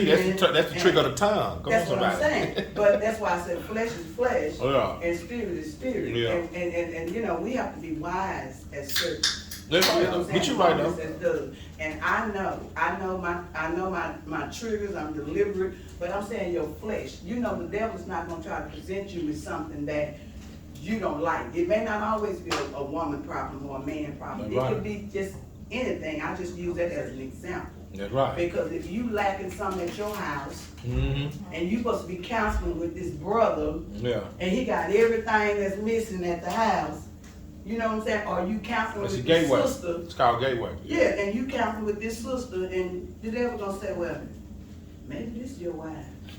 You know, maybe. I'm just saying, you know, so flesh is flesh and spirit is spirit, and that's to me. Nah, that's true, balance though. in ministry, and you got to know how to, you know, balance. But the reason why I agree with you is because I went through that, and I feel like as a youngster, you know, as being young-minded, you don't trust me. You won't go everywhere I go. You know what I'm saying? You don't believe in me. But what you said, what you talking about, watch this. We're gonna just do this here. I do this for example. Everything you said is right here, and it's in the Word of God. So when I got convicted on it with the Word of God, I allowed it, and it saved me from having to explain myself. So I don't like talking. When I come on, I won't keep telling you everything I done. I feel like if you want to know what I done, you need to be with me. Period. This is how I feel. You know what I'm saying? I won't go here and tell you who I talked to, what I went through, and you already know what I'm But doing. you learned. I learned, but it's the truth. Yeah. I think she was gonna say something next. Go ahead. Did she wanna say something? Yeah, okay, I just wanted to talk on that subject because that's something that we deal with being married to a pastor, you know. I don't go everywhere he goes because I can't Yeah. go every time he goes because I tell him all the time, he churches a lot and I can't always be there because I have to work. He is full-time in the ministry. So that opens up more room for him to be able to go different times of the day. The way my work schedule is set up, I can't go with him everywhere he goes. And when I have a free moment, a free day, Yeah. that's my day to Do you? kind of be Yeah. free when I still gotta deal with the kids and, you know, things that I've neglected during the week at home, that I do that on Saturdays. So, bye. I ain't wanna be rude. Just go ahead and say it. Y'all don't go right. George, thank you for coming. But I'm just saying, I mean, I understand that we are supposed to be by their side, you know, in the ministry and everything, but sometimes that's just impossible. Yeah, but that's understandable. If you're a working wife. Yeah, that's understandable. You know, you can't be there every time. So I had to learn to be able to trust that he was doing what he said he was doing, because there has been issues before, you know. So but we got to trust him. Can I ask you, do I hear you saying that you work all day long, and you're saying, and your husband, though, he's a pastor, and so he doesn't work on a natural job? No, he's full-time in the ministry. Okay. So yeah, I work. When I say I work, I'm at work from 11 to 9, sometimes after 9 at night, Monday through Friday. So he has time to be able to go out. Like, I didn't go with him this morning when he went to another service, but that doesn't mean I don't support him. Yeah, but you're not saying that you go out and counsel and go to Right. the Oh, no. office Now, and all. That's what we we're do the talking counseling about. thing, well, if it's the counseling thing, and he's going to counsel another woman, I'm there. Okay, he might make an appointment, right? Yes. And, But I'm you just know, saying, when he there's was ways saying, you know, around- he's in a ministry. Nah, that's I'm saying that on the point of view ain't Yeah, working. no, you know, yeah, so no, you got some I'm women saying, don't work and I they just husband do. wanted They to want to clarify that, so Yeah, it you wouldn't be good. misconstrued Nah, you that no. good. Y'all In the balanced. ministry, you're supposed to be- Nah, see what I'm saying. A person, listen. That's not always My point is, in my situation, I ain't let mine work. Cause I got taught she ain't supposed to work. So I'm doing mission, I'm carrying the load. When I'm saying you ain't doing nothing. You on the platform. So you don't even, come on somebody. What I'm saying, so it's different. That's why I said it's different. You gotta adapt to the situation. Everybody household is different. Mine, I made it where she didn't have to work, so she can do ministry and tend to the kids and all that. And I still had to go through hell. So I'm not, that's not, I'm just keeping it real. Now come on. Well, so if you feel like I ain't gonna do what I'm supposed to do, come with me, cause you ain't got nothing going on. That's okay. I got it. Come on my side. We gotta talk about it. Yeah, I just want to make just a brief comment. You said about the full-time ministry, and you know what the Bible say, man's supposed to work. But again, at the same time, like I'm full-time ministry, but if it's God gonna always show up. Yeah. Cause you can ask me, never miss no bills. Yeah. See, if I wasn't full-time ministry, we'd be lacking. Yeah. You see what I'm saying? So with my situation, you know, she had to trust not only me but in God. Like, okay, God, now I'm not only trusting Him, but I gotta trust you that you really called him to do this. Yeah, exactly. And see, that's why I always say it takes a special kind of woman to be married to a man of God, and vice versa. It would take a special kind of man to be married to a woman pastor, because everybody's gift is different. Right. Some pastors, they just got one service and they chilling. Some pastors, they travel across the United States of America 7 days a week and come back and preach the next service. Some pastors, they just here and there bouncing. But I just speak on my situation. With my situation, because I question God, I say, God, now, you see what we got going on. You know what we got to do, not knowing that I know you God, but as a man, I'm coming to you as a man, like, I'm manhood all day. I know I'm supposed to take care of my family. I know I'm supposed to take care of my responsibilities. Now this is going to be a hindrance. Yeah. So when he called me full-time ministry, but at the same time, the money started coming out of nowhere. I said, okay, this is what it is. So may I ask you, do y'all have a church building? Yes, ma'am. Okay, so y'all do have a church. Yes, ma'am. And then when it comes to me counseling, I always say I have a right-hand man. So if my right-hand man not with me, I got my auntie.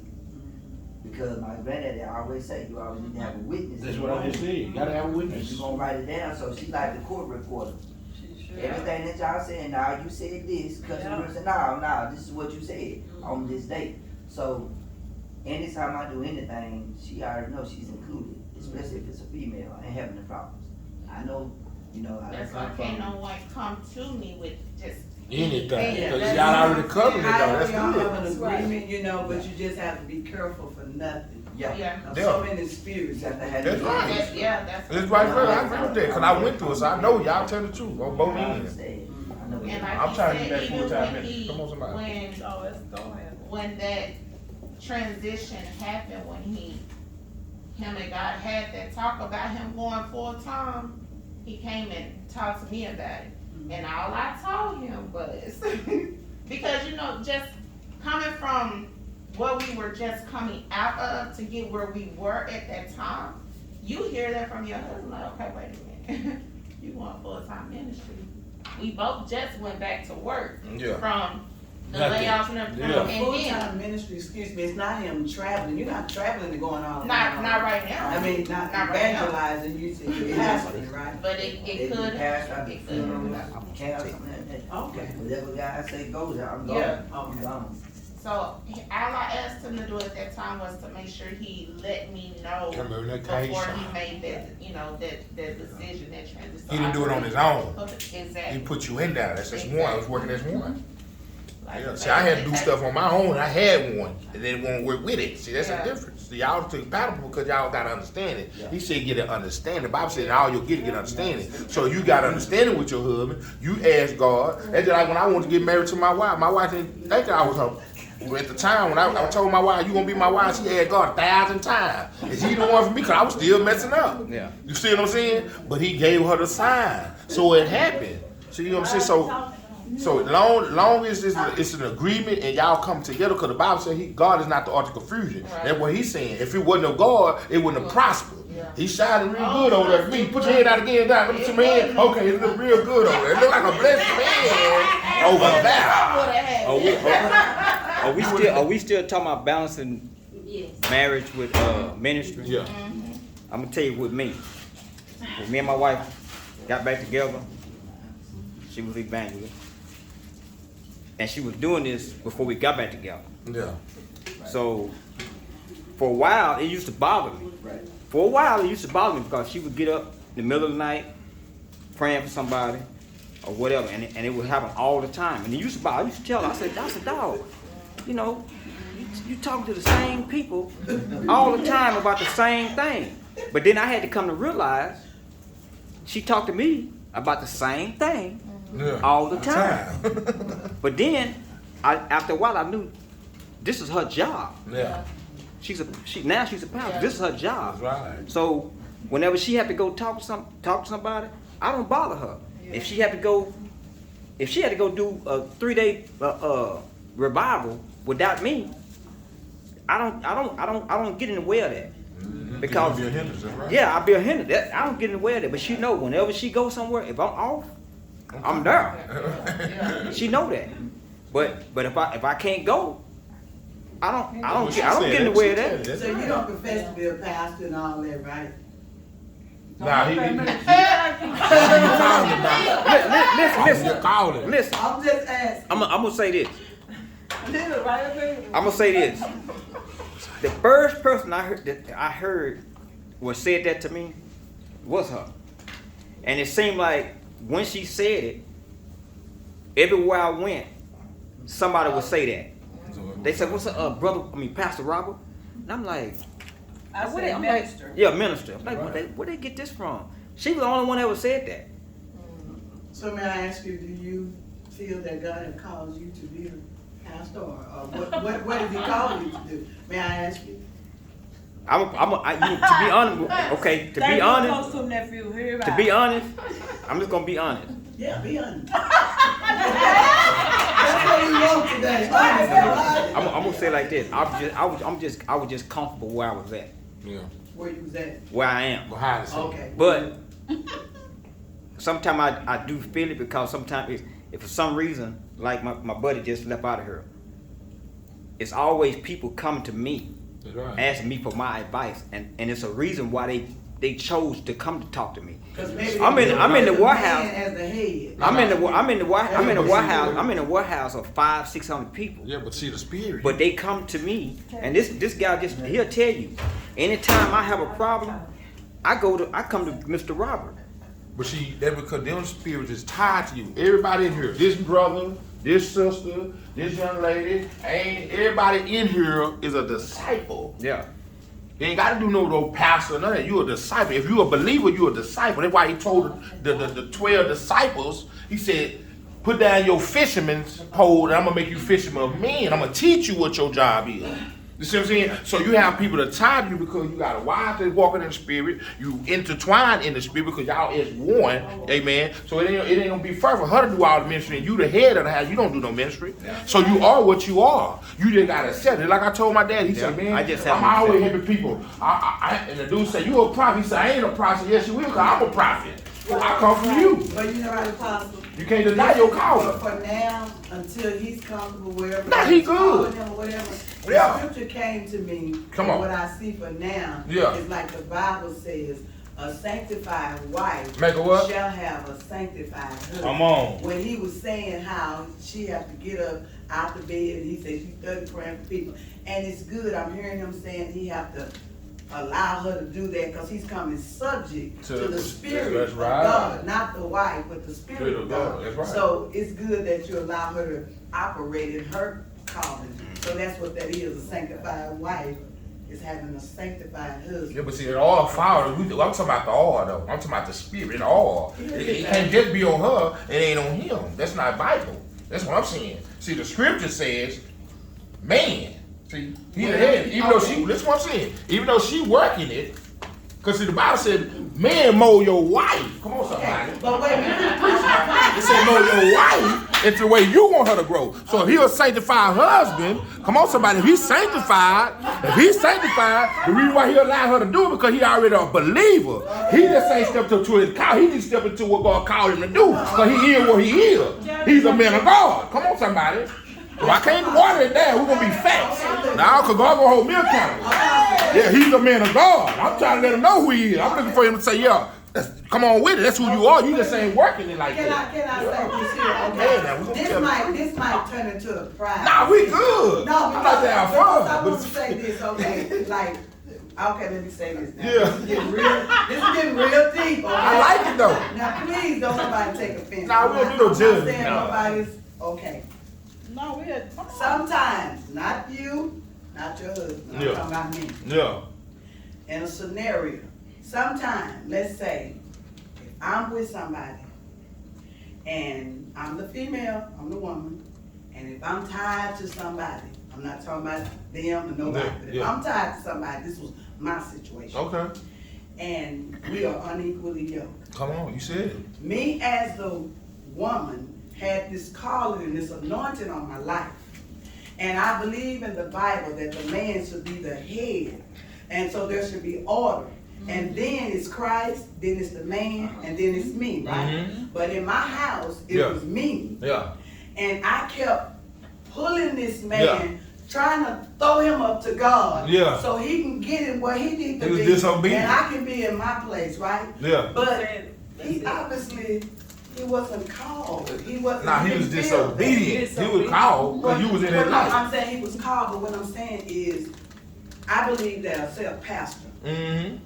When God had called a man a pastor, he's gonna have it's gonna be a drive. You know what I'm saying? You're not gonna have to say, well, honey, is we going to church? Thank you, hold on. You know, God tell you anything. Listen, you know, you're right. If he's showing you anything, and you know, and when you lay down and sleep as a woman, he's showing you everything. Yeah. You setting up revivals and you doing tent services and you running and you saying, honey, will you be able to come help me? And he's getting aggravated and frustrated and you know what I'm saying? My issue was he was what you call rebellious. Well, I was unequally yoked. Check this out. That was not his. That's unequally yoked. That's the Bible. His calling. That's right. And then when people would call me and ask me to come speak, okay, I would go speak and I would go through hell. You know why? Because that was the enemy. You were sleeping with the enemy. Then, but guess what? I did a testing mode. Can I say this? I done a testing mode. I said, I'm gonna test this. That's right. Test that spirit. I said, I know what I told him. I said, honey, look. I said, I'm not gonna accept no more invitations. Come on. I said, I'm not gonna go nowhere to speak. Ooh, you made God mad when you said that. But no, I said, God, we running a test. Okay, so you was in agreement. Okay. Yeah, and so when I ran that test, let me tell you, me and my husband got along. Good. Yeah. I wasn't doing nothing for the Lord. Yeah, that's the devil. He ain't waiting. He'll broke him.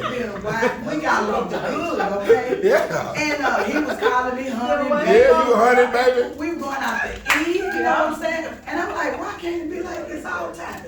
Then somebody called me and asked me, would I come speak? That's after that waiting period. Come on.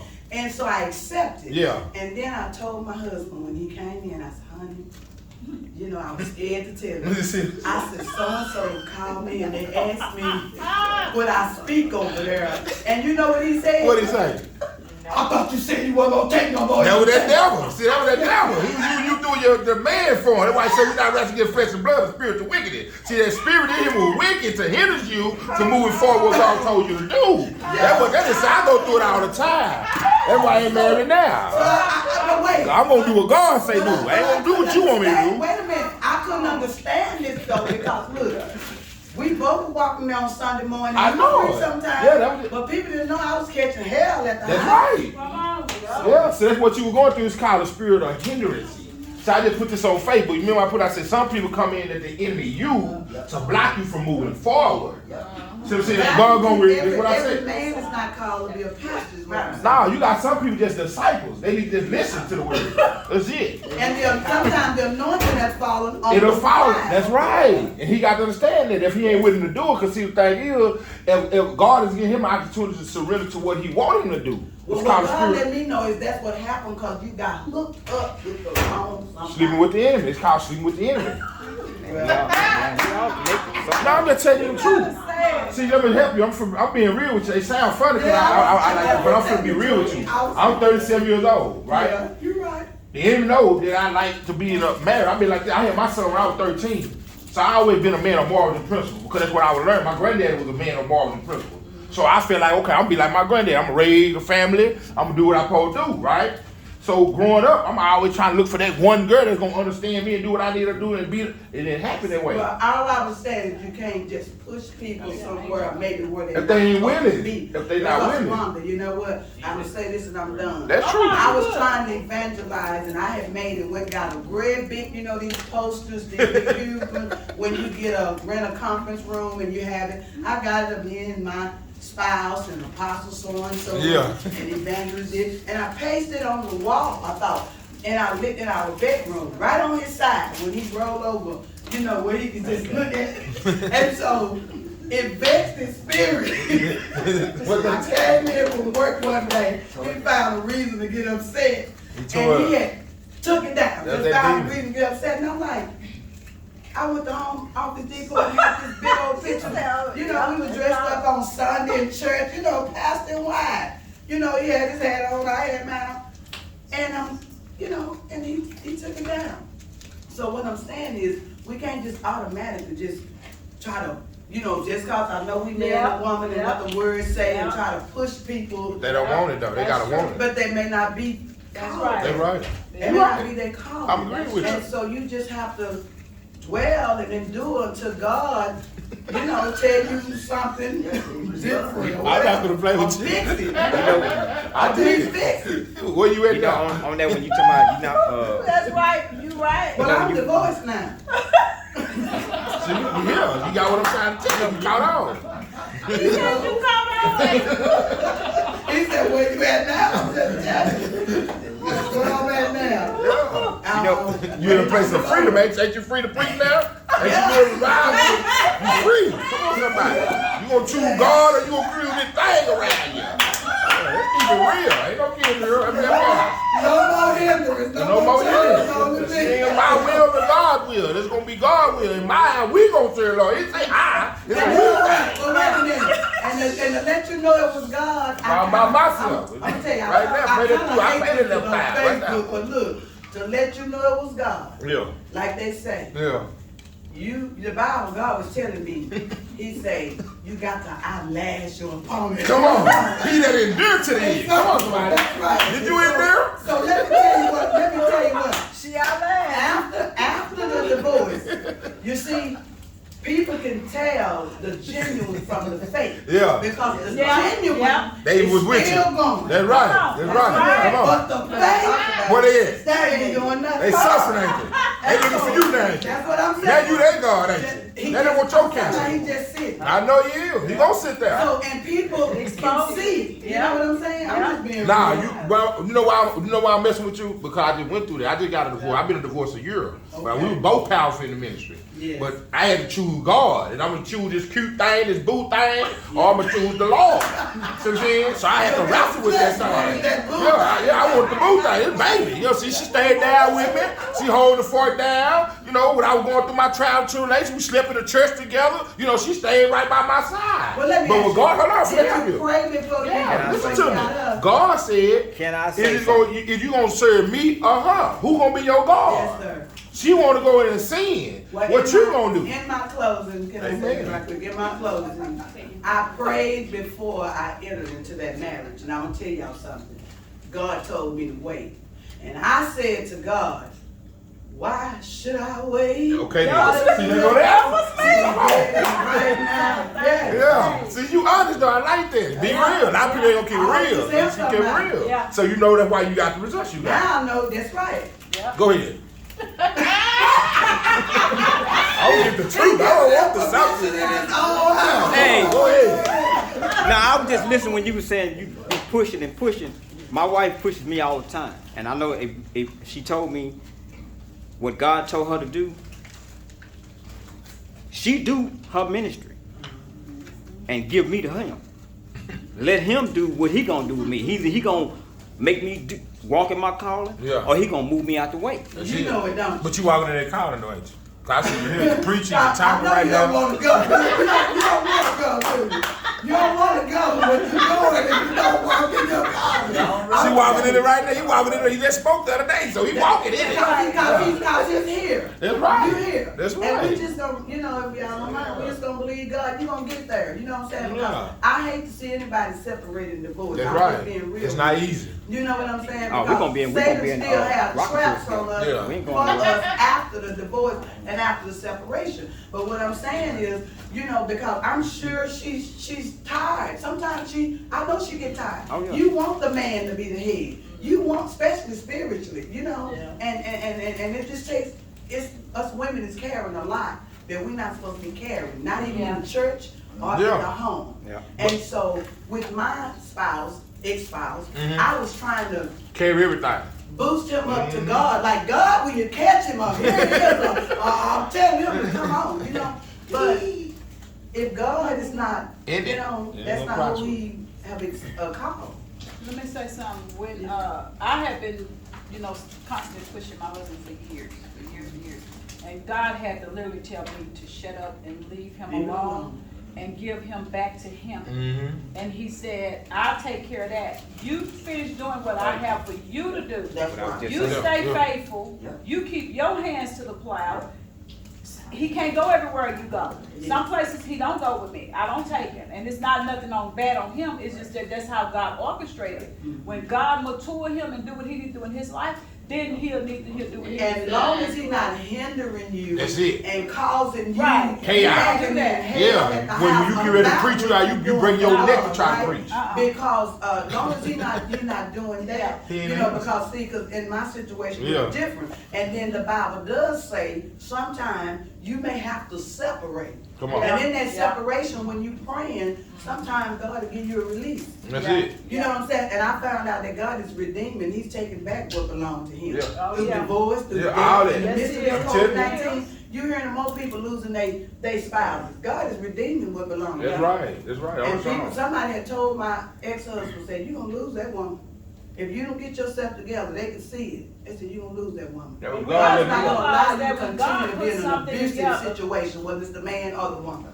The Bible said when whom God God put put together. together, Ain't no nothing. man put us. But see, we put a lot of marriages Thank you. together. That's why they don't work. Church do that. But when God do it, He said, "Let no man separate." So that's the reason why a lot of marriages don't work, because it wasn't God in the first That's place. right. We had- So we had that's why pastors. it's such a struggle, because the Bible said that He make rich and adds no sorrow. That's right. So if God don't give you something, He gonna add sorrow to And it. Moses had more than one This is what I'm wife. saying, but see, a lot of it come with the teaching again, because like in church, when you young, like your pastor and them, when we cut church, go quite big on marriage. You can't do nothing in the church.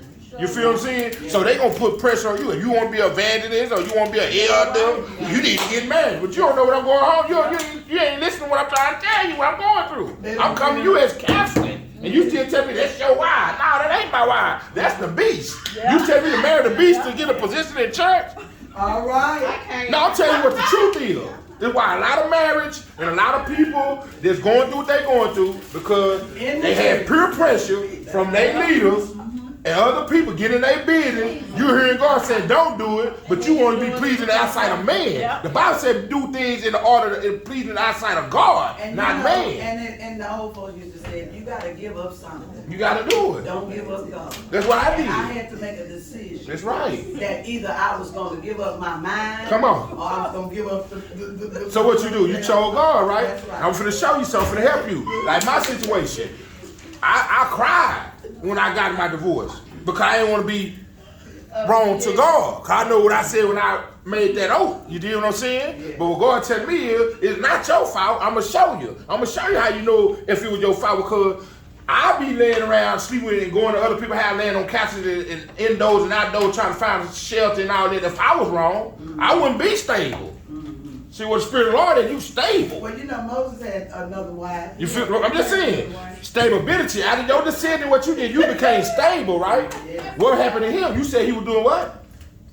Everywhere. You know why? Because God. Because watch this here. The Bible said, "Man, to find a wife, find a good thing, and obtain favor from God." You were His favor. All he had to do is get a comply on what you were telling him to do. He didn't want to do it, so now you got to go back to what? You asked me what I'm saying. You asked me what was the answer. I say he He's going to and fro. Come on. Thinking of the We'll help you today. We good. Anybody, okay, let me ask y'all this. Do anybody have any questions that they just want to ask without going into the containers? Is any questions? Was your question answered? Did you put anything in there? Was it answered? Okay. I'm trying to make sure we don't miss nobody because we don't want to leave nobody. You got one over there. Go ahead. Stephon said he got a question. Come on, help me. Oh, he want to ask questions. Yeah, what question? Alright, so, for the people who know me, don't look at me as that, cause I know in your mind you probably got. Look at me as just a regular person, no, seriously. Come on. Cause when you answer this question, I want it to be like if it's somebody else, not Right. my characteristics. Okay. Come on. So, this is for, pretty much for, women with children. Okay. So, in my situation, I take care of my responsibilities, my children. Anything they need, I got it. Call them every day, consistently in their life. I'm child support, but I don't go by child support order because I'm gonna give you what you need. Yeah. Give you what you want, and sometimes extra. And so, had a situation where, me and my son, we got into it. He's 16, and we bought me breakfast. And so, I was like, I'm gonna pay you back. And so when I took him home, you know, when they get teenagers, they start to smell themselves. So he was in one of them moments where he was smelling himself. So he's like, Daddy, where my money at? I'm like, boy, bye. Like, I'm gonna tell my mom. I'm like, so, I'm gonna tell her. I drove out. And so, in my mind, I'm like, I'm gonna cash out you later, but I've been to like 3 or 4 services, so I'm tired. I'm not thinking about Yeah. money. First of all, you're my child. You get everything you want. So this is nothing. Yeah. And so, I get home. His mama texts me. And she went out. But, you supposed to give him his money. Why you ain't giving his money back? All this stuff. And I'm like, and so me, I'm like, what? I know, you know, damn well you ain't telling your mama. I'm just being real. I'm like, I know damn well you take care of your mama and really did that. So I went in. I'm like, man, you got like a little bit. Yeah. Like, that's a female trait. Why would you do that? Like, over nothing. Like, you tell if I'm beating the hell out of you or if I'm cussing you out for no reason. That was no reason to go tell your mama. Because you know how she is, for one. Yeah. And it's gonna always be, I'm gonna always lose the battle. Even if I'm right, I'm losing. So why would you do that? And so, so I said, you know what, what's the cash? I said, no money. He said, the back. I said, nah, you asked for it. Here's your money. He said, the back, but then he sent me a text message. He said, don't worry about it, because my mama boyfriend gave it to me. Yeah. Oh, so that's the trick of the interview. I'm gonna help Wrong you. answer, bro. I'm gonna help you. I got the answer. Wrong answer, bro. Wrong answer. I dug in real deep. Like, don't you ever, like, first of all, I'm your daddy. You don't need no other man doing nothing for you, because I've been there for you. And so, I'm thinking in my mind, you know, after I went up, I'm like, well, it's your mama's fault, because first of all, she should have said something to you, because the $5 wasn't even the situation. She should have said, boy, you got my face with that list. But then to add fuel to the fire, you want to ask another man to provide something that needs to be provided for. You know what I mean? And so, my question is, how am I supposed to handle that without, you know, jeopardizing my son's relationship with him to make a strain on him, and not deem his mama, because I've always told them no matter what we go through, respect your mama, whoever she with, respect them, period. If you want to buy you something, that's fine, but don't paint a picture as if your daddy is not capable of providing I know exactly where you going. $5. You know what I Yep. mean? And so, you know, and I had Karen, I talked to my auntie, and I prayed about it, or whatever. And so, you know, that hurt me, because it's like, I thought we was better than this, so I'm like, I'm trying to teach you manhood because your mama, I'm gonna keep one, your mama is baby. Because she allows them to do any and everything. Enabling. She said yes to everything, but I didn't have a father, so my mom said is, I know what it's like not to have a man to show you how to shave, taught you about sex, pregnancy, the pitfalls of life, so I'm trying to give that to you, but I don't have help from the other parents, so it's enabling what I'm trying to do, because when I'm telling him to be a man, it's like, well, my mom said this. Yeah. I'm like, no, but I'm trying to tell you, you know, this is how, when you get older, because he's 16, you're about to hit real life, and mama ain't gonna be there. And so daddy is trying to give you the necessary tools for the real world. So my thing is, how do I balance that without, you know, messing up that relationship and then trying to, I pray for my mom and talk to her, but that's a different story. But just dealing with my child with those situations. Like So when she tell me, Can I help you a little bit? Please. I went through that situation with my ex-husband, my daughter's dad. And as a parent, we want to do so much for our kids. And we want our kids to respect us. And as they get older, yeah, they get to smell of themselves, but they don't always, I always taught my daughter, no matter what your daddy did, for one, you don't go ask another man for nothing. Because if daddy ain't got it, mama got it. You're not going to do that. We as women, some of us are so bitter. That we're bitter because we're not loving ourselves. We're not confident in what we're doing. No matter whether you with her, him, he with her, or she with him, wherever they move to, that's them. God bless you, keep on moving. But what we as women, sometimes we try to get that one child. It only takes one. That one child that we know we can sweet talk, give them everything they want, do everything they do, knowing that daddy or mama, whoever the absent parent is out of their life, is doing all that they can, and we try to turn them against them. What I had to do with my daughter is, I told my daughter never heard me talk bad about her dad. Not gonna do it. Because for one, you gonna respect him regardless. I don't care, I'm married now, remarried. But regardless, your dad's name is Clifton. You're gonna respect Clifton. If Clifton gave you, if you took Clifton out to eat and he ain't gotta give you your money back. You owe you nothing. Because for one, Clifton, while you was little, he was taking care of you. Come on now. So you're not doing anything wrong as no father. And you don't have to feel bad about nothing. And you don't have to feel bad. If it cuts the ties of your child, guess what? He's gonna come back. And he's going to apologize for what he did. But you gotta let him brainwashing. You gotta let him get this out of his ear. Once he get all this out of his ear, because she bitter. Because what's going on in her house ain't what she wants. Yep, that's right. So because it's not in her household, because her household not right, she want to make sure your household ain't right. So she's going to take your son Come on, sis, to you turn preaching. against you Around with because of what you're doing. So you keep doing what you're doing as a dad. Come on. Don't expect anything else from him, because in the end, he gonna come back and say, Dad, I appreciate what you did for me. I knew that this was this, but I had to get this out. Because as young children, it's easy to listen to whatever the devil have to tell you.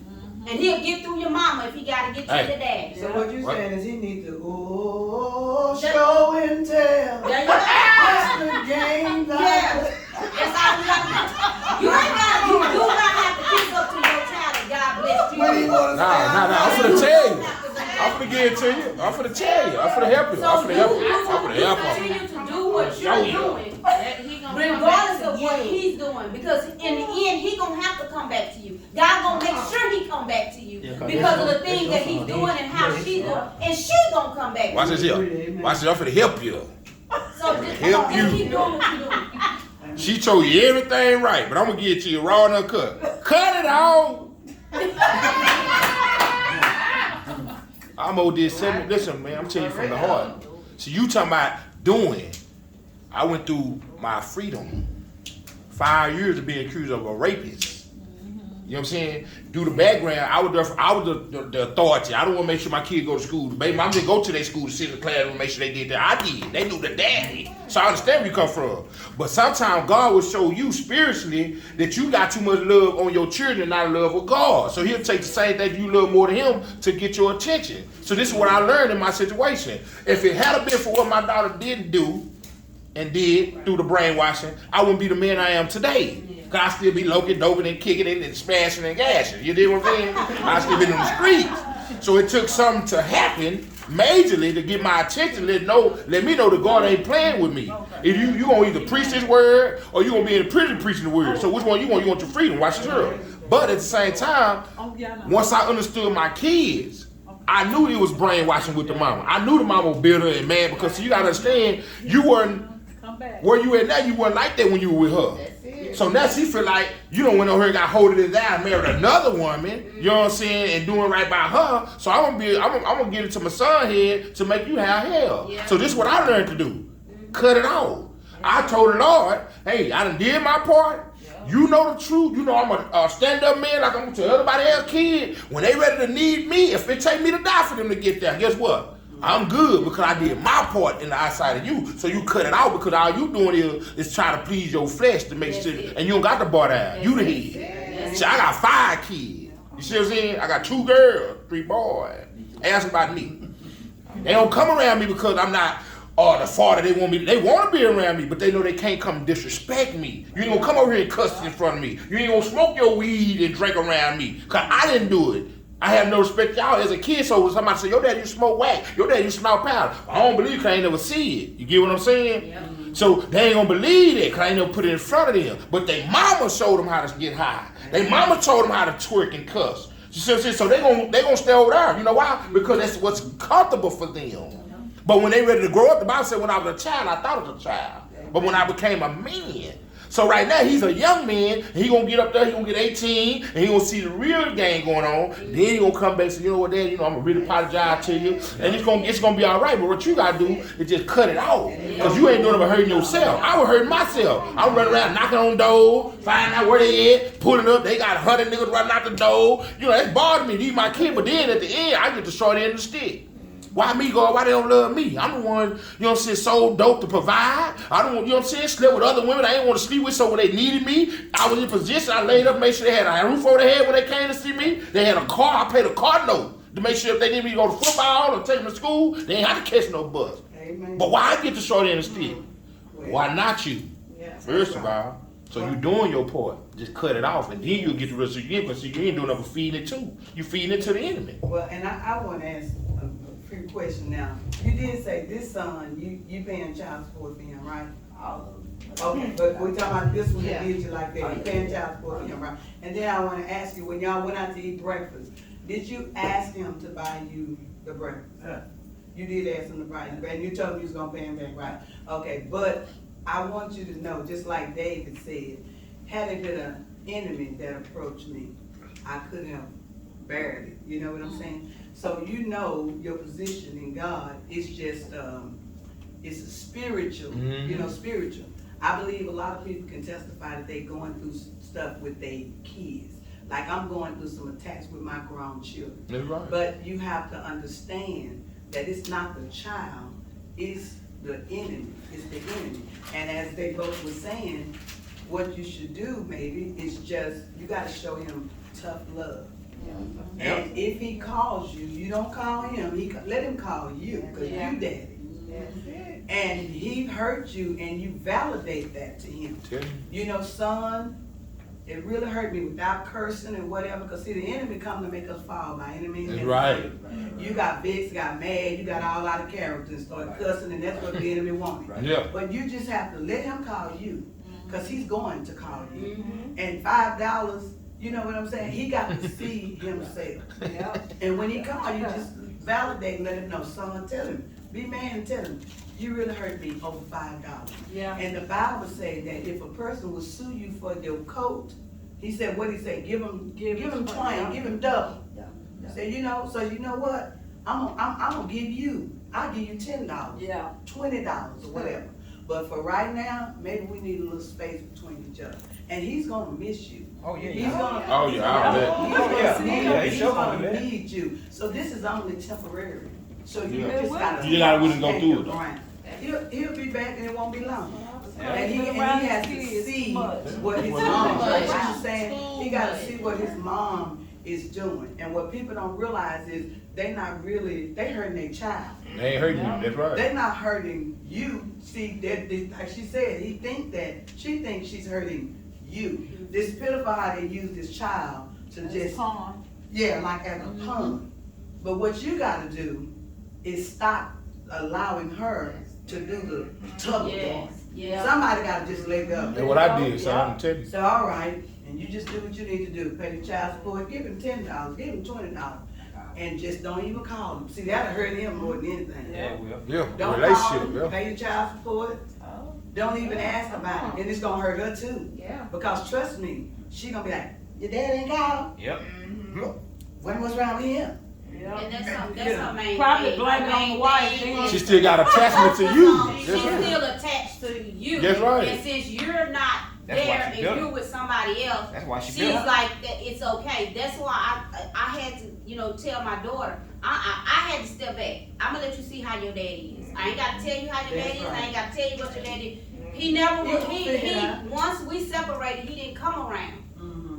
But like I told my daughter, I don't care whatever other man is in my life, and that's something I never did. I never let my daughter see men in my life. Everybody's uncle. No, don't you call no man daddy. He was uncle. And that was uncle. That's how old folk did it. That was I was a boyfriend. And you know what else, friend? My daughter just tell me I was a boyfriend. Yeah. Women, mothers, I found this out. My mom, bless her heart, she passed in 2015. But I found out that mothers, we lie. We lie to our children. Yes. You know, I was raised by my mom and my stepdad. I was 3 years old. And my stepdad was the kind of man that didn't, it's like, I'm your daddy now. And He so, bragging. you know what I'm saying? But that's a mistake that this generation is doing as well. Because no one else can replace your biological mom and your biological dad. So long story short, my mother told me, she said, your daddy wasn't no good. I was gonna marry him. I wanted to marry. You was running around calling every man you met daddy. And so, I just let him alone. He wasn't no good. And he did drugs, So that's what she filled my head up with about my daddy, right? Mm-hmm. But when I got to be, I'm gonna tell you, God is a revealer of everything. Yes, no he matter Come how on, long it that's what I'm takes. trying to tell you. When I That's got right. to be 14 or 15 years old, my real biological dad, his sister, found out where we lived. She started coming over there to come and get me and ask could I go with her. So my mom was okay with that. But guess what? When I got to meet my dad at the age 14 or 15 years old, well then I had a conversation with my dad. My dad told me, he said, did your mom ever tell you when you was a little girl? He said, I passed by your house and I saw you outside playing. He said, and I got you. And I asked your mom, could I take you to the store and get some candy? And she said, no, David, don't take Rhonda nowhere. My husband will be back in a minute, which was my stepdad. My stepdad came back, he took me on to the store anyway, got me some candy. But when my stepdaddy came back, my stepdaddy went in the house, got his shotgun, pulled the shotgun on my daddy, my real biological daddy, and told him if he ever come back to that house again, he would blow his head off, right? My daddy said, my biological daddy, he said, the only reason I didn't kill that nigga, that was, excuse my friend. The only reason I didn't kill that nigga because I know your mama loved him. He said, and you know what? I went on by my business. He said, but I knew one day you would get old enough and you would get back. And so when I got home, I said, Mama, you didn't tell me that time that I was a little girl when Daddy came by and picked me up, take me. You're exposed. You know what I'm saying? Yeah, So get the now truth. I'm looking at her, my stepdad, like, so y'all feel me. You know what I'm saying? So that's why I said mother's lies. But can I give you something though that I learned today? I'm gonna share this with everybody. This for all of us. Okay? As leaders, I'm gonna give you scripture. You read 2 Timothy chapter 2, verse 1 through 4. Then you can get Ephesians 6 and 10, chapter 6, verse 10. Then you go to Psalms 1 and 8. Okay? It Can you said repeat those scriptures? 2 Timothy chapter 2, verse 1 through 4. You can read all the way to the last of it because it's short. Then you can read Ephesians 6 and 10. And then you go to Psalms 1 and 8. Chapter 1, verse 8. The reason why I'm getting this to y'all because this is going to tell you what God have put us in position to deal with. So it's all the excuse. I used to wonder why I'm always mad and going off. You know what I'm saying? God, now you know, I don't want to offend you, but He have hold us to our standards. So what I learned today in school, cause I just went through something, I know I failed the test. I'm like, yeah, I failed. I know I went off. You take up the car. I'm too good. You gonna at me now? So I failed the test. But God gave me this morning. Man supposed to be preaching on faith, but he preached on how do you handle being under pressure? Or how do you respond under pressure? Okay? So these scriptures that I'm giving you, if you read it, it's going to open up your eye while we're going through what we're going through and what God expects out of us. So it's not about the situation, it's how we respond to the situation because of the position that we're in. See what I'm saying? Everybody want to be a leader, but you got to understand it's levels to it. See, everybody, apostle. I didn't want to be no apostle. I already see what it is. You see what I'm saying? I just wanted to be a preacher. You see, a preacher just tend to the people like a counselor and sit them on about their business. But see, it's different levels to what you're doing. And it's just same thing at home as parent. You got to understand, when you got an older child, that older child seen you when you was out there. She know you smoked that word. Come on, somebody. She know you was twerking on that car. See what I mean? But you know you failed with her. Right? So now you got to understand, this is what you call a container of now finna change. Right. Now you get weak with the little baby because you ain't trying to make that same mistake with that little baby. You see what I'm saying? So get what the jealousy gonna come in. Well, mama, you didn't do that with me, but now you done got soft with her. You feel what I'm saying? So what I'm teaching us, because you got to give it out, I learned today, I'm gonna get to everybody here, man, chicken, or child. If you want it, you can have it. You feel what I'm saying? When you fold, and when you dealing with a situation now, God is not looking at this situation because He gave that situation to you. He's looking looking for the outcome and the response of how you handle the situation. You see what I'm saying? So I learned that when somebody come to vex my spirit, it's for me to pass the test because guess what? God, because we say the devil did. God just showed me. I'm trying to tell y'all what we were losing. He said the power's in the tongue. So every time we get a devil credit, that means we denouncing God. So we got to quit saying it's the devil because God just gave me scripture. It's Him doing it. He said, I am in control. You gonna read it? You gonna call me and tell me about it? You know what I'm saying? He gave you that because He know that you can handle it. You don't understand it now because it's just like a test. When you take a test at school, you don't know what's all gonna be on that test. They give you a little bit, but they have some tricks in that test that they didn't tell you about. You feel what I'm saying? So it's the same thing what God is saying. Now He opened my eye because I keep failing that area. You see what I'm saying? So now I can't fail no more because He done gave me the game. I'm getting it to y'all. The title was, how do you respond under pressure? Well, these scriptures are going to tell you what we're supposed to do, no matter if they talking about you, no matter if they lying on you, no matter if they cussing you out, no matter if they stabbing your back. This is what God hold us accountable to do as believers and saints of God, people. Okay. It's going to give it to you. So if you wrote that down, when you read this here, it's going to take the stress off of everybody in this room. It looks like they left you with all the questions, huh? The bucket I got, I should have put down there. He questioned it. I'm like, Lord.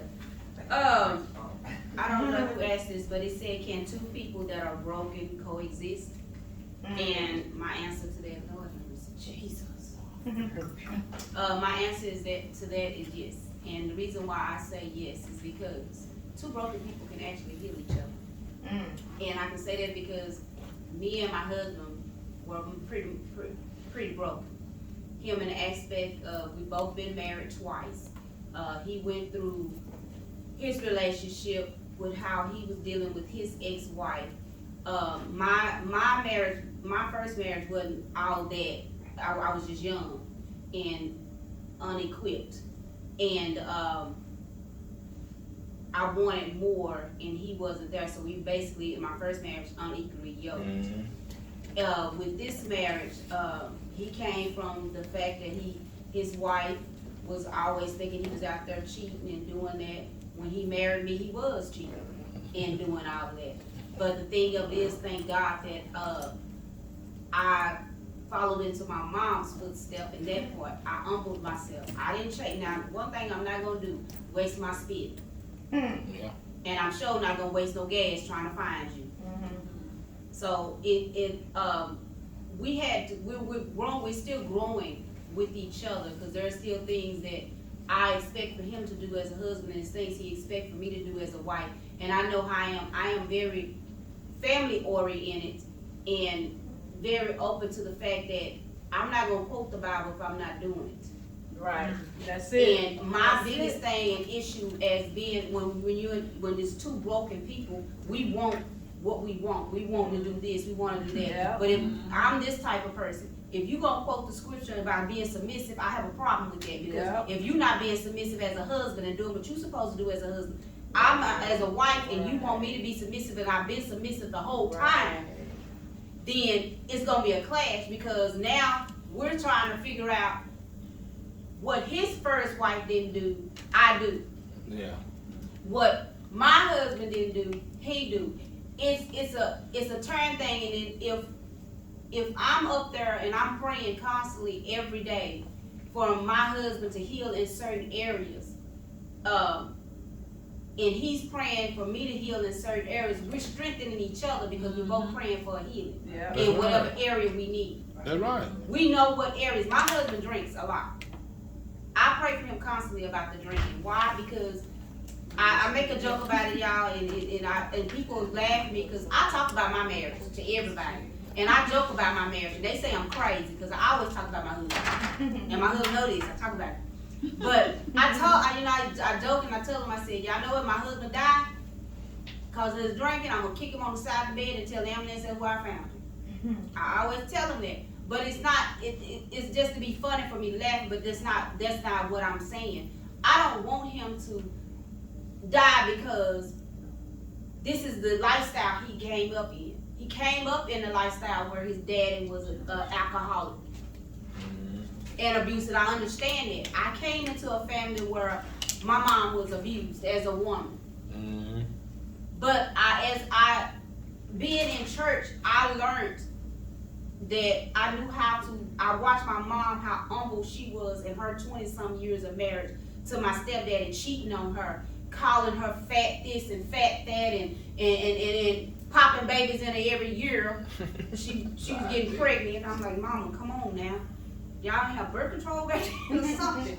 And then I look at his side where he saw his daddy drink to his death. And then I look and I'm like, Lord, I don't want my husband to do that.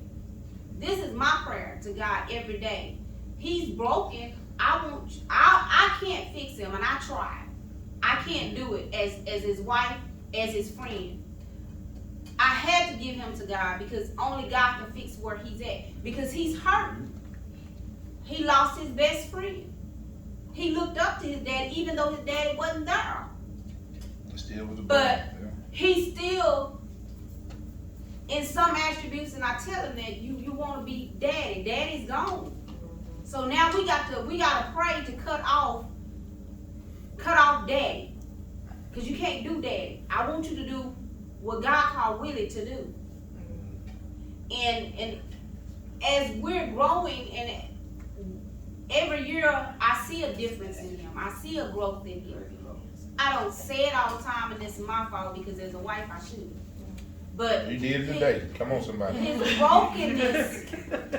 brokenness and my brokenness together has helped both of us to heal. Yeah. So you can be broken and be healed together. Mm-hmm. Because you know why y'all doing it? Because you breaking a curse. See, you being curse breakers. Mm-hmm. See, he's a curse breaker in his family, you a curse breaker in your family. See what I'm saying? The thing is that he's repeating what's already was spoken into what you call the generation of curse. Mm-hmm. See what I'm saying? Mm-hmm. So what God did, he sent a woman that can pray, because the Bible say a sanctified wife, watch this here, you know what I'm saying? Pray for what you call a sinful husband, make a sanctified wife, make a sanctified husband. Mm-hmm. Just keep praying. You see what I'm saying? That vice versa. With a husband, if he pray for his wife, eventually she gonna come along, because why? You tending to who? The Creator. So y'all are curse breakers. That's why I said iron sharper iron. You deal what I'm saying? But the thing is, you can be praying, but at the same time, he still got to want it. Yeah. It's called he got to want that deliverance. You know what I'm saying? We don't judge one another. A lot of people judge, oh, I'm doing this because I'm in church. I had to learn that. That's why I humble myself. When I became an apostle, I got real all the way back. being judgmental. I don't like people that judge me, no judging. Cause when I grew up in church, I started seeing the preachers I looked up to, they were doing everything but child of God. You better say that. So I'm like, hold on, now something wrong. And they used to talk about jackleg preachers. And the bootleg preachers. You don't hear that no more in the church about the bootlegs and the jackleg preachers.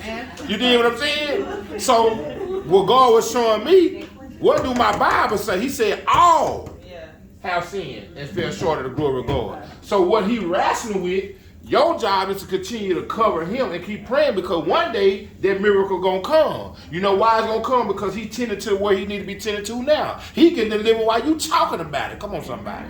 You see what I'm saying? So yes, two broken people can come together and shine like a diamond. You know why? Because it's the anointing that God put together. That's why he said what I put together.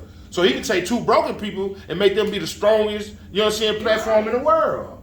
You know what I'm saying? So yeah, that's the truth. It's just what you take and how you handle it though. Y'all just curse breakers.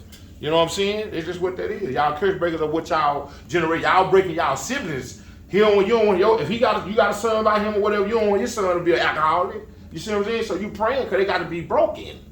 So it started with him. He just took a role of his dad because that's all he knew, and he really have a bond with him, but he still liked his father. I'm like that. My dad's still loud. You know what I'm glad about my dad? My dad ain't broke down. All his homeboys, they all shaking, broke down. My dad still stand tall like a giant. You don't even think my dad is 67 years old, but he is. You see what I'm saying? So I ain't got to be the same as my parents. Because they look good for what they, don't look like what they've been through. You feel what I'm saying? So it's just how you embrace your storm. So y'all, two people can come together, you know what I'm saying, be that curse breaker. I believe in that firmly. Amen. Through prayer. Yeah, because prayer changes things. Y'all gotta go. Okay, I understand. Well, God bless you all. Did y'all wanna continue this, or y'all good? Everybody's good? Yeah, y'all can go. I can go. Huh? So I love you now. You know what I'm saying? See you in the morning. Did y'all get your questions answered, is what I wanna know? Yes. Was you helped? Yes. Okay. It's Anytime going you come to a table talk, we wanna make sure that you leave out help, that you don't just come in and just say, oh, we had a good time. No, we wanna make sure that you got what you came for, okay? And if you didn't, you know my number, you know the digits, girl, call them digits. God bless you all. I would do go by faith, believe it. But I have this question, I'm gonna read it, so whoever wrote it, they'll understand it. But, it says, once you are married, is it important to, and I can't get the last word. Wear rings. Look like my, husband. You know my right. He said wear rings. You know my right. Yeah, this is your right. You say, is it important to wear rings? Or is it important to wear rings? This is,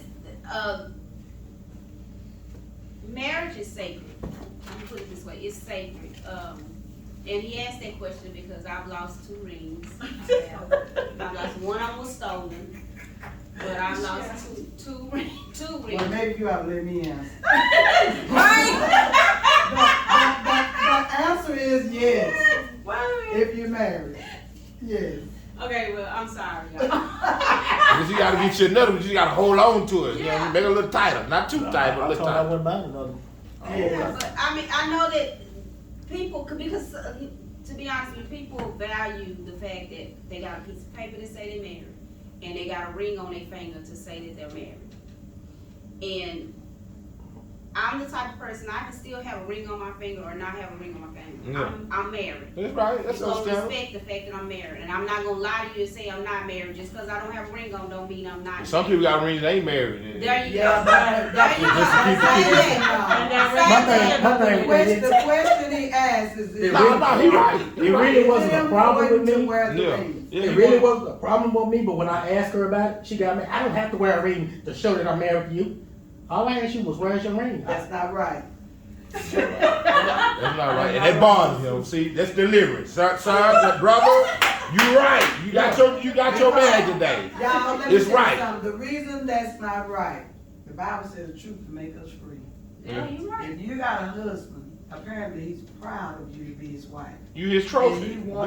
he want people to know. I know we live in a day and hour where people don't respect rings, they don't respect marriage. Yeah. But at least though, they can see it and they know. That's just like Jesus, the word of God said. He said, if you be ashamed Yeah. to own me Yeah. before men, I'll be ashamed to So I don't give a throw my fuck. hand up. So get her a ring, my brother, So she got and put it on her necklace and let her wear it around her neck. You see, come on, you gotta accommodate. If she can't keep it on her finger, put it around her neck. Come on, somebody. Yes, sir. You know you put it down. What you call them necklaces? They say, help, I'm falling and I Can't get up. Yeah. You tell her this time, if it come around your neck, it's something wrong. Yeah. And was it too big? I mean, how come you keep? Now somebody stole one and she lost one. No, What she said? Now listen to what she said now. Wait a minute, how they steal it off your finger? No, It wasn't on her finger, that's why I got I stopped. was cleaning up. And when I clean up, I take my ring off. Cause my fingers, they swell. Yeah, we I have understand. little hands. What's your So, last name, man? It's Harris. Mrs. Harris. Did you take this man to get you? Yes. Okay, but you sound like you got a husband that's proud to be married to you. That's right. And you know what? See, this is what I'm talking about in a relationship. It may not be important to you, but apparently it's important to him. Yeah. Get And this another is the one. kind of stuff that causes, people to eventually go into the divorce court. And I can see you saying, So smart. well, it really wasn't that major. Yeah. I mean, you know what I'm saying? Now, I wouldn't be that You basic. got I to mean, some kind like of you way, said, I am proud find a to way be to my get wife. that ring and keep it on. I can see if he's. We gonna get you another one, amen. Yeah, we'll see if he's complaining that she lost the diamonds out. Yeah, it's okay. We gonna redo this here. See, She done lost the whole. that's all ring. right. That's all right. We gonna leave. Listen, No, one of them I actually was cleaning up and it slipped off my finger. I'm finna help you. Listen to me. Bigger and better. Come on. We ain't gonna study on what you did. We gonna fix it. Fix the solution. Get another one. Get you a necklace. So when you take it off this and clean it up, put it around your neck. See, that's how you know you're accommodating your husband. You don't want to lose it. Yeah. Oh, you don't wear yours? But she ain't got hers. That's why you trying to say it. Oh, that's why you started. That's right. She don't have hers. I see, look at my finger. Okay, so That's you from know wearing what? a ring. Let me tell you something. Starting today, We're gonna do a new thing. Rededicate. That's right. Renew y'all vows. That's right. You We don't gonna have get to. that new I'm thing. saying have a big Be wedding. my wife, but this is as long as I've been with woman, 21 years. Oh yeah, you No, like about 2 or 3 years, I'll be done. Well, then do something new. It's time for a Do new some thing. new, it's a new ring. I said new and bigger. We ain't gonna stand on the problem. We're gonna get a Y'all problem can sell solved. that Go get squad. another one in a necklace. Put a necklace on it too. Put an Y'all add to gonna it. do this, right? Okay, they gonna get some new ring. Next time you have this thing. Nah, that's right. We already Nah, looked- you a man with We that. already looked at it. That right, So we don't want to judge. We gonna fix it. You hear me? Listen, I got rings right here. You see what I'm talking about? I got all type of rings. But at the end of the day, like you said, my brother, you proud of your trophy. So this is what you do as a man. I'm talking to you as a man, as a brother, young brother to a big brother. We don't study on the situation. You fix it as a man, okay? Right. You gonna go get her another one, bigger and better, and get her a necklace with her name, you know, with her, like her. But See, I got now, this. I'm I'm finna help you. Listen to me. Get her a necklace. She might get help pay Get for her a it. necklace Because she might with a appreciate it. medallion, you Fuck understand, with that. your name, you understand, your last name. So tell her when she get ready to clean up, take your time, put that ring around that and put it on your neck, and then when you get through, take care of your business, put the ring back on there. That's how you fix the But solution. Apostle, I was saying maybe if she got, like they said the word, I got half on it. Yeah, she want maybe half she on put it. half on it. Yeah. She value better. She put But he ain't tripping on the finance. That ain't what he's saying. He said he got tired of buying and she losing it. So Well, we he gonna. said he got tired of buying and you telling him to go buy another. That's right. That's his queen. Okay. I did it. I bought plenty of them. They allowed I put it back on there, but the thing is, they didn't want it. They were Well, lying. next time, They were taking it off, but they were playing the game. next time, It's a she mingle. got this talk I need thing. some- We gonna see y'all ready, right? That's right. Okay. Let's so keep it what's the next real. question, y'all? They were taking it out, but they were creeping. You see, it was his home. It says, is your appearance important to God? Is that the right question? Is your appearance important I to forgot what I God? wrote on there, but that's my writing again. Okay. Let her read, she can read my writing. Is your appearance important to God? Was that the question? Oh, yes, Lord. It said, is your Appearance appearance important to God. important to God? Which way you talking about? You talking about spiritually or physically? Well, I know it is spiritual, but, you know, like most people say, you shouldn't wear this to church. You shouldn't wear that to church. And then I'm like, So basically what he is saying, let me explain. That's why I said- I got what he's Basically saying. What He he got is what- I know what saying he's is that saying. his, when I met him, he was in Dickies, he's a deacon. He was in Dickies with towel hanging out his pocket, bandana hanging. That's what he was when I first met him at church. That's his comfort zone. That was his comfort zone. But me growing up the way I did, I want to see a man in a suit and tie. Okay. So he did accommodate that. He did accommodate it. Mm-hmm. He started wearing suits and ties. I'm like, you a deacon, you a. But apparently he's not comfortable with it, right? Yeah, he's comfortable with it now, but he still has that comfortable thing. He wants to wear. He wants to do the. Is this a relaxed day when he comes? Is he on the post or they want to see him? And he did. I'm saying, this is what I'm saying. The Bible said, "Come as you are." You got it, word. Okay. No, he was in Disney. Okay, then. That's what I'm trying to tell you. This is what I'm finna help you though. But what I'm saying is, on my point of view, because my purse is everything. You feel what I'm saying? I like to dress. That's me. I like to do different style and all that. But I'm gonna help you in your area. If you're on a platform, okay, if you're in a position in the church, you know what I'm saying, then you be presentable because it's people watching you. You a leader. You know what I'm saying? But if it's a day where everybody like, I go to Burning Bush, the pastor, he might come in there. He coming up with he don't wear a suit every Sunday. He have, you know what I'm saying? He might have a whole Gucci suit on. Apostle. No, listen. Basically, please, she's saying she want him to upgrade from Metro PCS to T-Mobile. No. The only thing was T-Mobile. Yes, let's say about that out. But what I'm just telling you is, what she said is she like to see that the sophisticated side of you because that turn her on. So you keep turning your wife on. You see what I'm saying? That's what I'm telling you. You don't want no nigga come through with this young skinny yeah. So if this what's gonna keep her happy, I'm learning this. Listen, man, I'm telling y'all, listen, man, I was my wife 8 years. You know what I'm saying? I'm telling you what I just went through. So I'm agreeing because it's little stuff that would take people way away because they feel like you ain't doing what they telling you. And you know that song, what you won't do, somebody else will. I'm put like this. I put like. I'm not being real. I'm just telling you how the enemy come in. I'm coming inside. I'm not being funny. I'm telling you the truth because it was certain things I didn't want to do. Guess what happened? They stepped up to the plate right now. Wow. See, I be y'all my time on to mess you up. Y'all be like, you still chilling and still calling God, bless him, and they did all this. This is the growth in me. I'm telling you facts. You did what I'm saying? Yeah. I'm talking about the devil used my ex-wife to terrorize me for real. Some stuff when I was in the street, I'd be in the penitentiary. But you learned some things. You see what I'm saying? But it was God. It's God did it with me. Yeah. You see what I'm saying? And what I did was I called her and told her, I said, everything you told me as a prophet. I ain't saying as a woman. I said as a prophet. But God used you at that time. I want you to forgive me for ignoring you.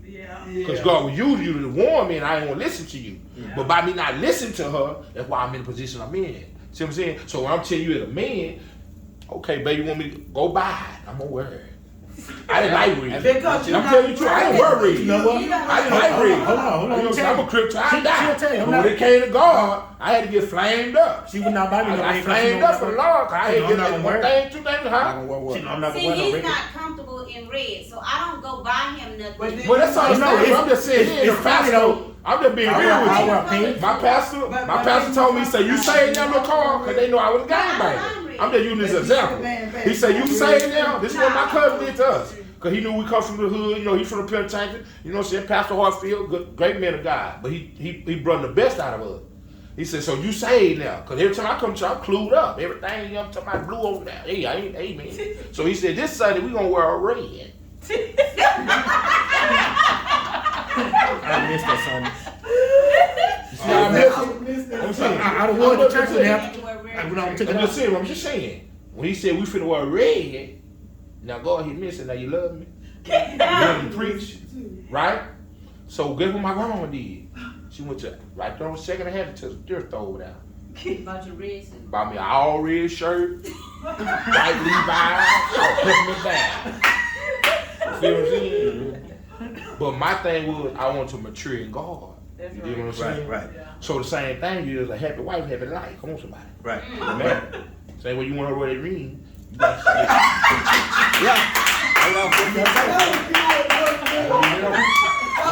finna go, y'all. I love y'all. I'm gonna get out of here.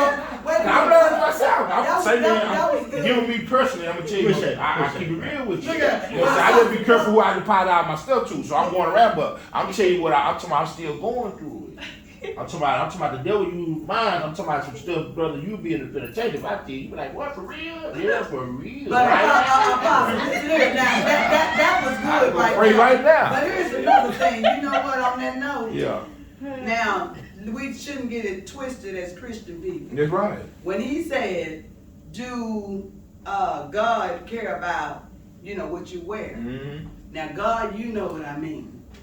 But my ex-husband used to tell me, you're not married to God. In the spiritual realm, you are, but I'm talking about in the flesh, you're not married to God. You're married to her. Right. So you're going to seek to please God first, but you got to seek to please her. And I want to say this on this note. Whatever loose on earth should be loose in heaven. That's true. Yes, and that's right. And this is a lot of issues going on. Like when we look on Facebook, sometimes my spirit get vexed because all you see is seem like, how they have desperate housewives? Yeah. We got desperate women. That's it. They don't perform. All they talk about is, I want a man, I want a husband, and they talk about giving you all these ways to please the men. That's what I'm telling you. But it works both ways. They require of you, and they ain't got no requirement I'm for glad you themselves. don't have Man, any we little ain't kids gonna in do here it just together. like this here. Men, I believe, I could be wrong, they look on the outside. They want a beautiful woman.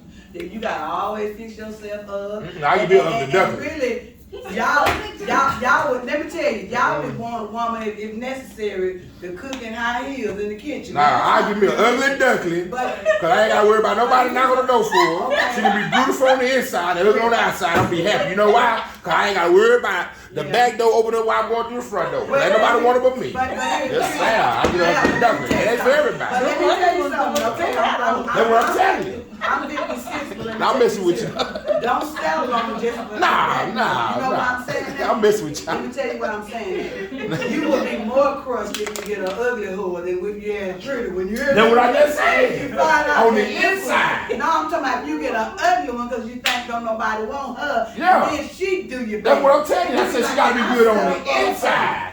But what I was The inside means she ain't gonna do all What that. I was back saying to him, my last note I want to say is this. Men, y'all have to keep yourself up too. It's not all about how you want the woman to look. Men get older, they let their stomach come out, they don't never get them no new underwear when they come to bed. And You know what deep. saying? He done let himself go. Ain't out of there. You need some delivery. Come on, somebody. I want to sex in my drawers and everything. You want, come here, baby. Come here. I want, come here. Yeah, I just trying to hit none of that. I'm be old and still fine. He You know laid in what bed looking like big fat Billy. I know what you're talking about. He done let himself You go. want her to come out in G-strings and all this. Yeah. And we getting old and we get tired too. That's why both of y'all need to go back to the gym then. We want to see something new sometime too. That's what I'm saying. I mean, I can dress when I want to. Yeah. But do it It sometime. wasn't about his dressing because the thing of it is when I met him in church and he told me his position, my thought process. Yes, no, I know where you're going with that. I just what I tell you. I said, if you're in a position, you do that because other people watching you. I just told him, I caught that. What you said about that, that's But right. I know he a NWA. Yeah, you West Side Bang, that's why everything in the house shooting it on. But I know what you say. You say be a president because you got new kids. See, in church, I can understand it's new fruits. Yeah. It's called new fruits. You're right because I have my ears pierced. You see what I'm saying? And somebody else want to do it. The pastor said his little nephew said, I want to be like Brother Harris, get my ears pierced. That's what I'm trying to tell you. So I started wearing my So earrings. you gotta be careful. So what I'm telling you is, You know that there are some men, like I'm gonna say this on Facebook, I hope my son's gonna see it. But you know what? They was raised up about them all kind of name brand tennis shoes and all that. And that's all they wear. They ain't finna wear They no don't more. even want to wear no church shoes. no, So it's, you know what I'm saying? you didn't teach them that. That's their customized. But see, that's what's called adapting though. So I came from SJ 900s and Hannah down. So I ain't know nothing about no Chuck Taylors and no, what you call them dope man Nikes and Adidas. I didn't wear that. I got everything everybody else had. You know what I'm saying? But what I did, I took care of it. See, what they gave me, they felt like they didn't like it no more. I got it and they want it back. No, you didn't want them. You said you didn't want them. Now I went in there and primed them up, cleaned them, and got them all looking luscious. Now I'm stepping out. I look good in it. You feel what I'm saying? So it's how you handle the situation. What you were teaching him is, I want you to upgrade because you're in a position. It wasn't nothing wrong with that with your wife. A wife is a helpmate. She's not a slave. Okay, For number one. ask this question. Uh-huh. Who eats first? It's not fun. Y'all know I'm good. Who did what? Let me get out. Come on, man. Talk to me. I love to eat. I'm gonna get everything on the plate. Who eats first, the man or the children? I ain't supposed to be the kids at the house. I mean, that's what I raised. I mean, that's what You know I'm the head. Let the I'm gonna kids take care of my first. kids first. Especially if you got 10 of them. Get them full first. So if they hungry, you ain't gonna get no sleep no way. But that's not how we were raised. Nah, I know that. I They that's said what a I'm saying. man, they just said you fix the bed. The husband, When all that. grandmama and them was coming up, that was. That's yeah, the way they you- would, but I'm different. I come from the projects. But You know what I'm as saying? They nigga eat when all the my brothers. mama was Nigga now coming- feed us. With my We mama, gonna turn it was around always and her house. kids first. Yeah. She fed the What I'm kids talking about, I'm and from then the daddy Jets. got his plate. That's what I'm saying. I'm telling, listen, where I'm it's teaching, from? I'm speaking on both areas. I was taught that too, but where I'm coming from, when you got this old bootleg nigga over here, you know what I'm saying, he ain't paying no bills, he just laying it, you know what I'm talking about? He laying that down, he eating all the groceries, and we your children. But You know if what I'm you saying? married though, I'm saying. Now, if you married, that's honor. But even when I was married, by me being the what you call the kid, when I was in my man, they ain't like me saying stuff for it. I don't believe in it. So I just said, you know. And it might be whatever y'all. You know what I'm saying? do, But too. what she used to do is, she used to fit my plate, but I always thought about them because I'm looking at me as coming into being their life. So I want them to know they still first. I ain't over here taking over. You know what I'm saying? So it's go both ways. But I'm just saying, if you another dude, you get in with a woman, make sure them kids know that you respect them. You know, you got some dude come in, nigga, I'm messing with your mama, nigga. I'm taking over. Now you gonna get punched down up in here. You and now. You go to the store and get them groceries. I did. You gonna come and eat all the groceries? That's why I can't. I'm telling you what it is. Don't play about them groceries. I don't play about. You used to tell your mama. My mama, listen. I took care of my mom before she went to. My mom did 33 years in prison. But she'll tell you when she was in the streets doing her thing, I was her husband. Yeah, you weren't looking at my mama booty. You took care of her. I think boys are just like that. Because I have 3 sons. You used to have a mama. I think boys are just I know like she that. look good too. I'm a mama's boy. Bring like Jesus. See, so I'm And you know what? When I was dating and stuff, my sons were big like you. They was only 16. I was skinny though. I was dead as 15. thin. I just got like this. I was thin. I was thin. And my son told the guy one time, his son with a Pistol soda too. water, and he had that soda water a long time. Yeah. But when my son saw him, he still had. He said, "Say, man, how many of them you gonna drink?" That's right. And I said, "Look, you need to go upstairs." Yeah. Right in my company out. Yeah, he wasn't trying to hear it. He should have nigga run a game. He taking out the household. I just let him know up front, hey, I'm letting you know up front. Hey, I'm about my mama. If you got a problem with that, Yeah. and her boyfriend she with now, he don't talk to me that much no more. I let him have it. About my mama. Well, I guess because my children always been with me, and Yeah. I've always, my kids, I fix my kids. But there wasn't nothing wrong. This is what I'm saying. There's nothing wrong with taking care of your man. He'll provide. He doing. Cause I got done like that. Yeah. But when I'm saying me being a stepfather, yeah. But me, I'm looking at the point when I was little how I seen men take over the kid, take over the mama. You know what I'm saying? Like, nigga, I'm your mama, nigga. I'm with your mama, nigga. Well, those are silly women. I know that, but they did that because they was, you know that word, struck. Yeah. We're gonna say it like that. They were struck. Yeah. So they denied their kid. That's why you got a lot of kids say, well, mama, you put us on the back burner for your boyfriend.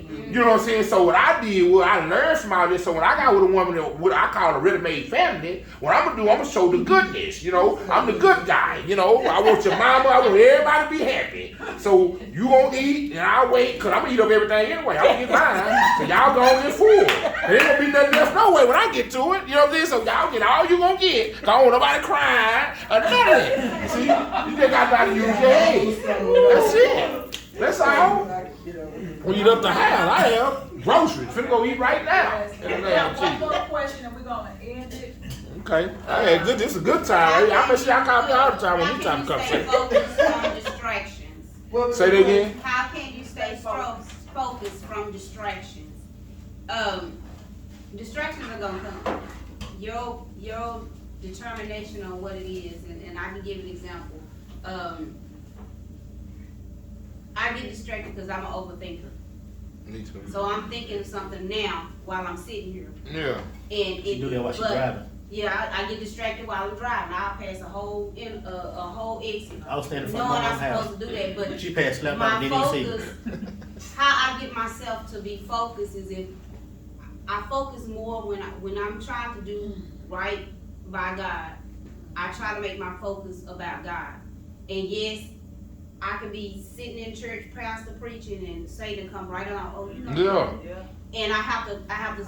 My thing now is I call on Jesus, and I say it loud.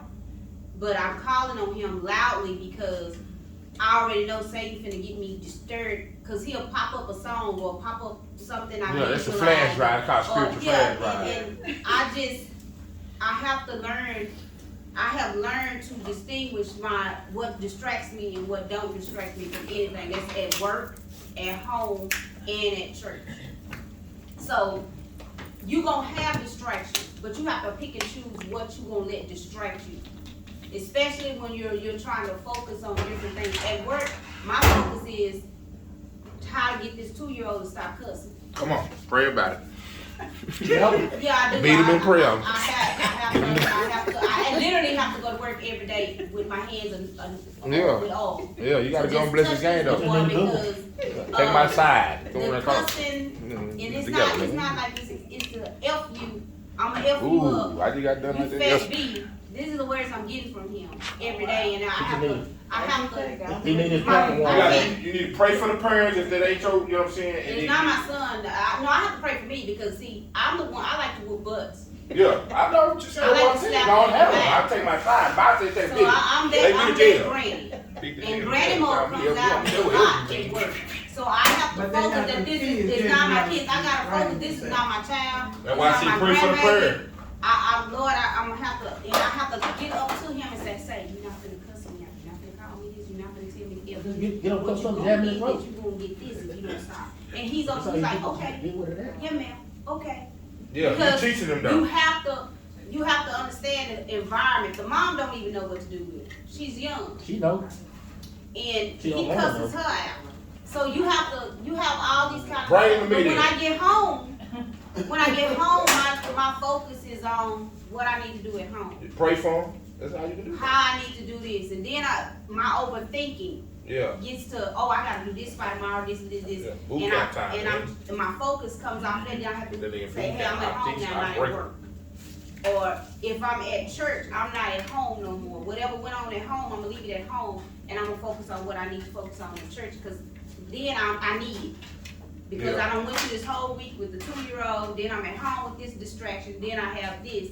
So when I get to church, the distractions that I had all week, I'm already talking to God and telling him, hey, this is what I had all week, I need something. And then bam, he give me a confirmation in a word. Because I listened, I stopped, I yielded to the stuff that I needed to focus on what God had for me. Because during that week, he already knew I was that's good. That's good. So so whatever distractions you have to just say, okay, God, I need. God gonna give it to you. So self-awareness. Yeah, you have to be aware. Become aware of what's distracting you. Yes. And then you have to kind of try to maintain the control. Yeah. You know, self-control. Self-control. That's the fruit of the spirit.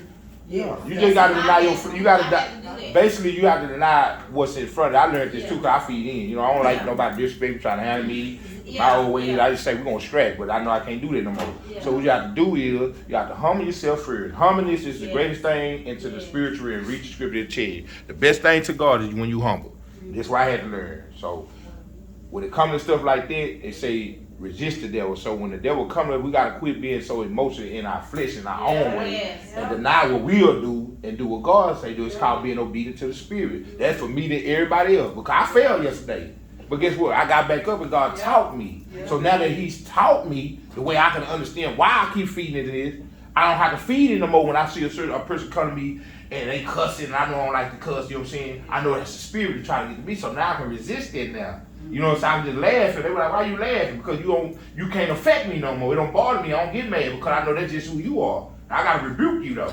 You see what I'm saying? So when God is spoken, He said, I don't hold you accountable for what you don't know. I hold you accountable for what you do know. This is why we gotta be careful and try to know too much at the wrong time.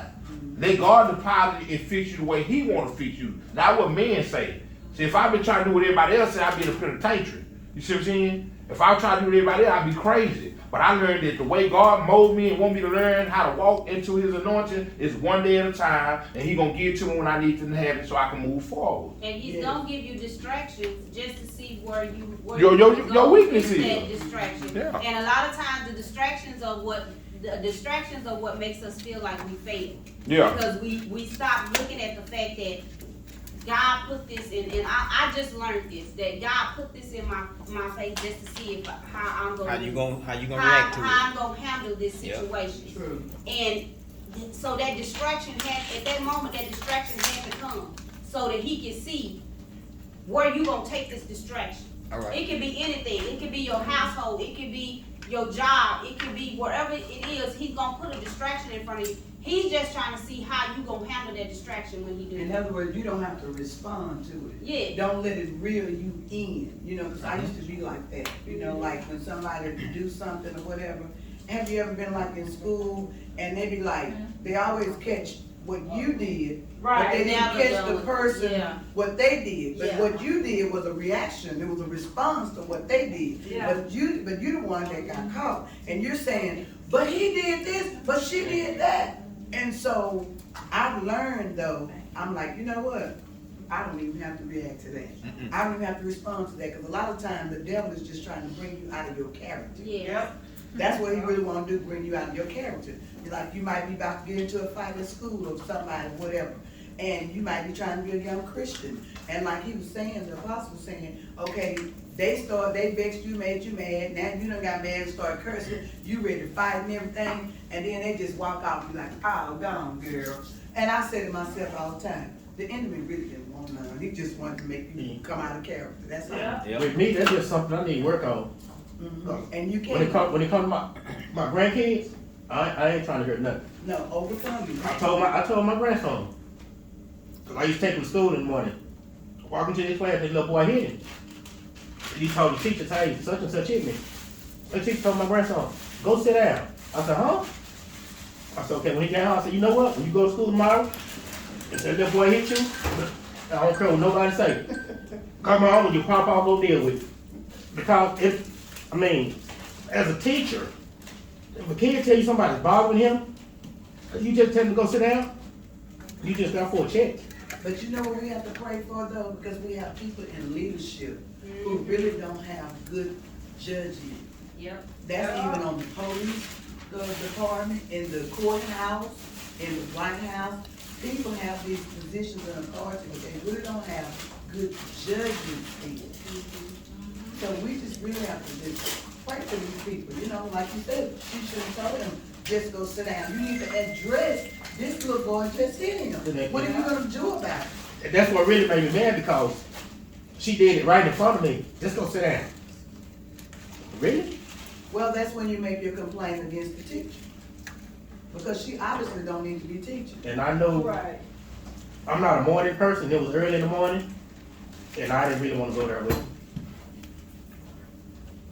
Yeah, she obviously don't need to be teaching. No, he's not at that school no more. So there's a lot of things that happen that people just seem like they don't have good judgment skills.